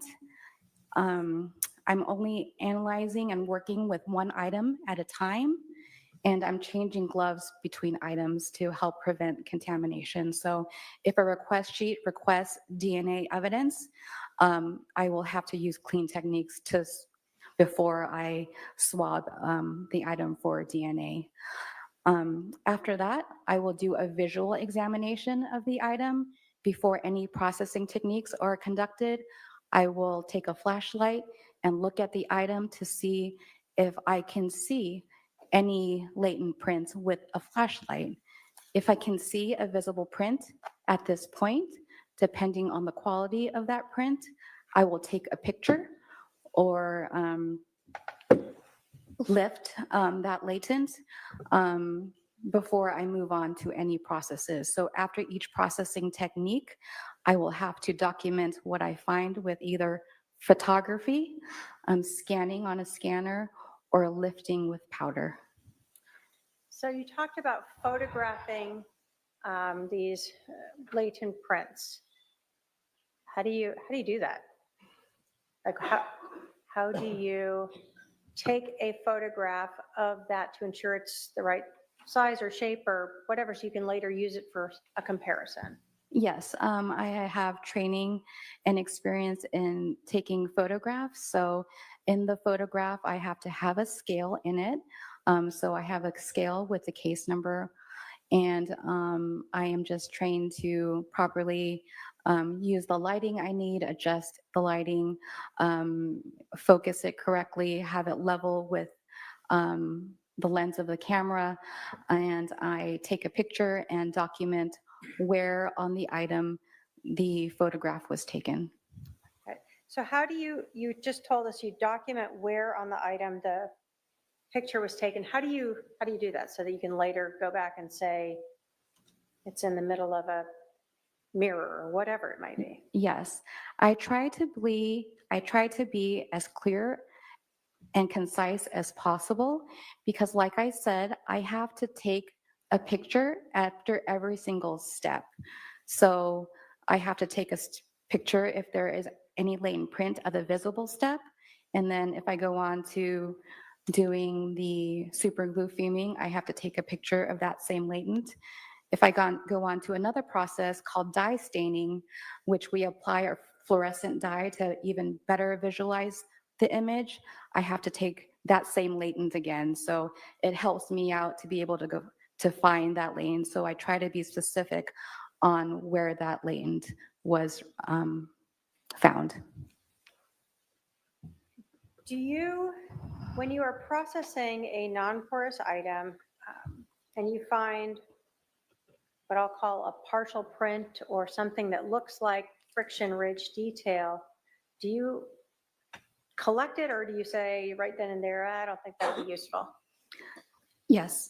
So when I am examining an item, at that stage, my conclusions are either no latents observed, meaning I didn't see any friction-ridge detail at all, no value latents, meaning I did see some friction-ridge detail, but I don't believe that I can do anything or compare them at a later point, or latents for analysis.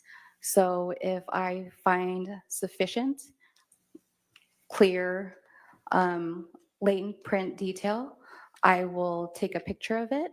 If I'm not sure, I go ahead and take a picture of it because at this point, I am not really determining whether the print is identifiable. I am just saying that I'm taking this picture and I want to do further analysis on it at a later point.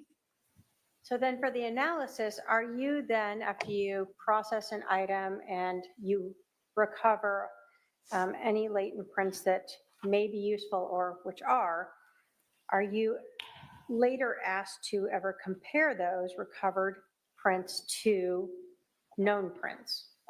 Yes. What do we mean by a known print? Yes. So a known print is known fingerprints that are collected from an individual. They're typically recorded electronically or with ink. So in my comparisons, I am always comparing a latent impression that was recovered or developed versus a exemplar, and I'm trying to determine whether or not the latent could have originated from that exemplar, or whether or not those two impressions could have been made by the same individual. Can you tell us briefly, when you are looking at this recovered latent print and comparing it to a known, what are you looking for to be able to make an identification? I will explain what methodology we use for latent print comparisons.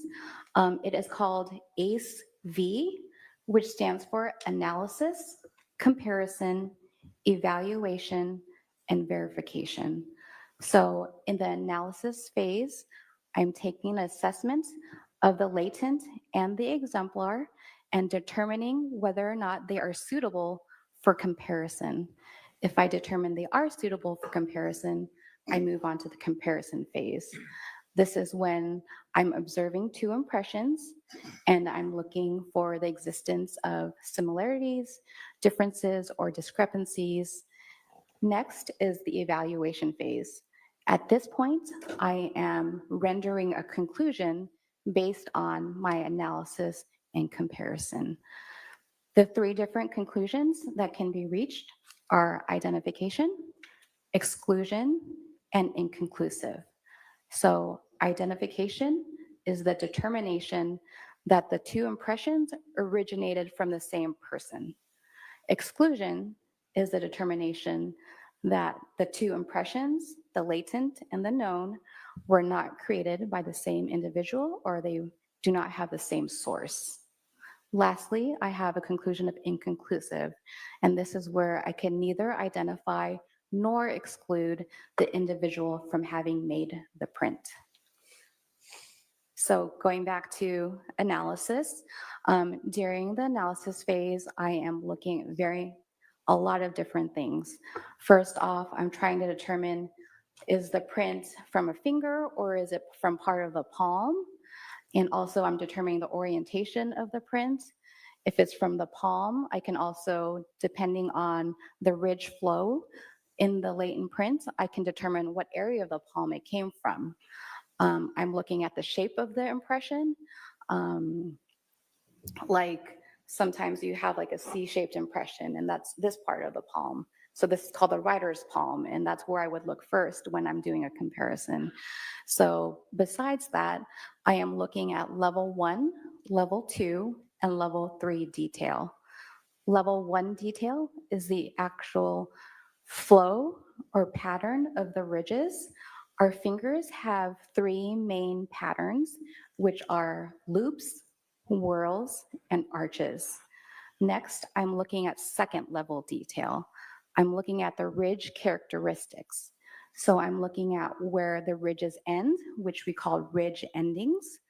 I'm examining where ridges split into 2 ridges, which are called bifurcations. And I'm marking any dots, which are very short ridges. So I'm examining the Kai, for latents and I'm joining. marking up all these second level details so that I can later compare to the exemplar.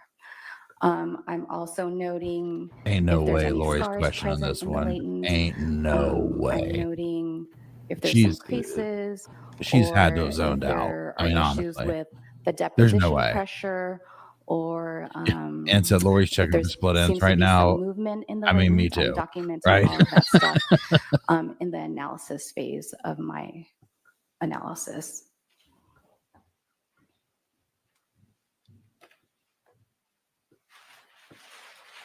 I think the state's even a little nervous.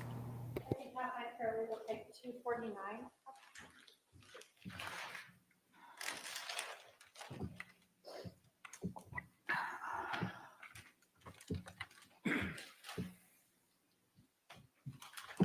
Can we leave that with her? Okay. Yep. You recognize We might get some Exhibit bombshell stuff here in a 249 as an second. item That's that you this were the bat. provided and asked to process to see if you could recover any latent prints or friction ridge detail.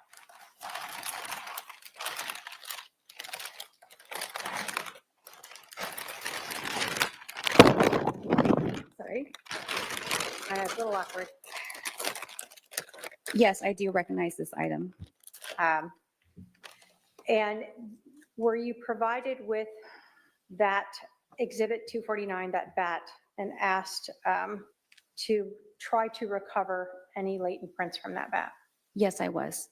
Can you tell us, in this Exhibit 249, what did you do to attempt to recover any, and did you recover any latent prints?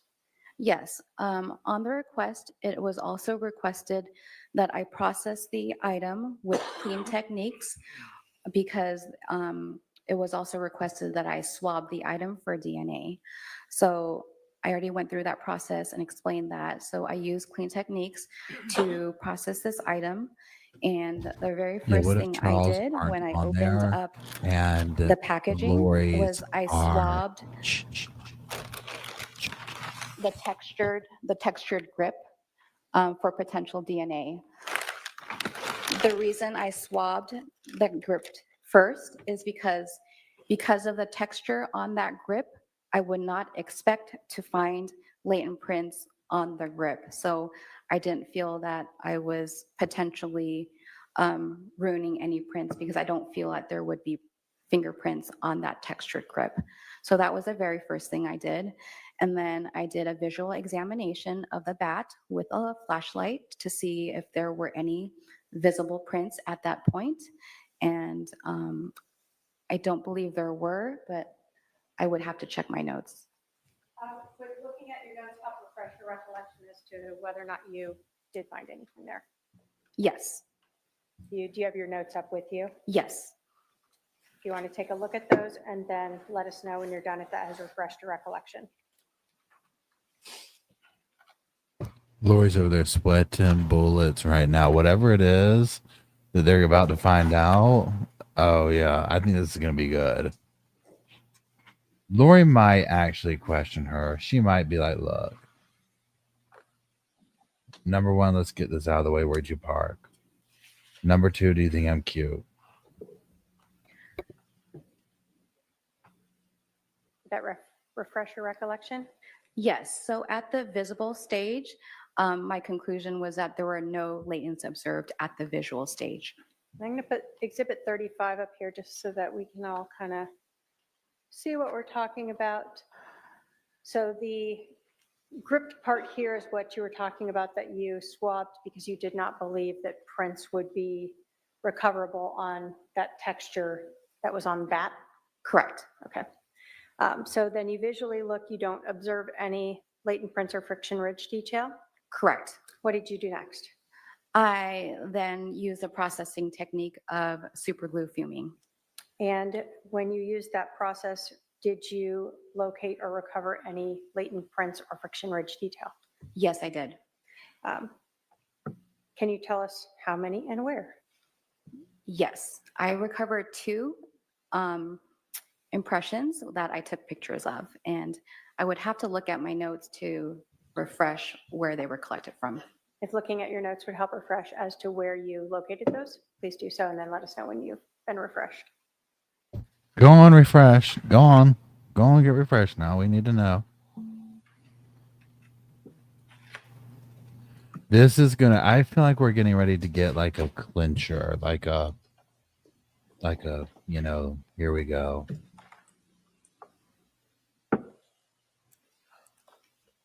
Okay, ready. she's ready. Go on, ask her. Where did you locate those two?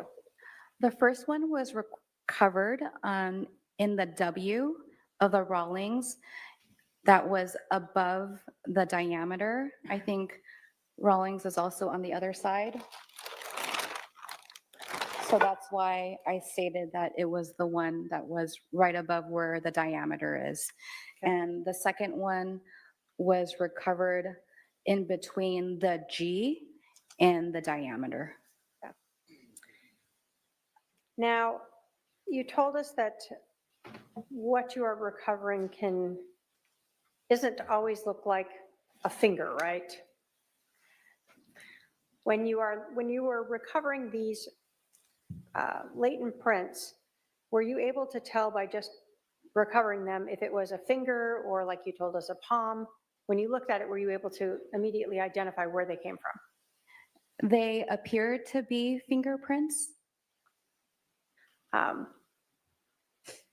Was there anything about the shape or, I guess, the shape of them that made you think that they were fingerprints? The first image, it was just the shape of the impression just indicated to me that it was a fingerprint. The size of it indicated to me that it was a fingerprint. Was the other one, the second print, slightly, I guess, not as clear on whether or not it was a fingerprint or potentially from some other area? Correct. Okay. Were you asked to then compare those two? Well, let me ask you, when you obtained these two, you told us there were 3 different levels. Obviously, you collected something. Did you believe these were able to make identifications, or what did you determine about the clarity, the detail of those 2 recovered prints? For both impressions, in my analysis, I determined that both impressions were NVID, which stands for no value for identification. This means that the latents lack sufficient clarity, quantity, and or uniqueness to identify, but may be suitable for exclusion. So the impressions were possibly excludable, but I would not be able to identify who made those impressions. So were you initially asked to try to identify them to 3 individuals? Yes, I was first asked to compare the 2 impressions to 3 individuals. And who were those 3 individuals? Could I look at my notes, please? Yes, if that would help refresh your recollection. I mean, why do we do all this if she doesn't know? I mean, honestly.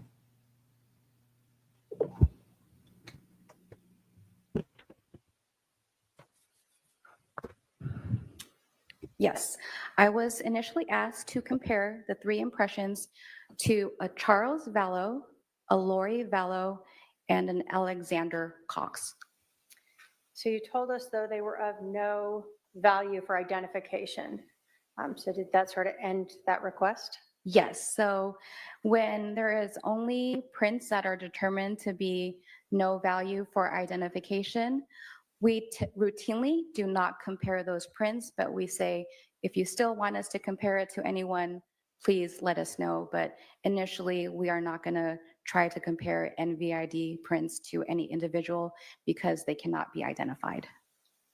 So did you then, were you then requested to see if you could make any exclusions? I was then requested to compare the 2 impressions to Charles Vallow to see if I can determine whether the 2 impressions did not originate from Charles Vallow. Starting with the first impression that you found above the W, but the other side of the bat from what we see in 35 here, where there's a diameter marking. Were you able to reach any conclusions in looking at the prints from Charles Vallow and that recovered print? Again, I went through the ACE-V process, and during the comparison phase and evaluation phase, I determined that the the first latent, was inconclusive to Charles Vallow, meaning that I could neither identify nor exclude him from having made the impression. So does that just mean there's just not enough in that print to do anything with? Correct. So there is not, it lacks sufficient agreement in the detail to identify, and it lacks sufficient disagreement in the impressions to exclude.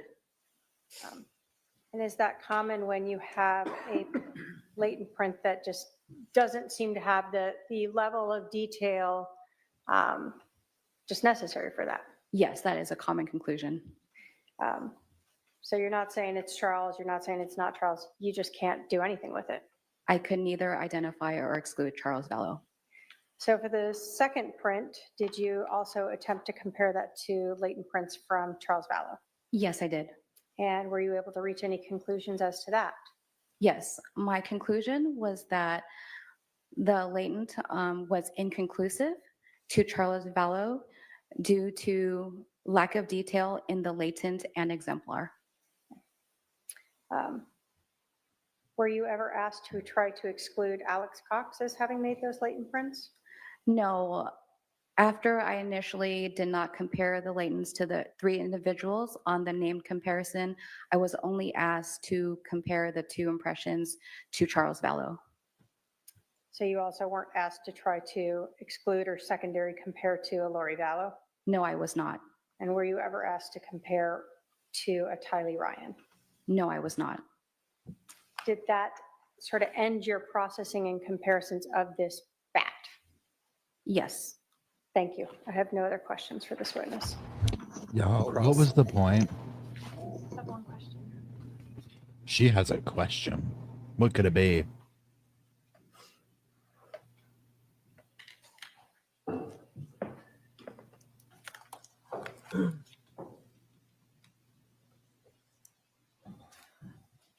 You said earlier that the DNA that you collected, was that ever tested? I don't know. Is it sent somewhere else? Correct. So the city of Chandler does not have the capability to test for DNA. Anytime we swab for DNA, we send it to the state lab for analysis. So you swabbed it and sent it to the lab, and that was the last you heard of it? Yes. Okay. Thank you. That's all. Any redirect? No, Your Honor. Any questions for this witness from any member of the jury?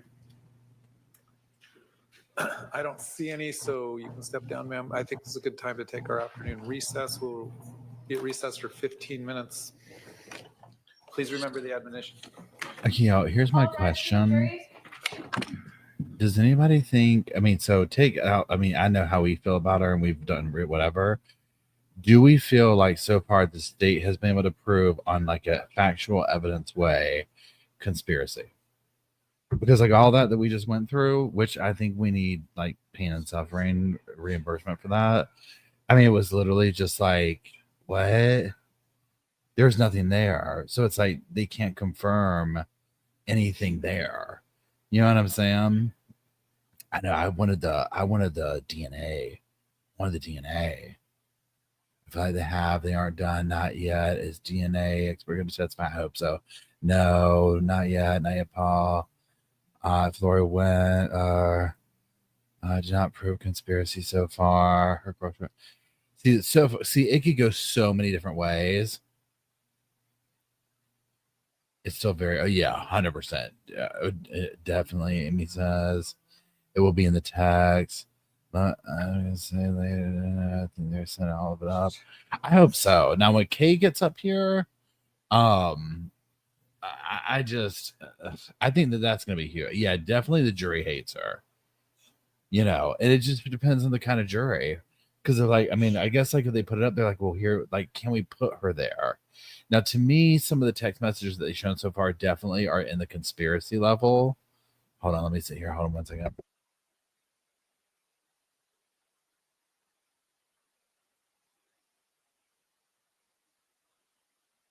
Okay. Maybe it shows they wiped the bat. I mean, because here's my thing. Also, you would think that they would say, oh yeah, there was definitely prints on the bat. So it's, in a way, it can go both ways, because it's kind of surprising that they don't have like a, yeah, we found bam, bam, bam's prints on the thing. Like, I was waiting for that moment. And at minimum, it was like, I'm expecting Alex is on there. I'm expecting Charles. I'm expecting Tylee. Although when they described, I think Tylee's hands were holding it at the bottom. And then Max says, if Lori is not lying, the bat to be covered. Yes, I would think that it would be covered too, in different prints and whatnot. Okay, y'all, I'm gonna run to the bathroom real quick. Hold on, I'll leave y'all with. Well, let me leave y'all with a little treat. Hold on, please hold. Let me see if I still have it. Hold on. Well, if you are with me during lunch break, you'll know what this is, and we'll witness Lori's how the shock belt works. Under her clothes. It looks like a bulletproof vest, but it's not. It's not. It actually has 4 points of contact. If you know, you Pretty know. much at the top and in the back. Let's talk specifically about Lori Vallow Daybell. So she's wearing something like this. What is this? That's correct. So this is what we call, many people know it as a rack belt, a stun belt. Very clear. This isn't like a taser. Does not work like a taser. It's pretty much pain compliance. So what happens is you have the prongs just like you did in the vest. Okay. So this makes contact with your body. You Oh, can yeah. feel it right there, right? Right. So in this case, what we do is we put it around. This is the thing that Lori's wearing. So pretty much Court's on break right now, y'all. Like this. And this is just designed to give you a lot of pain, correct? This is pain compliance. Like I said, unlike a taser, it doesn't affect the muscles. The sheriff's office asked me if I wanted to know what the belt felt like. An Watch actual this. stun would last 8 seconds, so I didn't put the belt all the way around me and fasten it. Still. Ah, jeez, Louise. Woo! I get it. He ran Wasn't a that bad? It was screaming. terrible. Can you imagine 8 seconds? No. Yeah, I can't imagine 8 seconds of that. I guess. Look at the lady reporter. She's like, huh? She's like, what? Okay, but that's the belt that Lori's wearing. And hold on, let me find y'all again.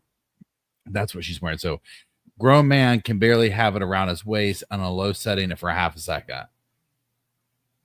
So imagine that thing fires off like full blast.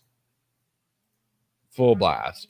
Okay, so y'all, I'm gonna run refresh stuff. Be right back. Please hold. I love you.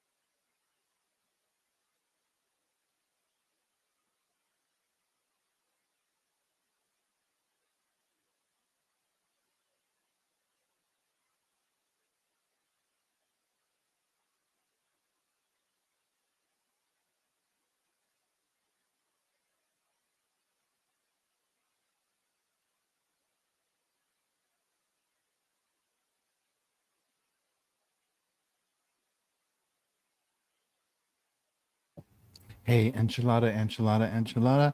Hey, enchilada, enchilada, enchilada.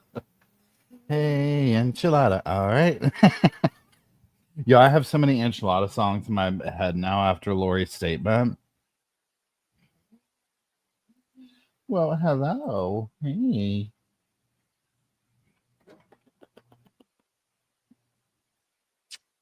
Hey. Good boy. Yeah. See, what did you just eat, Dad? We want to smell your breath. See, woo-hoo-hoo-hoo. Hey, excuse me. Hey, now watch this going. When I do this noise, it drives the boys crazy. Watch. Not the boys, the dogs. This really brings the boys to the yard. Watch this. Shh. Shh. Shh.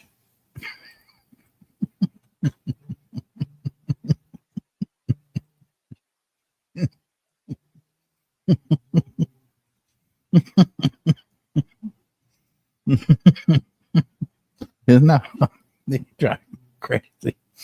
I mean, they come up and give kisses and kisses. I don't know why they do that. It's so cute. Excuse me. Oh my goodness. Yeah, so y'all just keep in mind tomorrow's Friday. There is no court. We will resume on Monday. They will be heading up. Kay's up next. Oh my god, I love this. Lauren says, "Hey Lauren, how's it going?" Lauren says, "Politician brings all the boys to the yard." Dun dun dun dun dun dun dun dun dun dun dun dun dun. Monday court will begin at 10 o'clock, so we will do a little bit earlier, like 1:30, technically our time. Pardon me. And excuse me. That's what we'll be doing.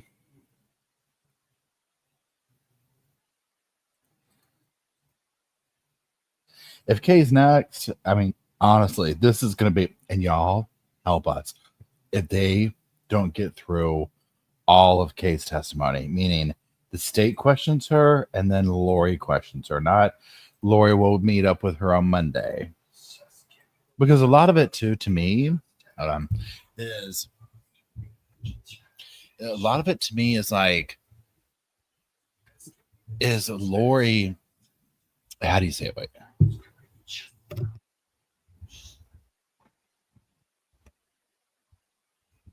Wait, I forgot. Does this, hold on, I had it on a different setting. This, I think, is just me. Does this sound better than what it was on? Mind you, I have been moving the microphone around some, but does this sound better?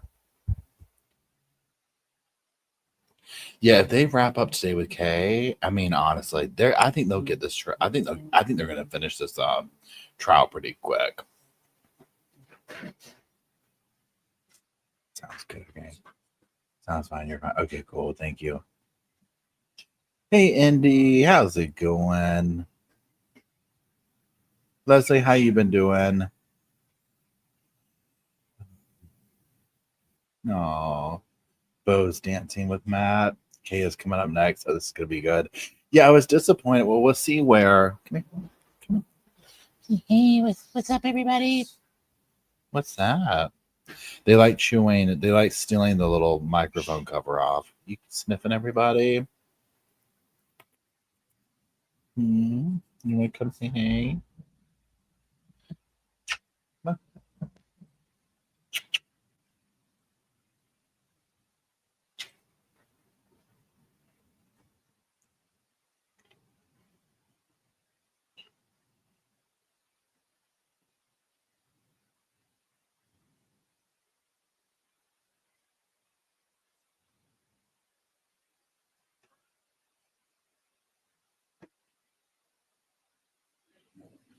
Here they come.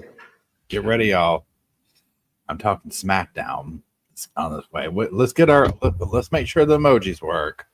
I just feel like we're going to need them. First of all, I don't know why my things.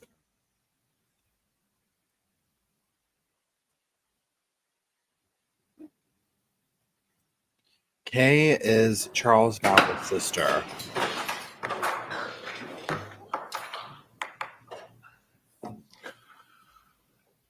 All ready for the drink?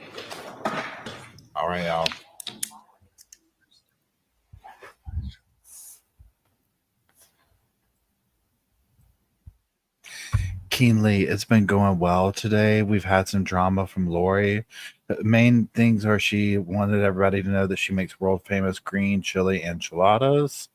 What was the other big things from today, y'all? She found a way to shame another woman religiously this time. All right, please be seated. I can't mute We're on him. the record. The jury is present. State call its next witness. Y'all, K's up. All right, ma'am. Did you hear Lori on? Here we go. Here we go. Buckle up. You do solemnly swear that the testimony you're about to give will be the truth, the whole truth, and nothing but the truth, so help you God. All right, go and have a seat to my left.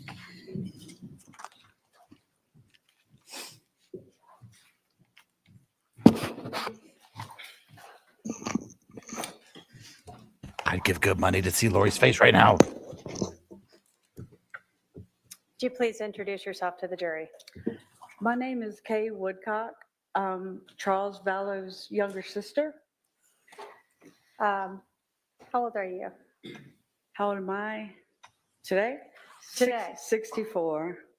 And are you married? Yes. Where do you currently live? Lake Charles, Louisiana.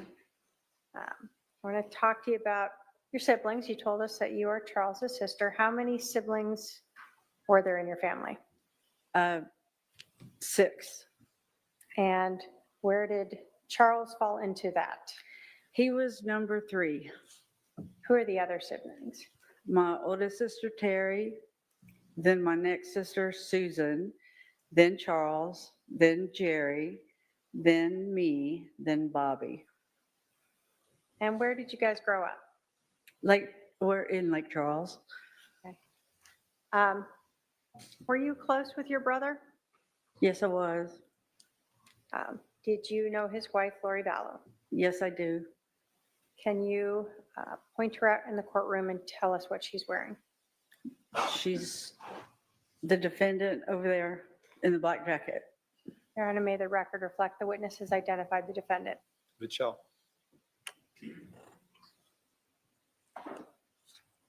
I want to talk to you sort of about Lori and Charles.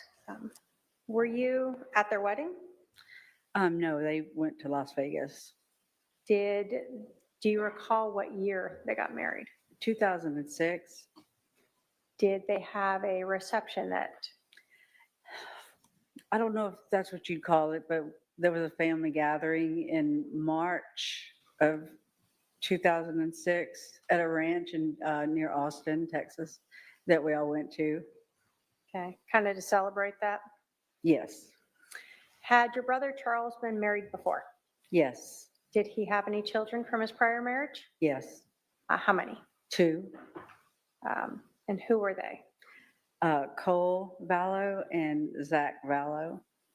And did you know if Lori had any children from a prior marriage? Yes. Zach, Colby Ryan and Tylee Ryan.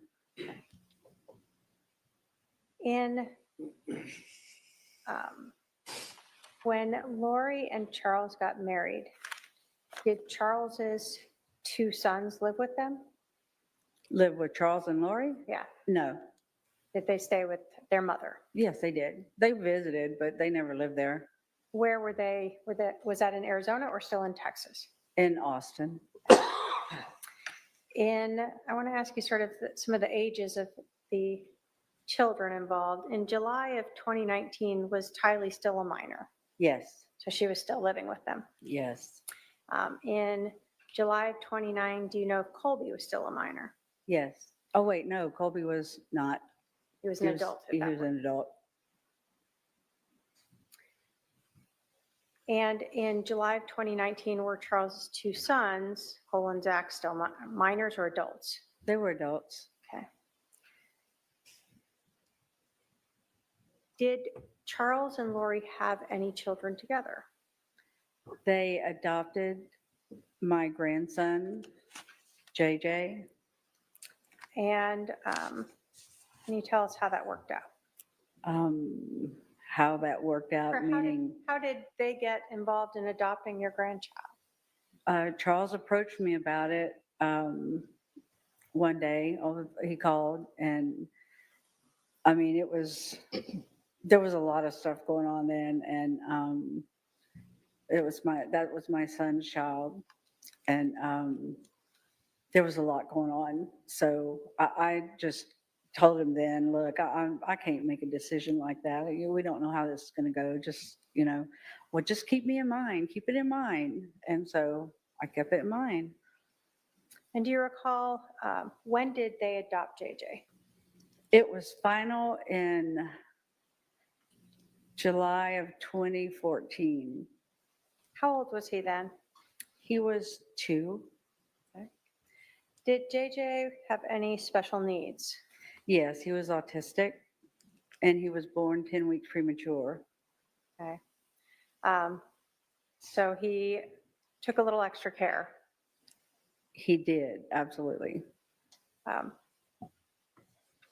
Do you recall, so if he was 2 and they adopted him, how old was he in July of 2019? He was 7.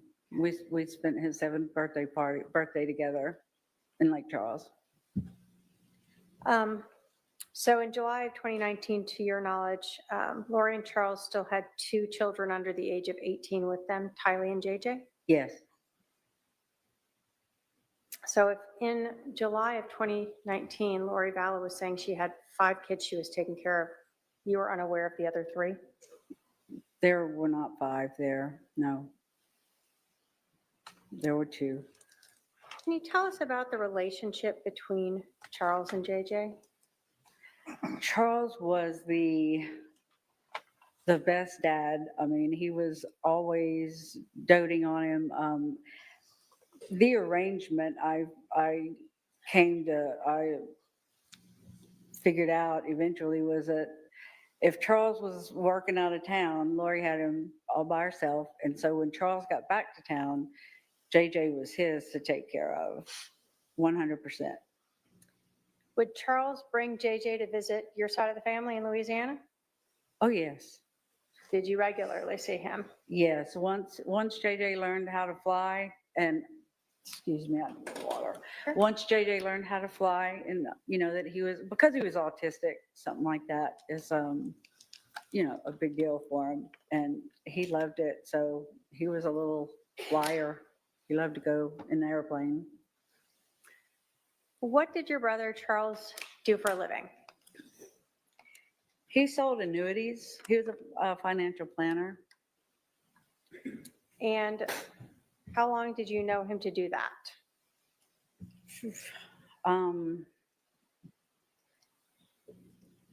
If I had to guess, 20 years, I guess. Did he work for others or have his own business? What do you recall? He had his own business. Had he previously any times ever worked for others? Yes. Okay. But in July of 2019, he had his own business? Yes. Did he have a business partner? He did, yes. Did his job require him to travel a lot? He did. He would be gone 3 or 4 days a week on average.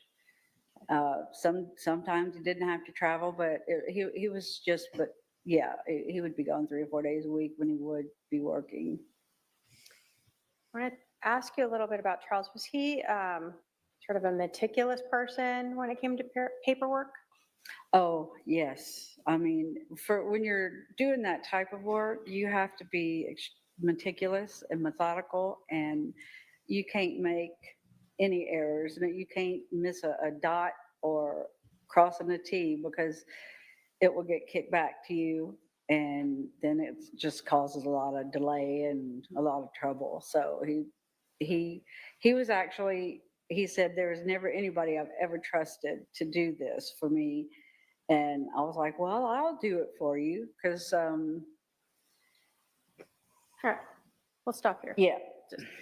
So when Charles was working as financial planner, do you know if he had Lori help him with any part of his job? I don't really know exactly what she did, but yes, Okay. But I don't know what she did.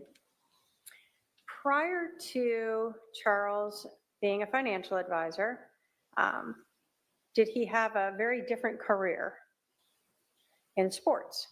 Oh, he quit. I don't know if, I don't remember because I was quite young then, but he did, I believe he was drafted in the early 70s into the Houston Astros minor league. So when you were growing up, did you see your brother playing baseball? I was raised at a baseball field. If it wasn't Charles, Jerry played for years, my other brother, but Charles stuck with it, and that's how he got to college with a degree, with a scholarship.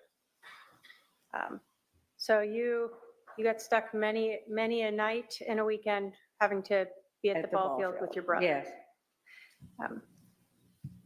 What position did your brother play? He was a pitcher. He was very, very good. He was a left-handed pitcher, and they're very hard to hit against. Okay. Did he bat right or left-handed? He was left-handed. Do you do everything left-handed? Yes. Right, left-handed?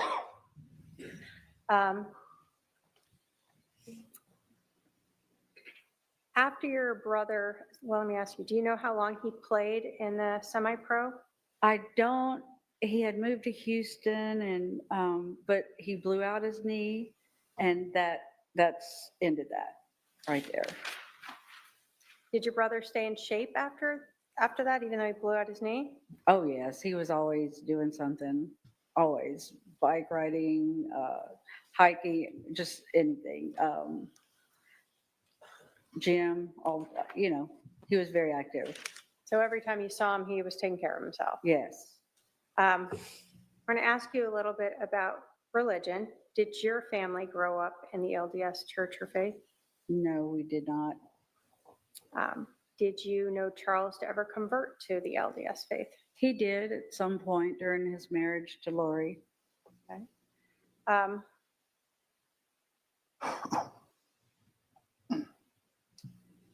When Lori and Charles were married, did they always live in one state, or did they move? No, they lived here in Phoenix, in the Phoenix area, Chandler, Gilbert, and then they moved to Hawaii in 2014, and then they moved back late 2016 or early 2017. Back to? Oh, back here to Phoenix area. Do you recall where they were, what state they were in when they met? When Charles and Lori met? Yeah. They were in Texas. Texas, okay. In 2018 and 19, you told us that Charles and JJ would come visit you and the family regularly. Yes. In March of 2018, did you have a member of your family pass away? Yes, my mother did in March of 18. Did Charles come out for that? Yes, he did. He was there for her services. Lori was not, and we felt like something was going on. Well, actually, my husband felt it before I did, and then when she didn't show for my mother's funeral, I just thought that was just appalling. It appalled me that she wouldn't even come to something like that with her husband. What was your relationship like with Lori? Because of the work I did, the company we owned, I was on the phone an extreme amount of time, all the time. So I really don't like to call people. I'm not a phone person. I'll text you all day long, but I really don't like to talk. And so Lori and I never really had a big phone relationship. It was a text here and there, but mostly Charles would keep me up to date as to different things that were going on, or what they were up to, or Charles would call. Yeah, Charles would call me mostly. So you weren't, it sounds like you weren't close with her. When Lori and I were together, it was like we hadn't missed a minute. And we just took up where we left off. And she's very outgoing, and she's very friendly and very easy to talk to. And so we got along rather well, and I loved her. Okay. So continuing in 2018, do you recall seeing Charles and JJ coming out to visit you guys in October of 2018? Yes. What was that for? Just a weekend visit. Okay. What about in November of 2018? And then myself and my granddaughter, we went to Las Vegas, and Charles and JJ met us there for the Thanksgiving holiday weekend.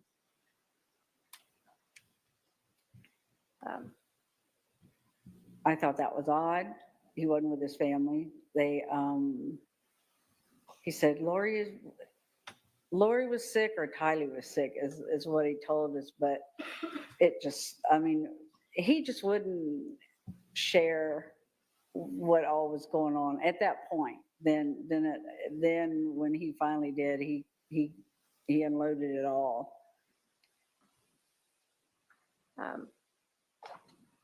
So in 2018, did you have any idea there were any, let me say this, in 2018, did you have some concerns about their relationship?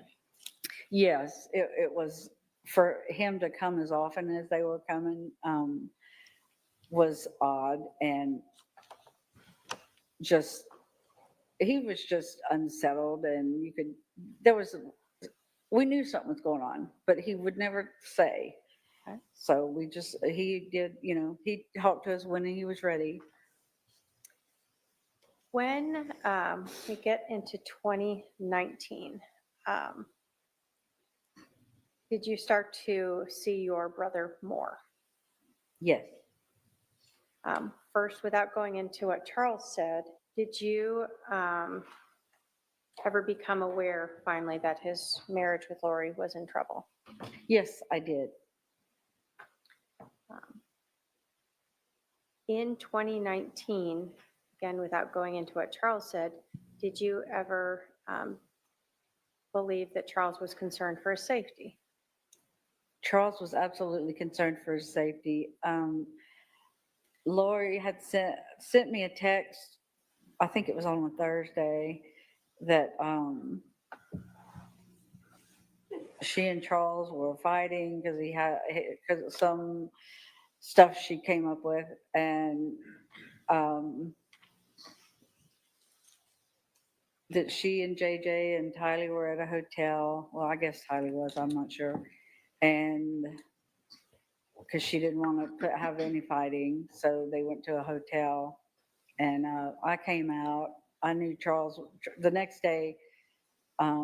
That's when she sent it to me. And then I just really I didn't call Charles. I knew he'd call me, and he sure enough did. And he was a mess. And so I flew out the next day out here to help him with JJ, and just to come and talk to him and see what was going on. He was alone, and Lori's family turned their backs on him and JJ. Okay. Let's just kind of break it all down. All right. Now you got a lot that you remember. So you said that you got a text from Lori indicating that she and JJ and Tylee were at a hotel. Mhm. And then you said that Charles then called you maybe the next day, Yeah. and you came out here to Arizona. Yes. When you came out here to Arizona,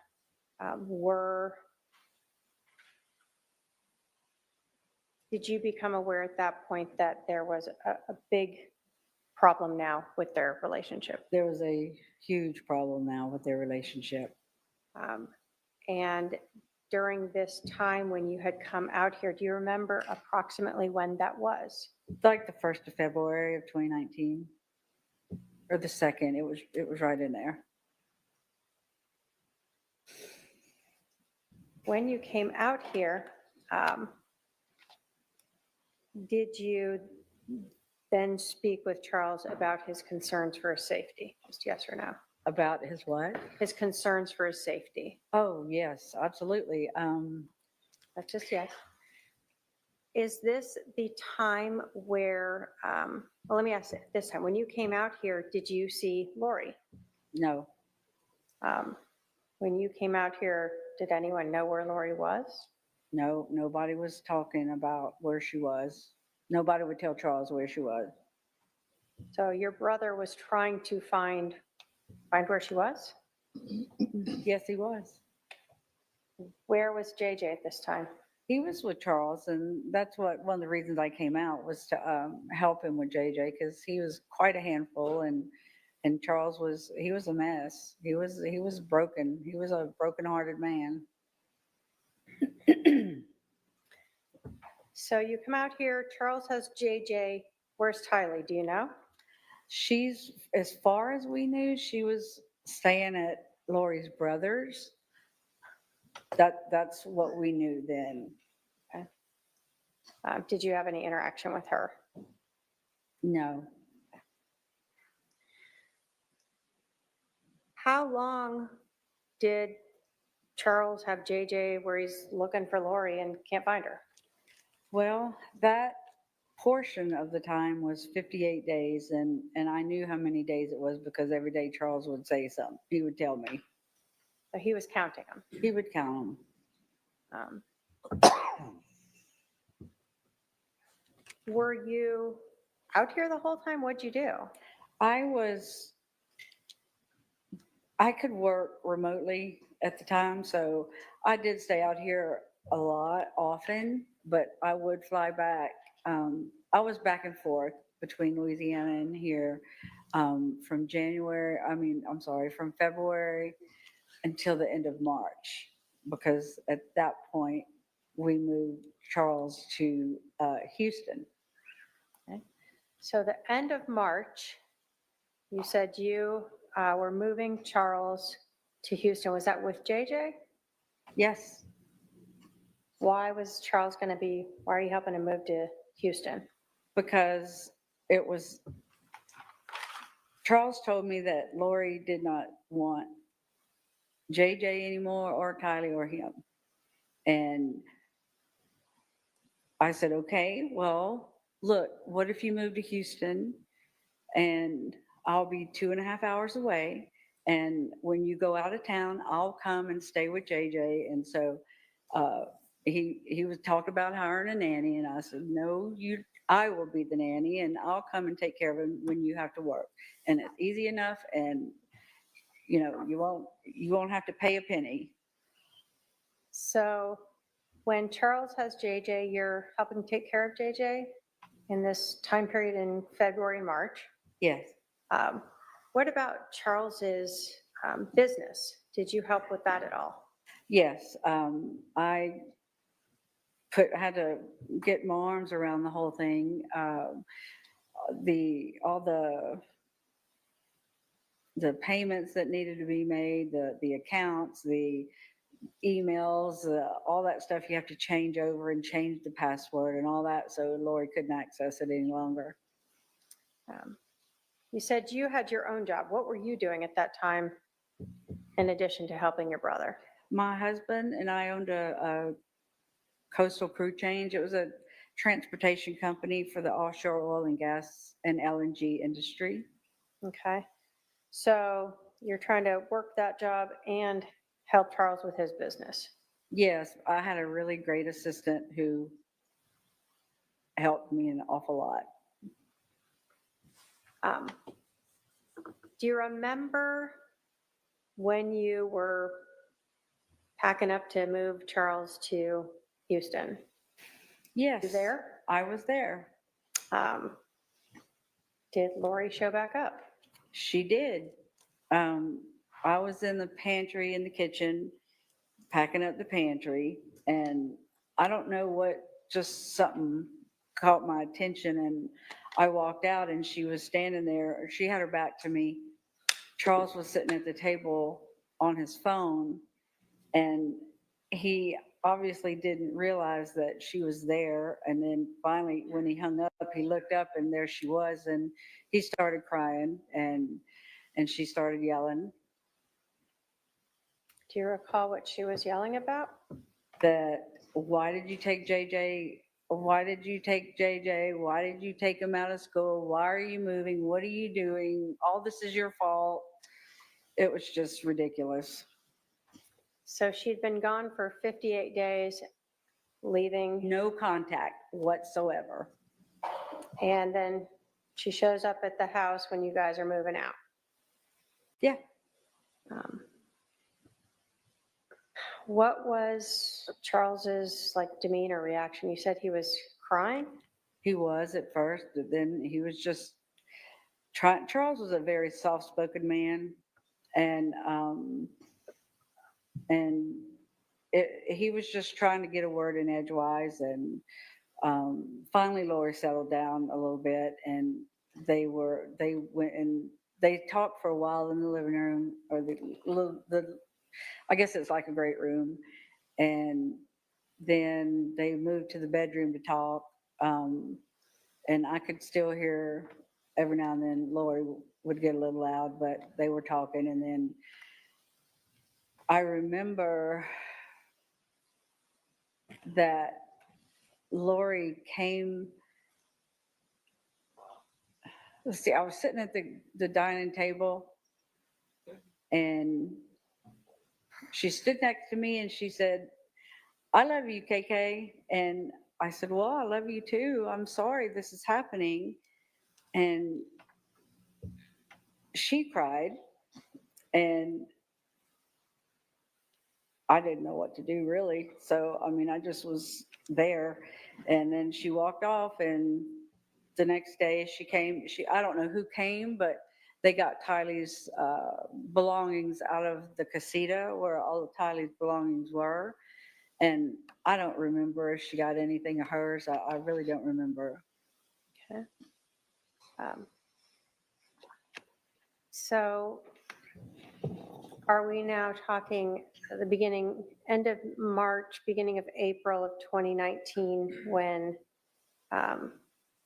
Charles is moving back to Houston? Yeah.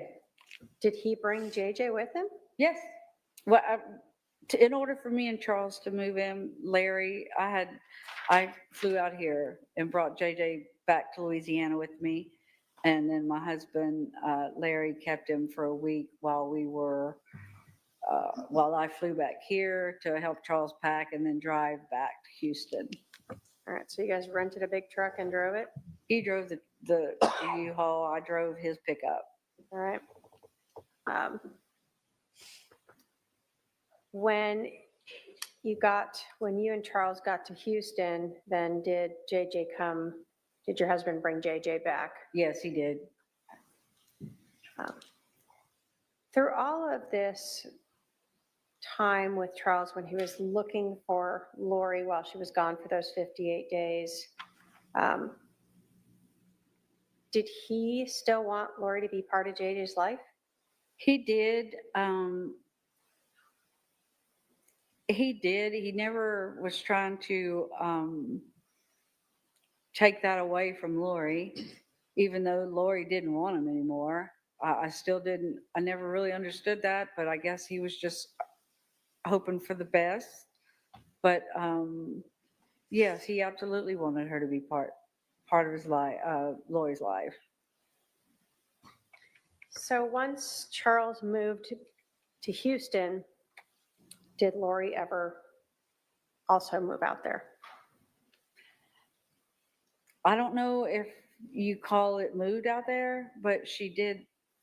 She came that day on March 28th. Charles said, "Look, we're moving to Houston. You're welcome to come. I'll fly you out Sunday." And she said, "No, I'm busy. I have a project," or something she was doing in Hawaii. She said, "It'll be about 2 weeks and I'll be in Houston." So she whatever she did, she was gone for 2 weeks, 2 more weeks. It was a total of 72 days, I believe, she was gone altogether. And then she was there. She and Tylee moved in at Charles's, and Charles said that she slept in JJ's room with him.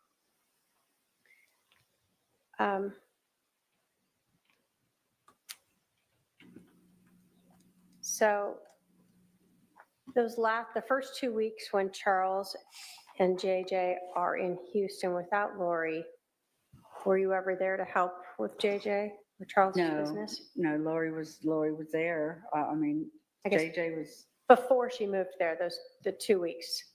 Oh, I think. Or did no, you? I had to go home for a little while, but Charles came like the weekend. And, so if I wasn't here, he was there. Okay. So once you drove him there, you may have stayed to help him and then you went home. Yeah. And you weren't there when Lori came to Houston? No.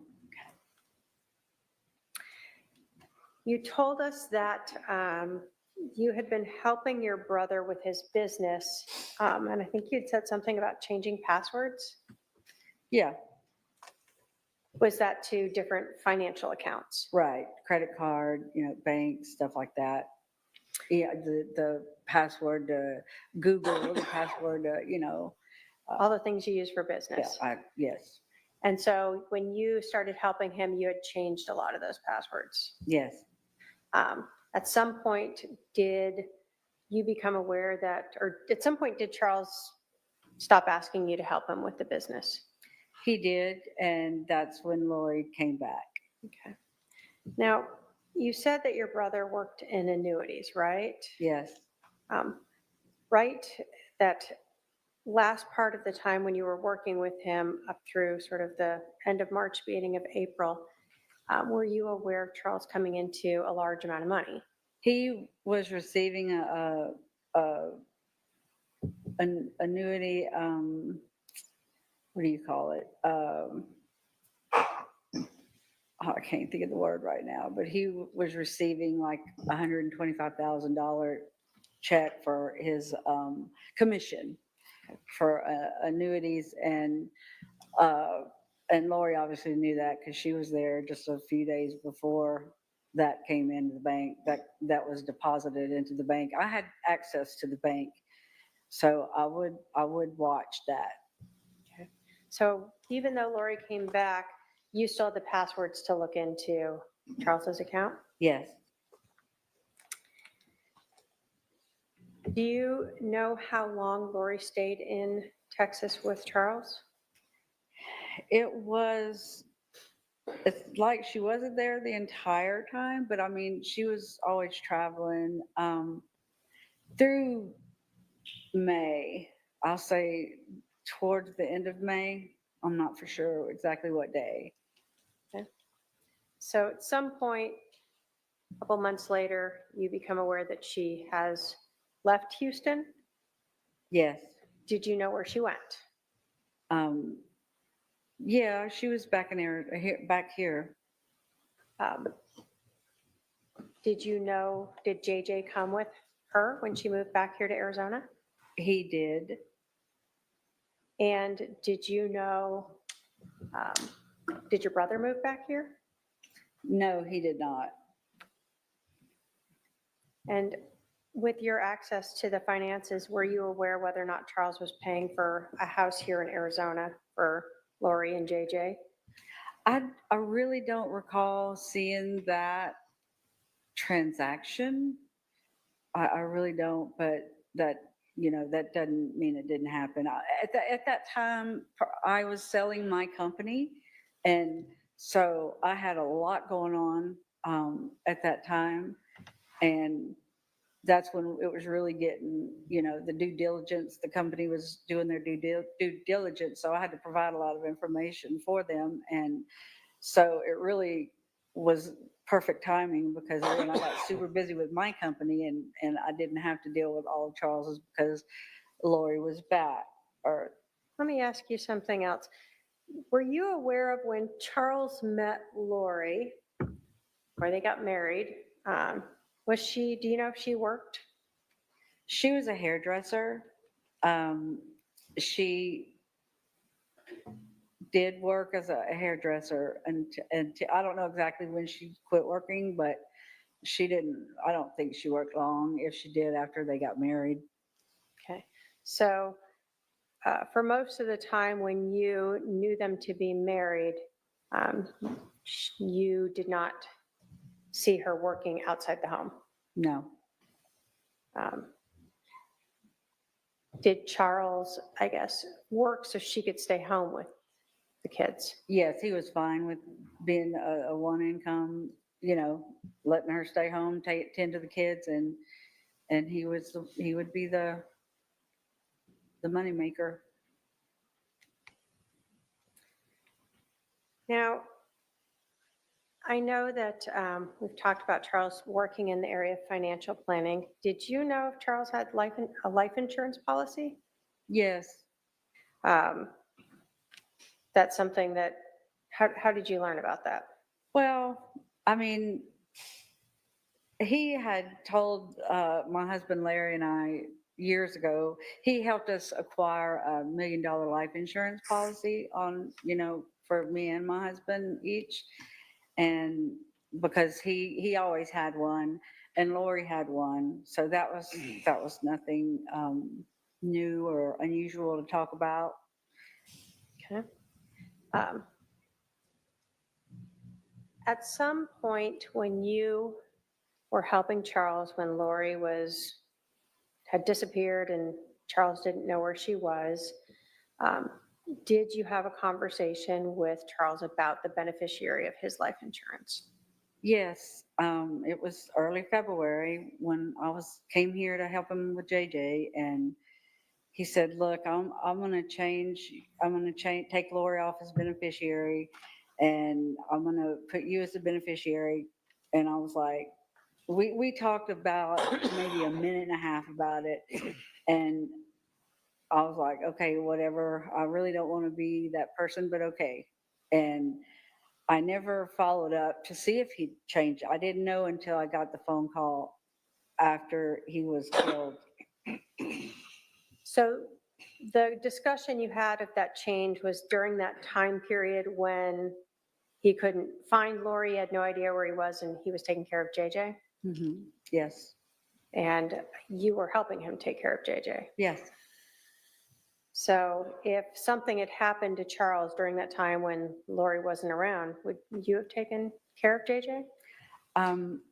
Yes, he would have come back to me and my husband.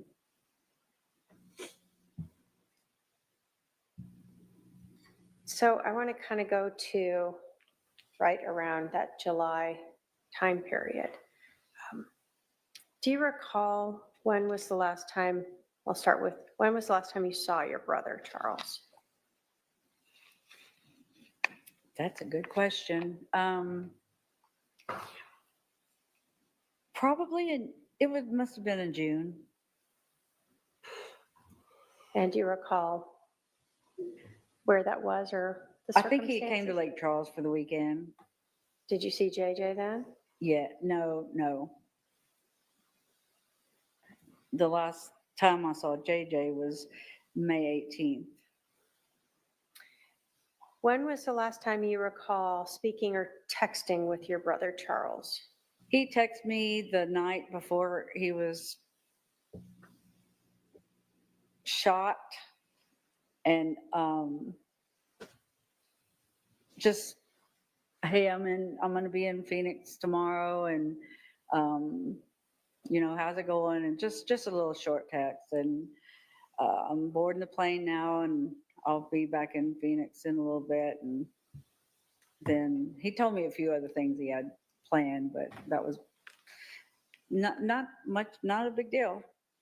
Did you think he was going to Phoenix to just see JJ? Yes.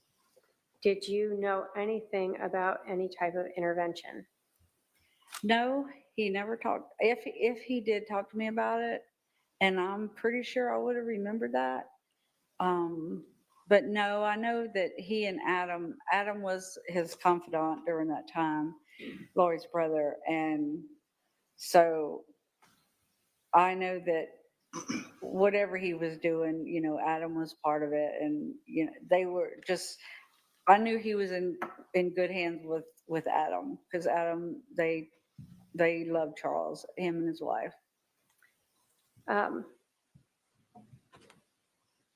Do you have any knowledge of Charles wanting to get a place here in Phoenix so he could be closer to JJ?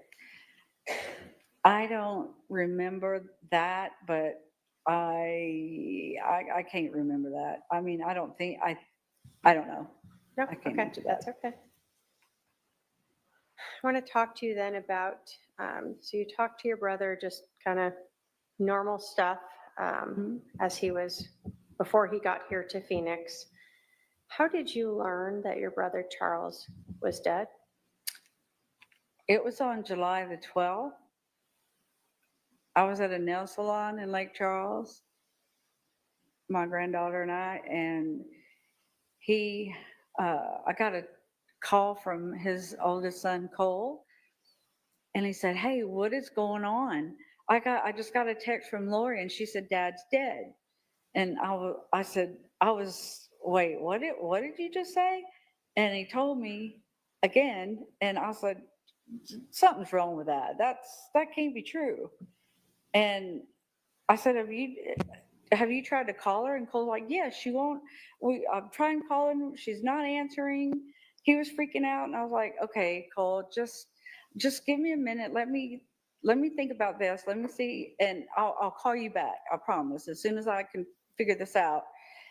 So I called my husband to tell him, and he said, okay, well, I told him that what the Cole said, and he said, hey, let me call you back in a minute.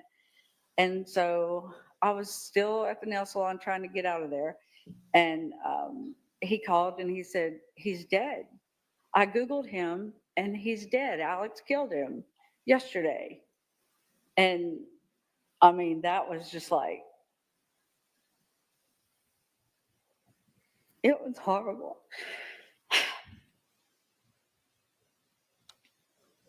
I have to call my siblings and let them know.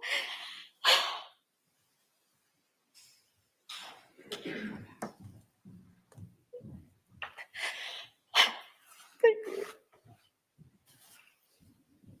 And everybody was freaked out. I didn't know what to do. But I did call Cole back and let him know that it was true. And just was telling him, let's keep in touch. You find out something, I'll find out something. We'll let each other know. And did you try to reach out to Lori? I've tried calling, texting Charles. I tried calling, texting Lori. And at some point she texted me, she returned a text, something like, I'm having to deal with a lot of stuff and I'm busy. And she was too busy to even call his family to say that he was dead by her brother killing him. And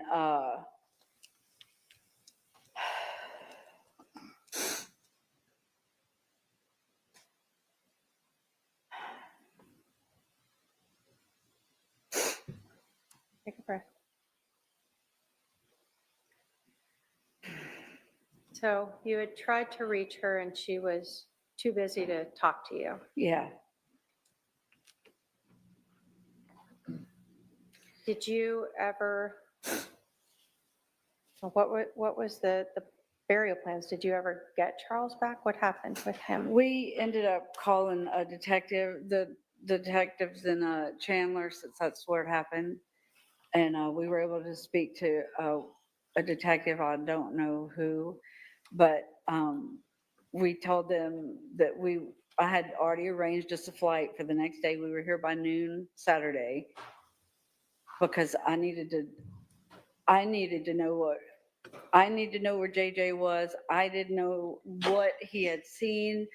I didn't know what he knew. I knew he would be, I knew it wasn't good. But I couldn't, we had to talk to the detectives before I did anything with Lori. So, and we had to wait till Sunday to meet with Nate Moffett. And then when we talked to him is when I told him about the life insurance policy and that Lori, that I didn't know if Charles had ever changed it to me like he said he was going to do. And so I didn't know, but I just knew we had to get JJ because he was not safe with her. Let me stop you there. I'm going to go back to Charles. Where was Charles buried, or where was what was done with his remains? Well, this was before Lori knew she wasn't getting the money. She had him cremated and he was mailed, he was FedEx or whatever over to my office, along with his Letterman's jacket from high school and a couple pair of cheap sunglasses and 1 or 2 watches. It was just a few little trinkets. And Charles had a watch collection, and she just sent some crap. So she cremated him and FedExed him to you? Yes. Sent him to your work office? Yes. Now you're saying this is before she learned the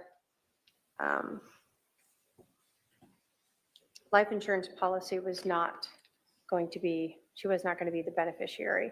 Did you set up like a service for Charles? Yes, my family and I made arrangements for a memorial service to happen in Lake Charles on August the 3rd, which was, he was killed July 11th. So took us a little bit to put it together, but we did. Did you talk to Lori about having JJ come out for Charles's service?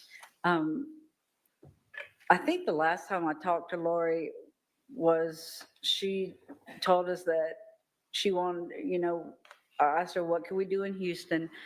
I was trying to be nice because I knew she had something to do with his murder. And I'm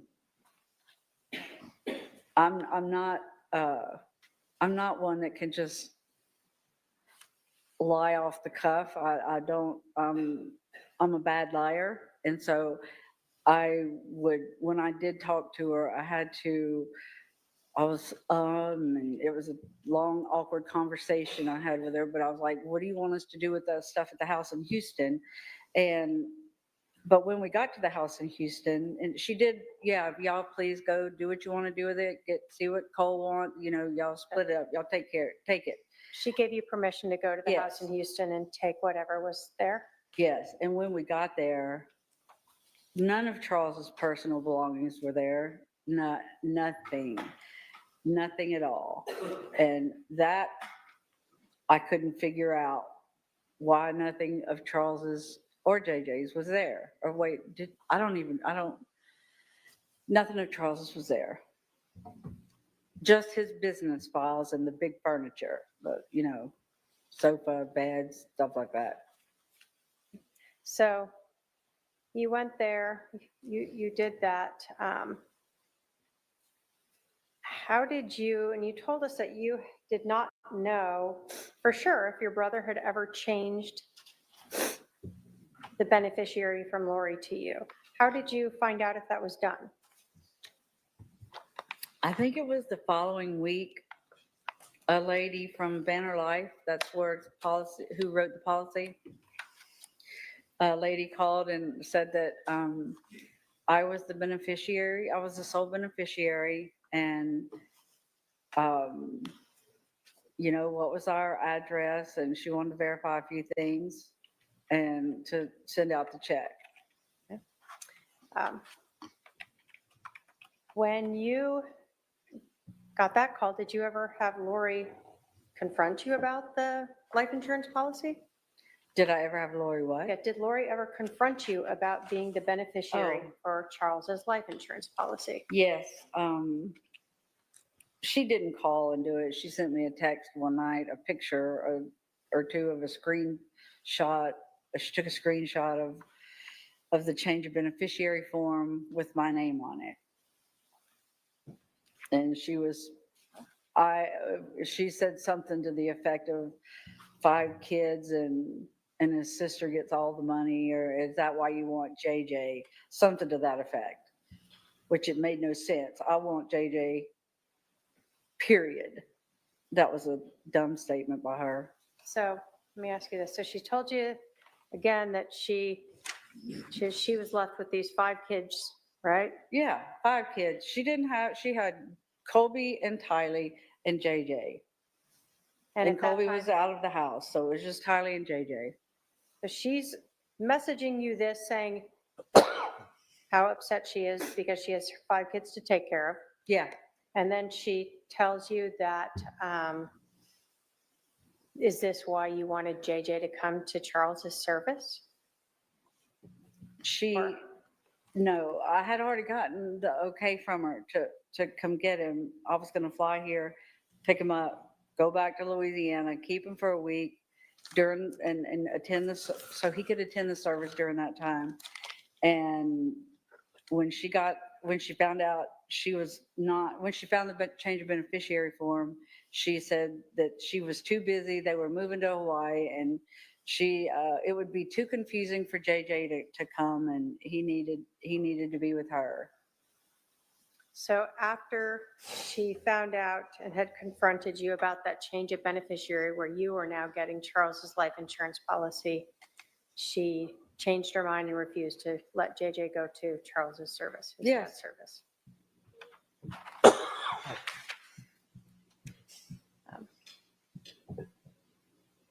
After this confrontation about Charles making you the beneficiary of the life insurance policy, did that pretty much end most of the contact you had with Lori, other than you reaching out to talk with JJ? Yes. Thank you. I have no other questions. All right, Cross. Yeah. She's. Oh, do you hear Kay? Do you hear Kay? Oh my God, she's gonna. Oh, here we go.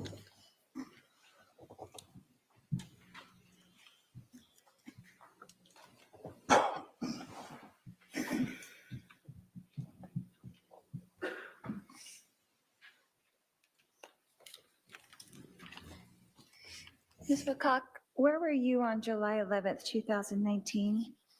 At home in Lake Charles, Louisiana.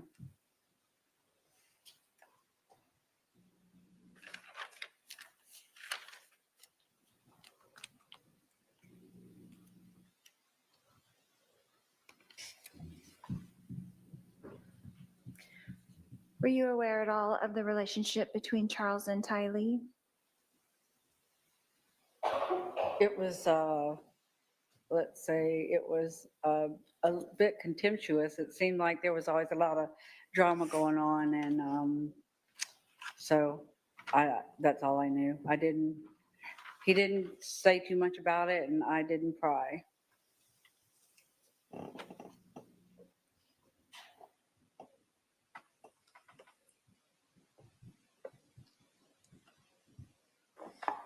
But you knew that there was some kind of contention going on with those two for I can't a hear while. you. I'm sorry. You did know that there was some kind of contention going on with those two for a while. Yes. Okay. And you weren't really aware of the events that happened that morning, were you?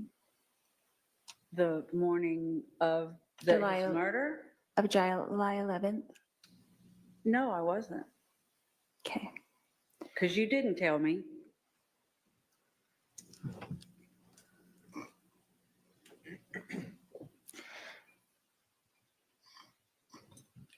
Ms. Lecoq, Did you see or hear or personally witness me conspire with Alex Cox to kill my husband, Charles Vallow? No, but I saw a ton of evidence that did. Thank you. No further questions. All right. I knew it. I knew she was going to end on that note.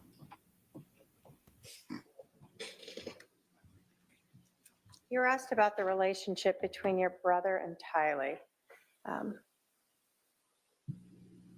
How old was Tylee when Lori and Charles got married? She was 3, or right around 3. So was Charles in her life for most of her memorable years? Exactly. Yes, he was. And how old was she in July of 2019? She was 16. Yeah, yeah. So teenager. Yes. In terms of their relationship, are you saying that Charles and Tylee never had good times? Oh, I'm not. No, I'm not saying that. I saw them have good times, and it wasn't, it wasn't that they couldn't look at each other, or, it wasn't like that. But I mean, yeah, a teenage girl on one is hard anyway. But I do know that there was a lot of issues with her dad and Lori with her ex-husband and custody, and it was a mess. It was a mess. So Tylee had a lot going on in her life. Yes, she did. And you would see her and Charles at times have difficulty getting along. I never really saw anything that sticks out in my mind.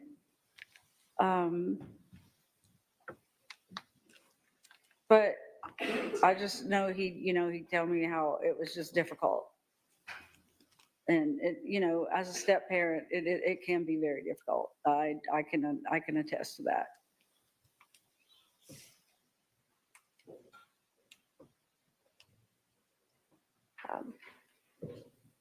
So on July 11th, when Charles Vallow was killed, did you actually have any idea that your brother was dead? None at all. How would I know? So in terms of you learning that your brother was dead, it was never from Lori Vallow. Never from her. It was from Google that my husband found. Thank you. I have no other questions. Are there any questions for this witness from anyone on the jury? I don't see any questions. You can step down now. Shocking that there's no questions. Done. All right. Members of the jury, that's going to conclude trial for this week. No trial tomorrow. I'm going to try to start early on Monday and Tuesday only. So just to preview next week, I plan on, if you guys can all be here at 10 a.m., ready to start a little earlier than normal for Monday and Tuesday. And then Wednesday and Thursday, we'll be back to the 10:30 a.m. All right. I'll remind you to remember the admonition and avoid any sort of information about this case that you do not receive from this, that's outside of this courtroom, I should say. All right, thank you. We'll be at recess. We're going to see if that hot mic has anything going on now. Hold on.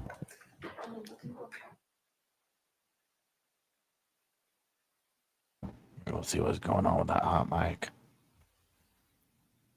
That was less confrontational than I anticipated. Not that that's bad. I think that's obviously good for Kay. And yeah, I think Lori knew with the stuff that Kay said on the stand. Lori knew to back down real quick, right? It was like the things that Kay was saying when she was like, "Yeah, I didn't know because you didn't tell me." Okay, hold on. Is there anything from either the state or the defense? No. All right, we'll see you Monday morning.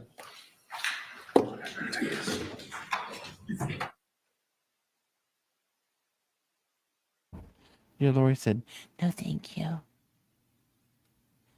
No, thank you." Y'all.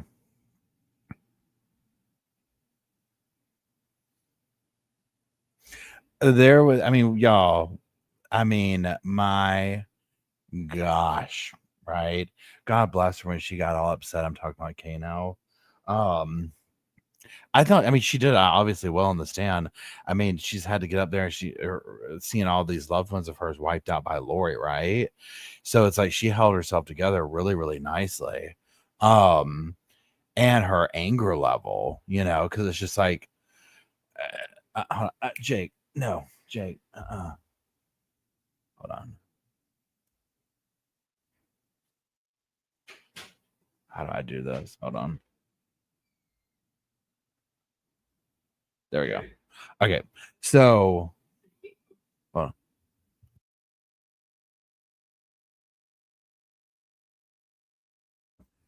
Okay, so no court tomorrow. So just so that everybody knows, for people who are wanted to like sign off and stuff, there's no court. Wait, hold on. Let me back this up some. There's no court on Fridays. Monday court will start at 10 o'clock their time, so 1:30 our time here, and then it will go back to being normal Tuesday, Wednesday, into the rest of the week or whatever. So there's that. So again, no court. Pardon me, no court tomorrow, and that's ongoing. There's just no court on Fridays for this trial. We've had a lot of major testimony this week. For those who are just joining, Kay Woodcock, that is Charles Vallow's sister, just got up. This is a highly anticipated dynamic of this trial that we've been waiting to see. Pardon me. And so, yeah, it kind of was well, first of all, I'll say this. Kay telling the story in the fashion that she did, all the little details, I think showed the jury, number one, Lori was all about herself and money. That whole thing, oh yeah, she came back around right before he got that $125K bonus check, and then she was gone for 58 days, showed up, went off on him, did this and that, cremated him and shipped him FedEx. Honestly. And here's my thing too. Now, I don't know how it all went.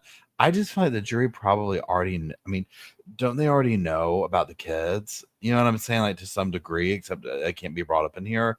I mean, I guess this is one of the things where I'm like, how would they not know? But I guess they went on a level of they might have kind of heard about the case, but don't know 100% about it. But yeah, they're probably piecing together the story. Thanks, Raya. Appreciate it. Yeah, I think what Lori's doing it, so we clearly see, I guess they know nothing about Idaho. Okay, so wow. I'm surprised that they didn't ask any questions from that. Or they might have heard all they needed to hear, like, the testimony today did not sound good. And I know that Lori, this is the nuance of this case, and Kay summed it up perfectly. Kay was like, when Lori said, have you seen or personally heard me conspiring to kill Charles? No, but I saw a bunch of evidence or whatever. And I think that's the thing here, because I mean, all thanks, Lauren. I appreciate it. Gifting the memberships and yay for the new members. For Lori, it's just very nuanced, because it's like, okay, yeah, you want a conspiracy. What did any of these people up here see or personally see this? But it's so much more layered than that. You know what I mean? It's so much more layered than that.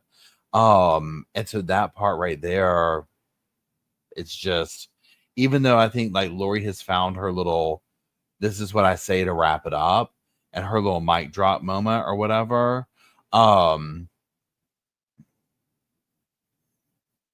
It is what it is, right? So yeah, wait. Forever says that Lauren from Hidden True Crime said that one juror rolled his eyes at Lori. I mean, from what I'm understanding and hearing from people who are there, it's, pardon me, she's not winning anybody over with the jury. She's not winning any friends in that jury. Nope, not at all. She's not making any friends. The question will be, if they sit there and look at the evidence, will they be able to say, here we go? You know what I mean? Like, what does the evidence show us?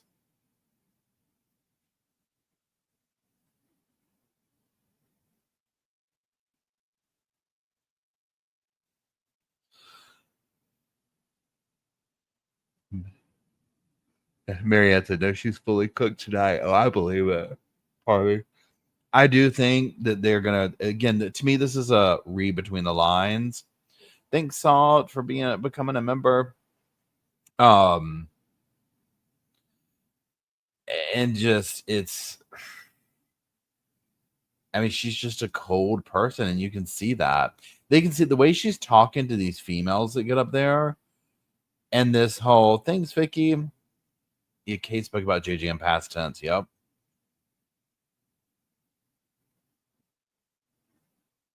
I mean, you even heard, I'm kind of jumping around from thought processes. When Kate's like, I was there helping Charles move, she just shows up randomly. You know, just like, hey, been gone 58 days, going off on Charles. I mean, yeah, it's just, and who do you think people are going to believe?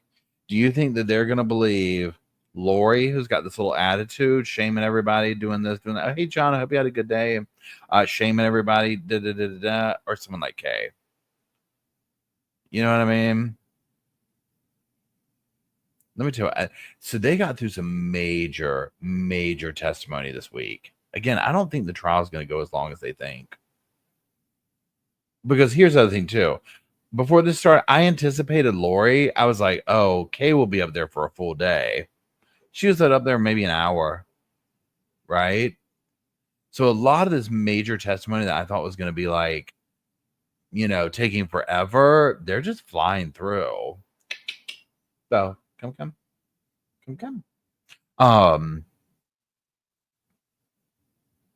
Hey Claire, how's it going?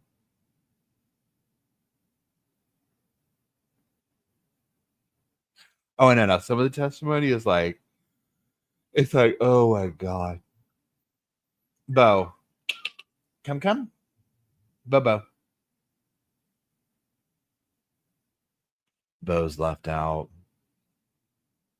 All the other dogs somehow have made it into the other part of the place. But Adam was good. I mean, this is the thing. You got her own brother up there talking about, yeah, my whole family turned against me when I was like, yeah, she's trying to kill Charles. I mean, come on. Or she, her and Alex.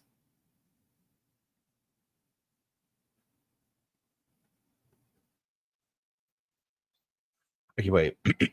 NRH says the prosecution thinks Lori would testify because the things she filed this week with the court could be the questions she wants asked. Ooh, this will be so good. At this point, I could see her doing it because it's not really going in her favor. I mean, essentially, to me, what I'm seeing is while technically maybe people can't sit here and say, I heard Lori say blank. You know what I mean? It's like all the stuff that surrounds it. But Lori is, in my unprofessional opinion, a raging narcissist who wants to talk her way out of it. Oh, excuse me. Oh my gosh. So we'll see. We'll see. She's got 3 days to cook and simmer. Somebody will have to ask Sophie. Somebody will have to ask Lori the questions, and they can only be like, she has to like do that. Leslie, no, I just have not trimmed my beard, and I have an appointment. I think maybe next week, and so I just kind of wait for that. And I need to. It's very long at this point. I'm becoming mountain man. I'm looking like Luke. I'll probably trim it up myself. I just like the way my guy does it. He makes it look more credentialed, more professional, not homegrown.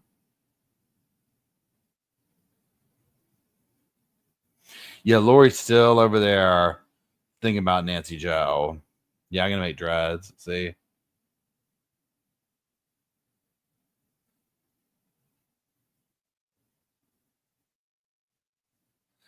This has been just crazy. I mean, I tell y'all what, I'm so happy to be watching this with y'all though. This has been nice. it'd be hard to sit here on my own. I mean, it'd be hard, right? So, well, look, I'm gonna run, everybody. So I'm tired. I need to get some stuff done, prepare for tomorrow. So again, remember, everybody, no court tomorrow.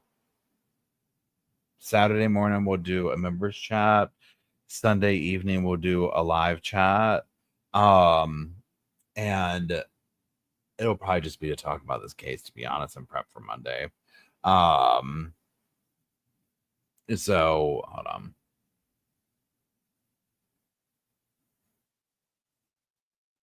Oh, thank you, Sparkles. I appreciate it. And yes, thank you very, very, very, very, very much to the moderators for helping keep the sofa fluffed, pillows, all the things. Me in line, everybody in line. Thank you, chat, for being so respectful and nice and lovely and so sympathetic and empathetic towards each other and the victims and snarky towards the ones that need it, aka Lori. Okay. Colby's on East Idaho News. Yeah, so yeah, definitely go check out all these other channels who were there in the courtroom. Get the tea on it, and that's it. I hope y'all have a wonderful week. Again, we will be here Monday at 1:30 p.m. Eastern time. So, and I'll post the other stuff for the rest of the weekend. So that's it. I love y'all. Thank you very much. And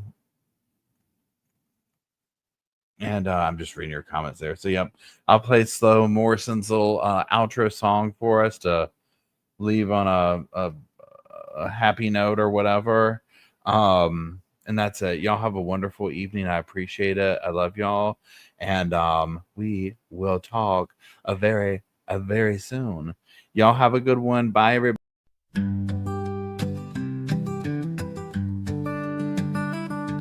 The pillows are fluffed thanks to Miss Emily. The couch is wide enough. Join the family. It's all love while we laugh at Bert's criminalities.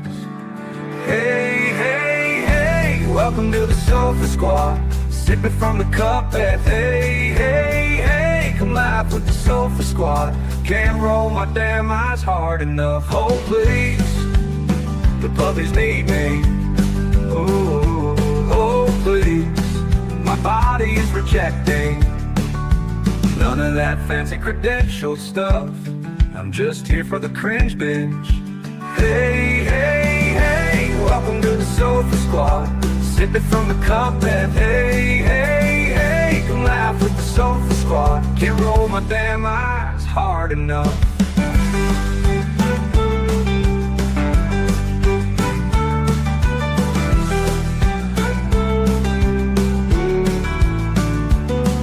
Oh, please, the puppies need me. Oh, please, my body is rejecting none of that fancy credentialed stuff. I'm just here for the cringe binge. Hey, hey, hey, welcome to the Sofa Squad. Sipping from the cup that hey, hey, hey, come laugh with the Sofa Squad. Can't roll my damn eyes hard enough.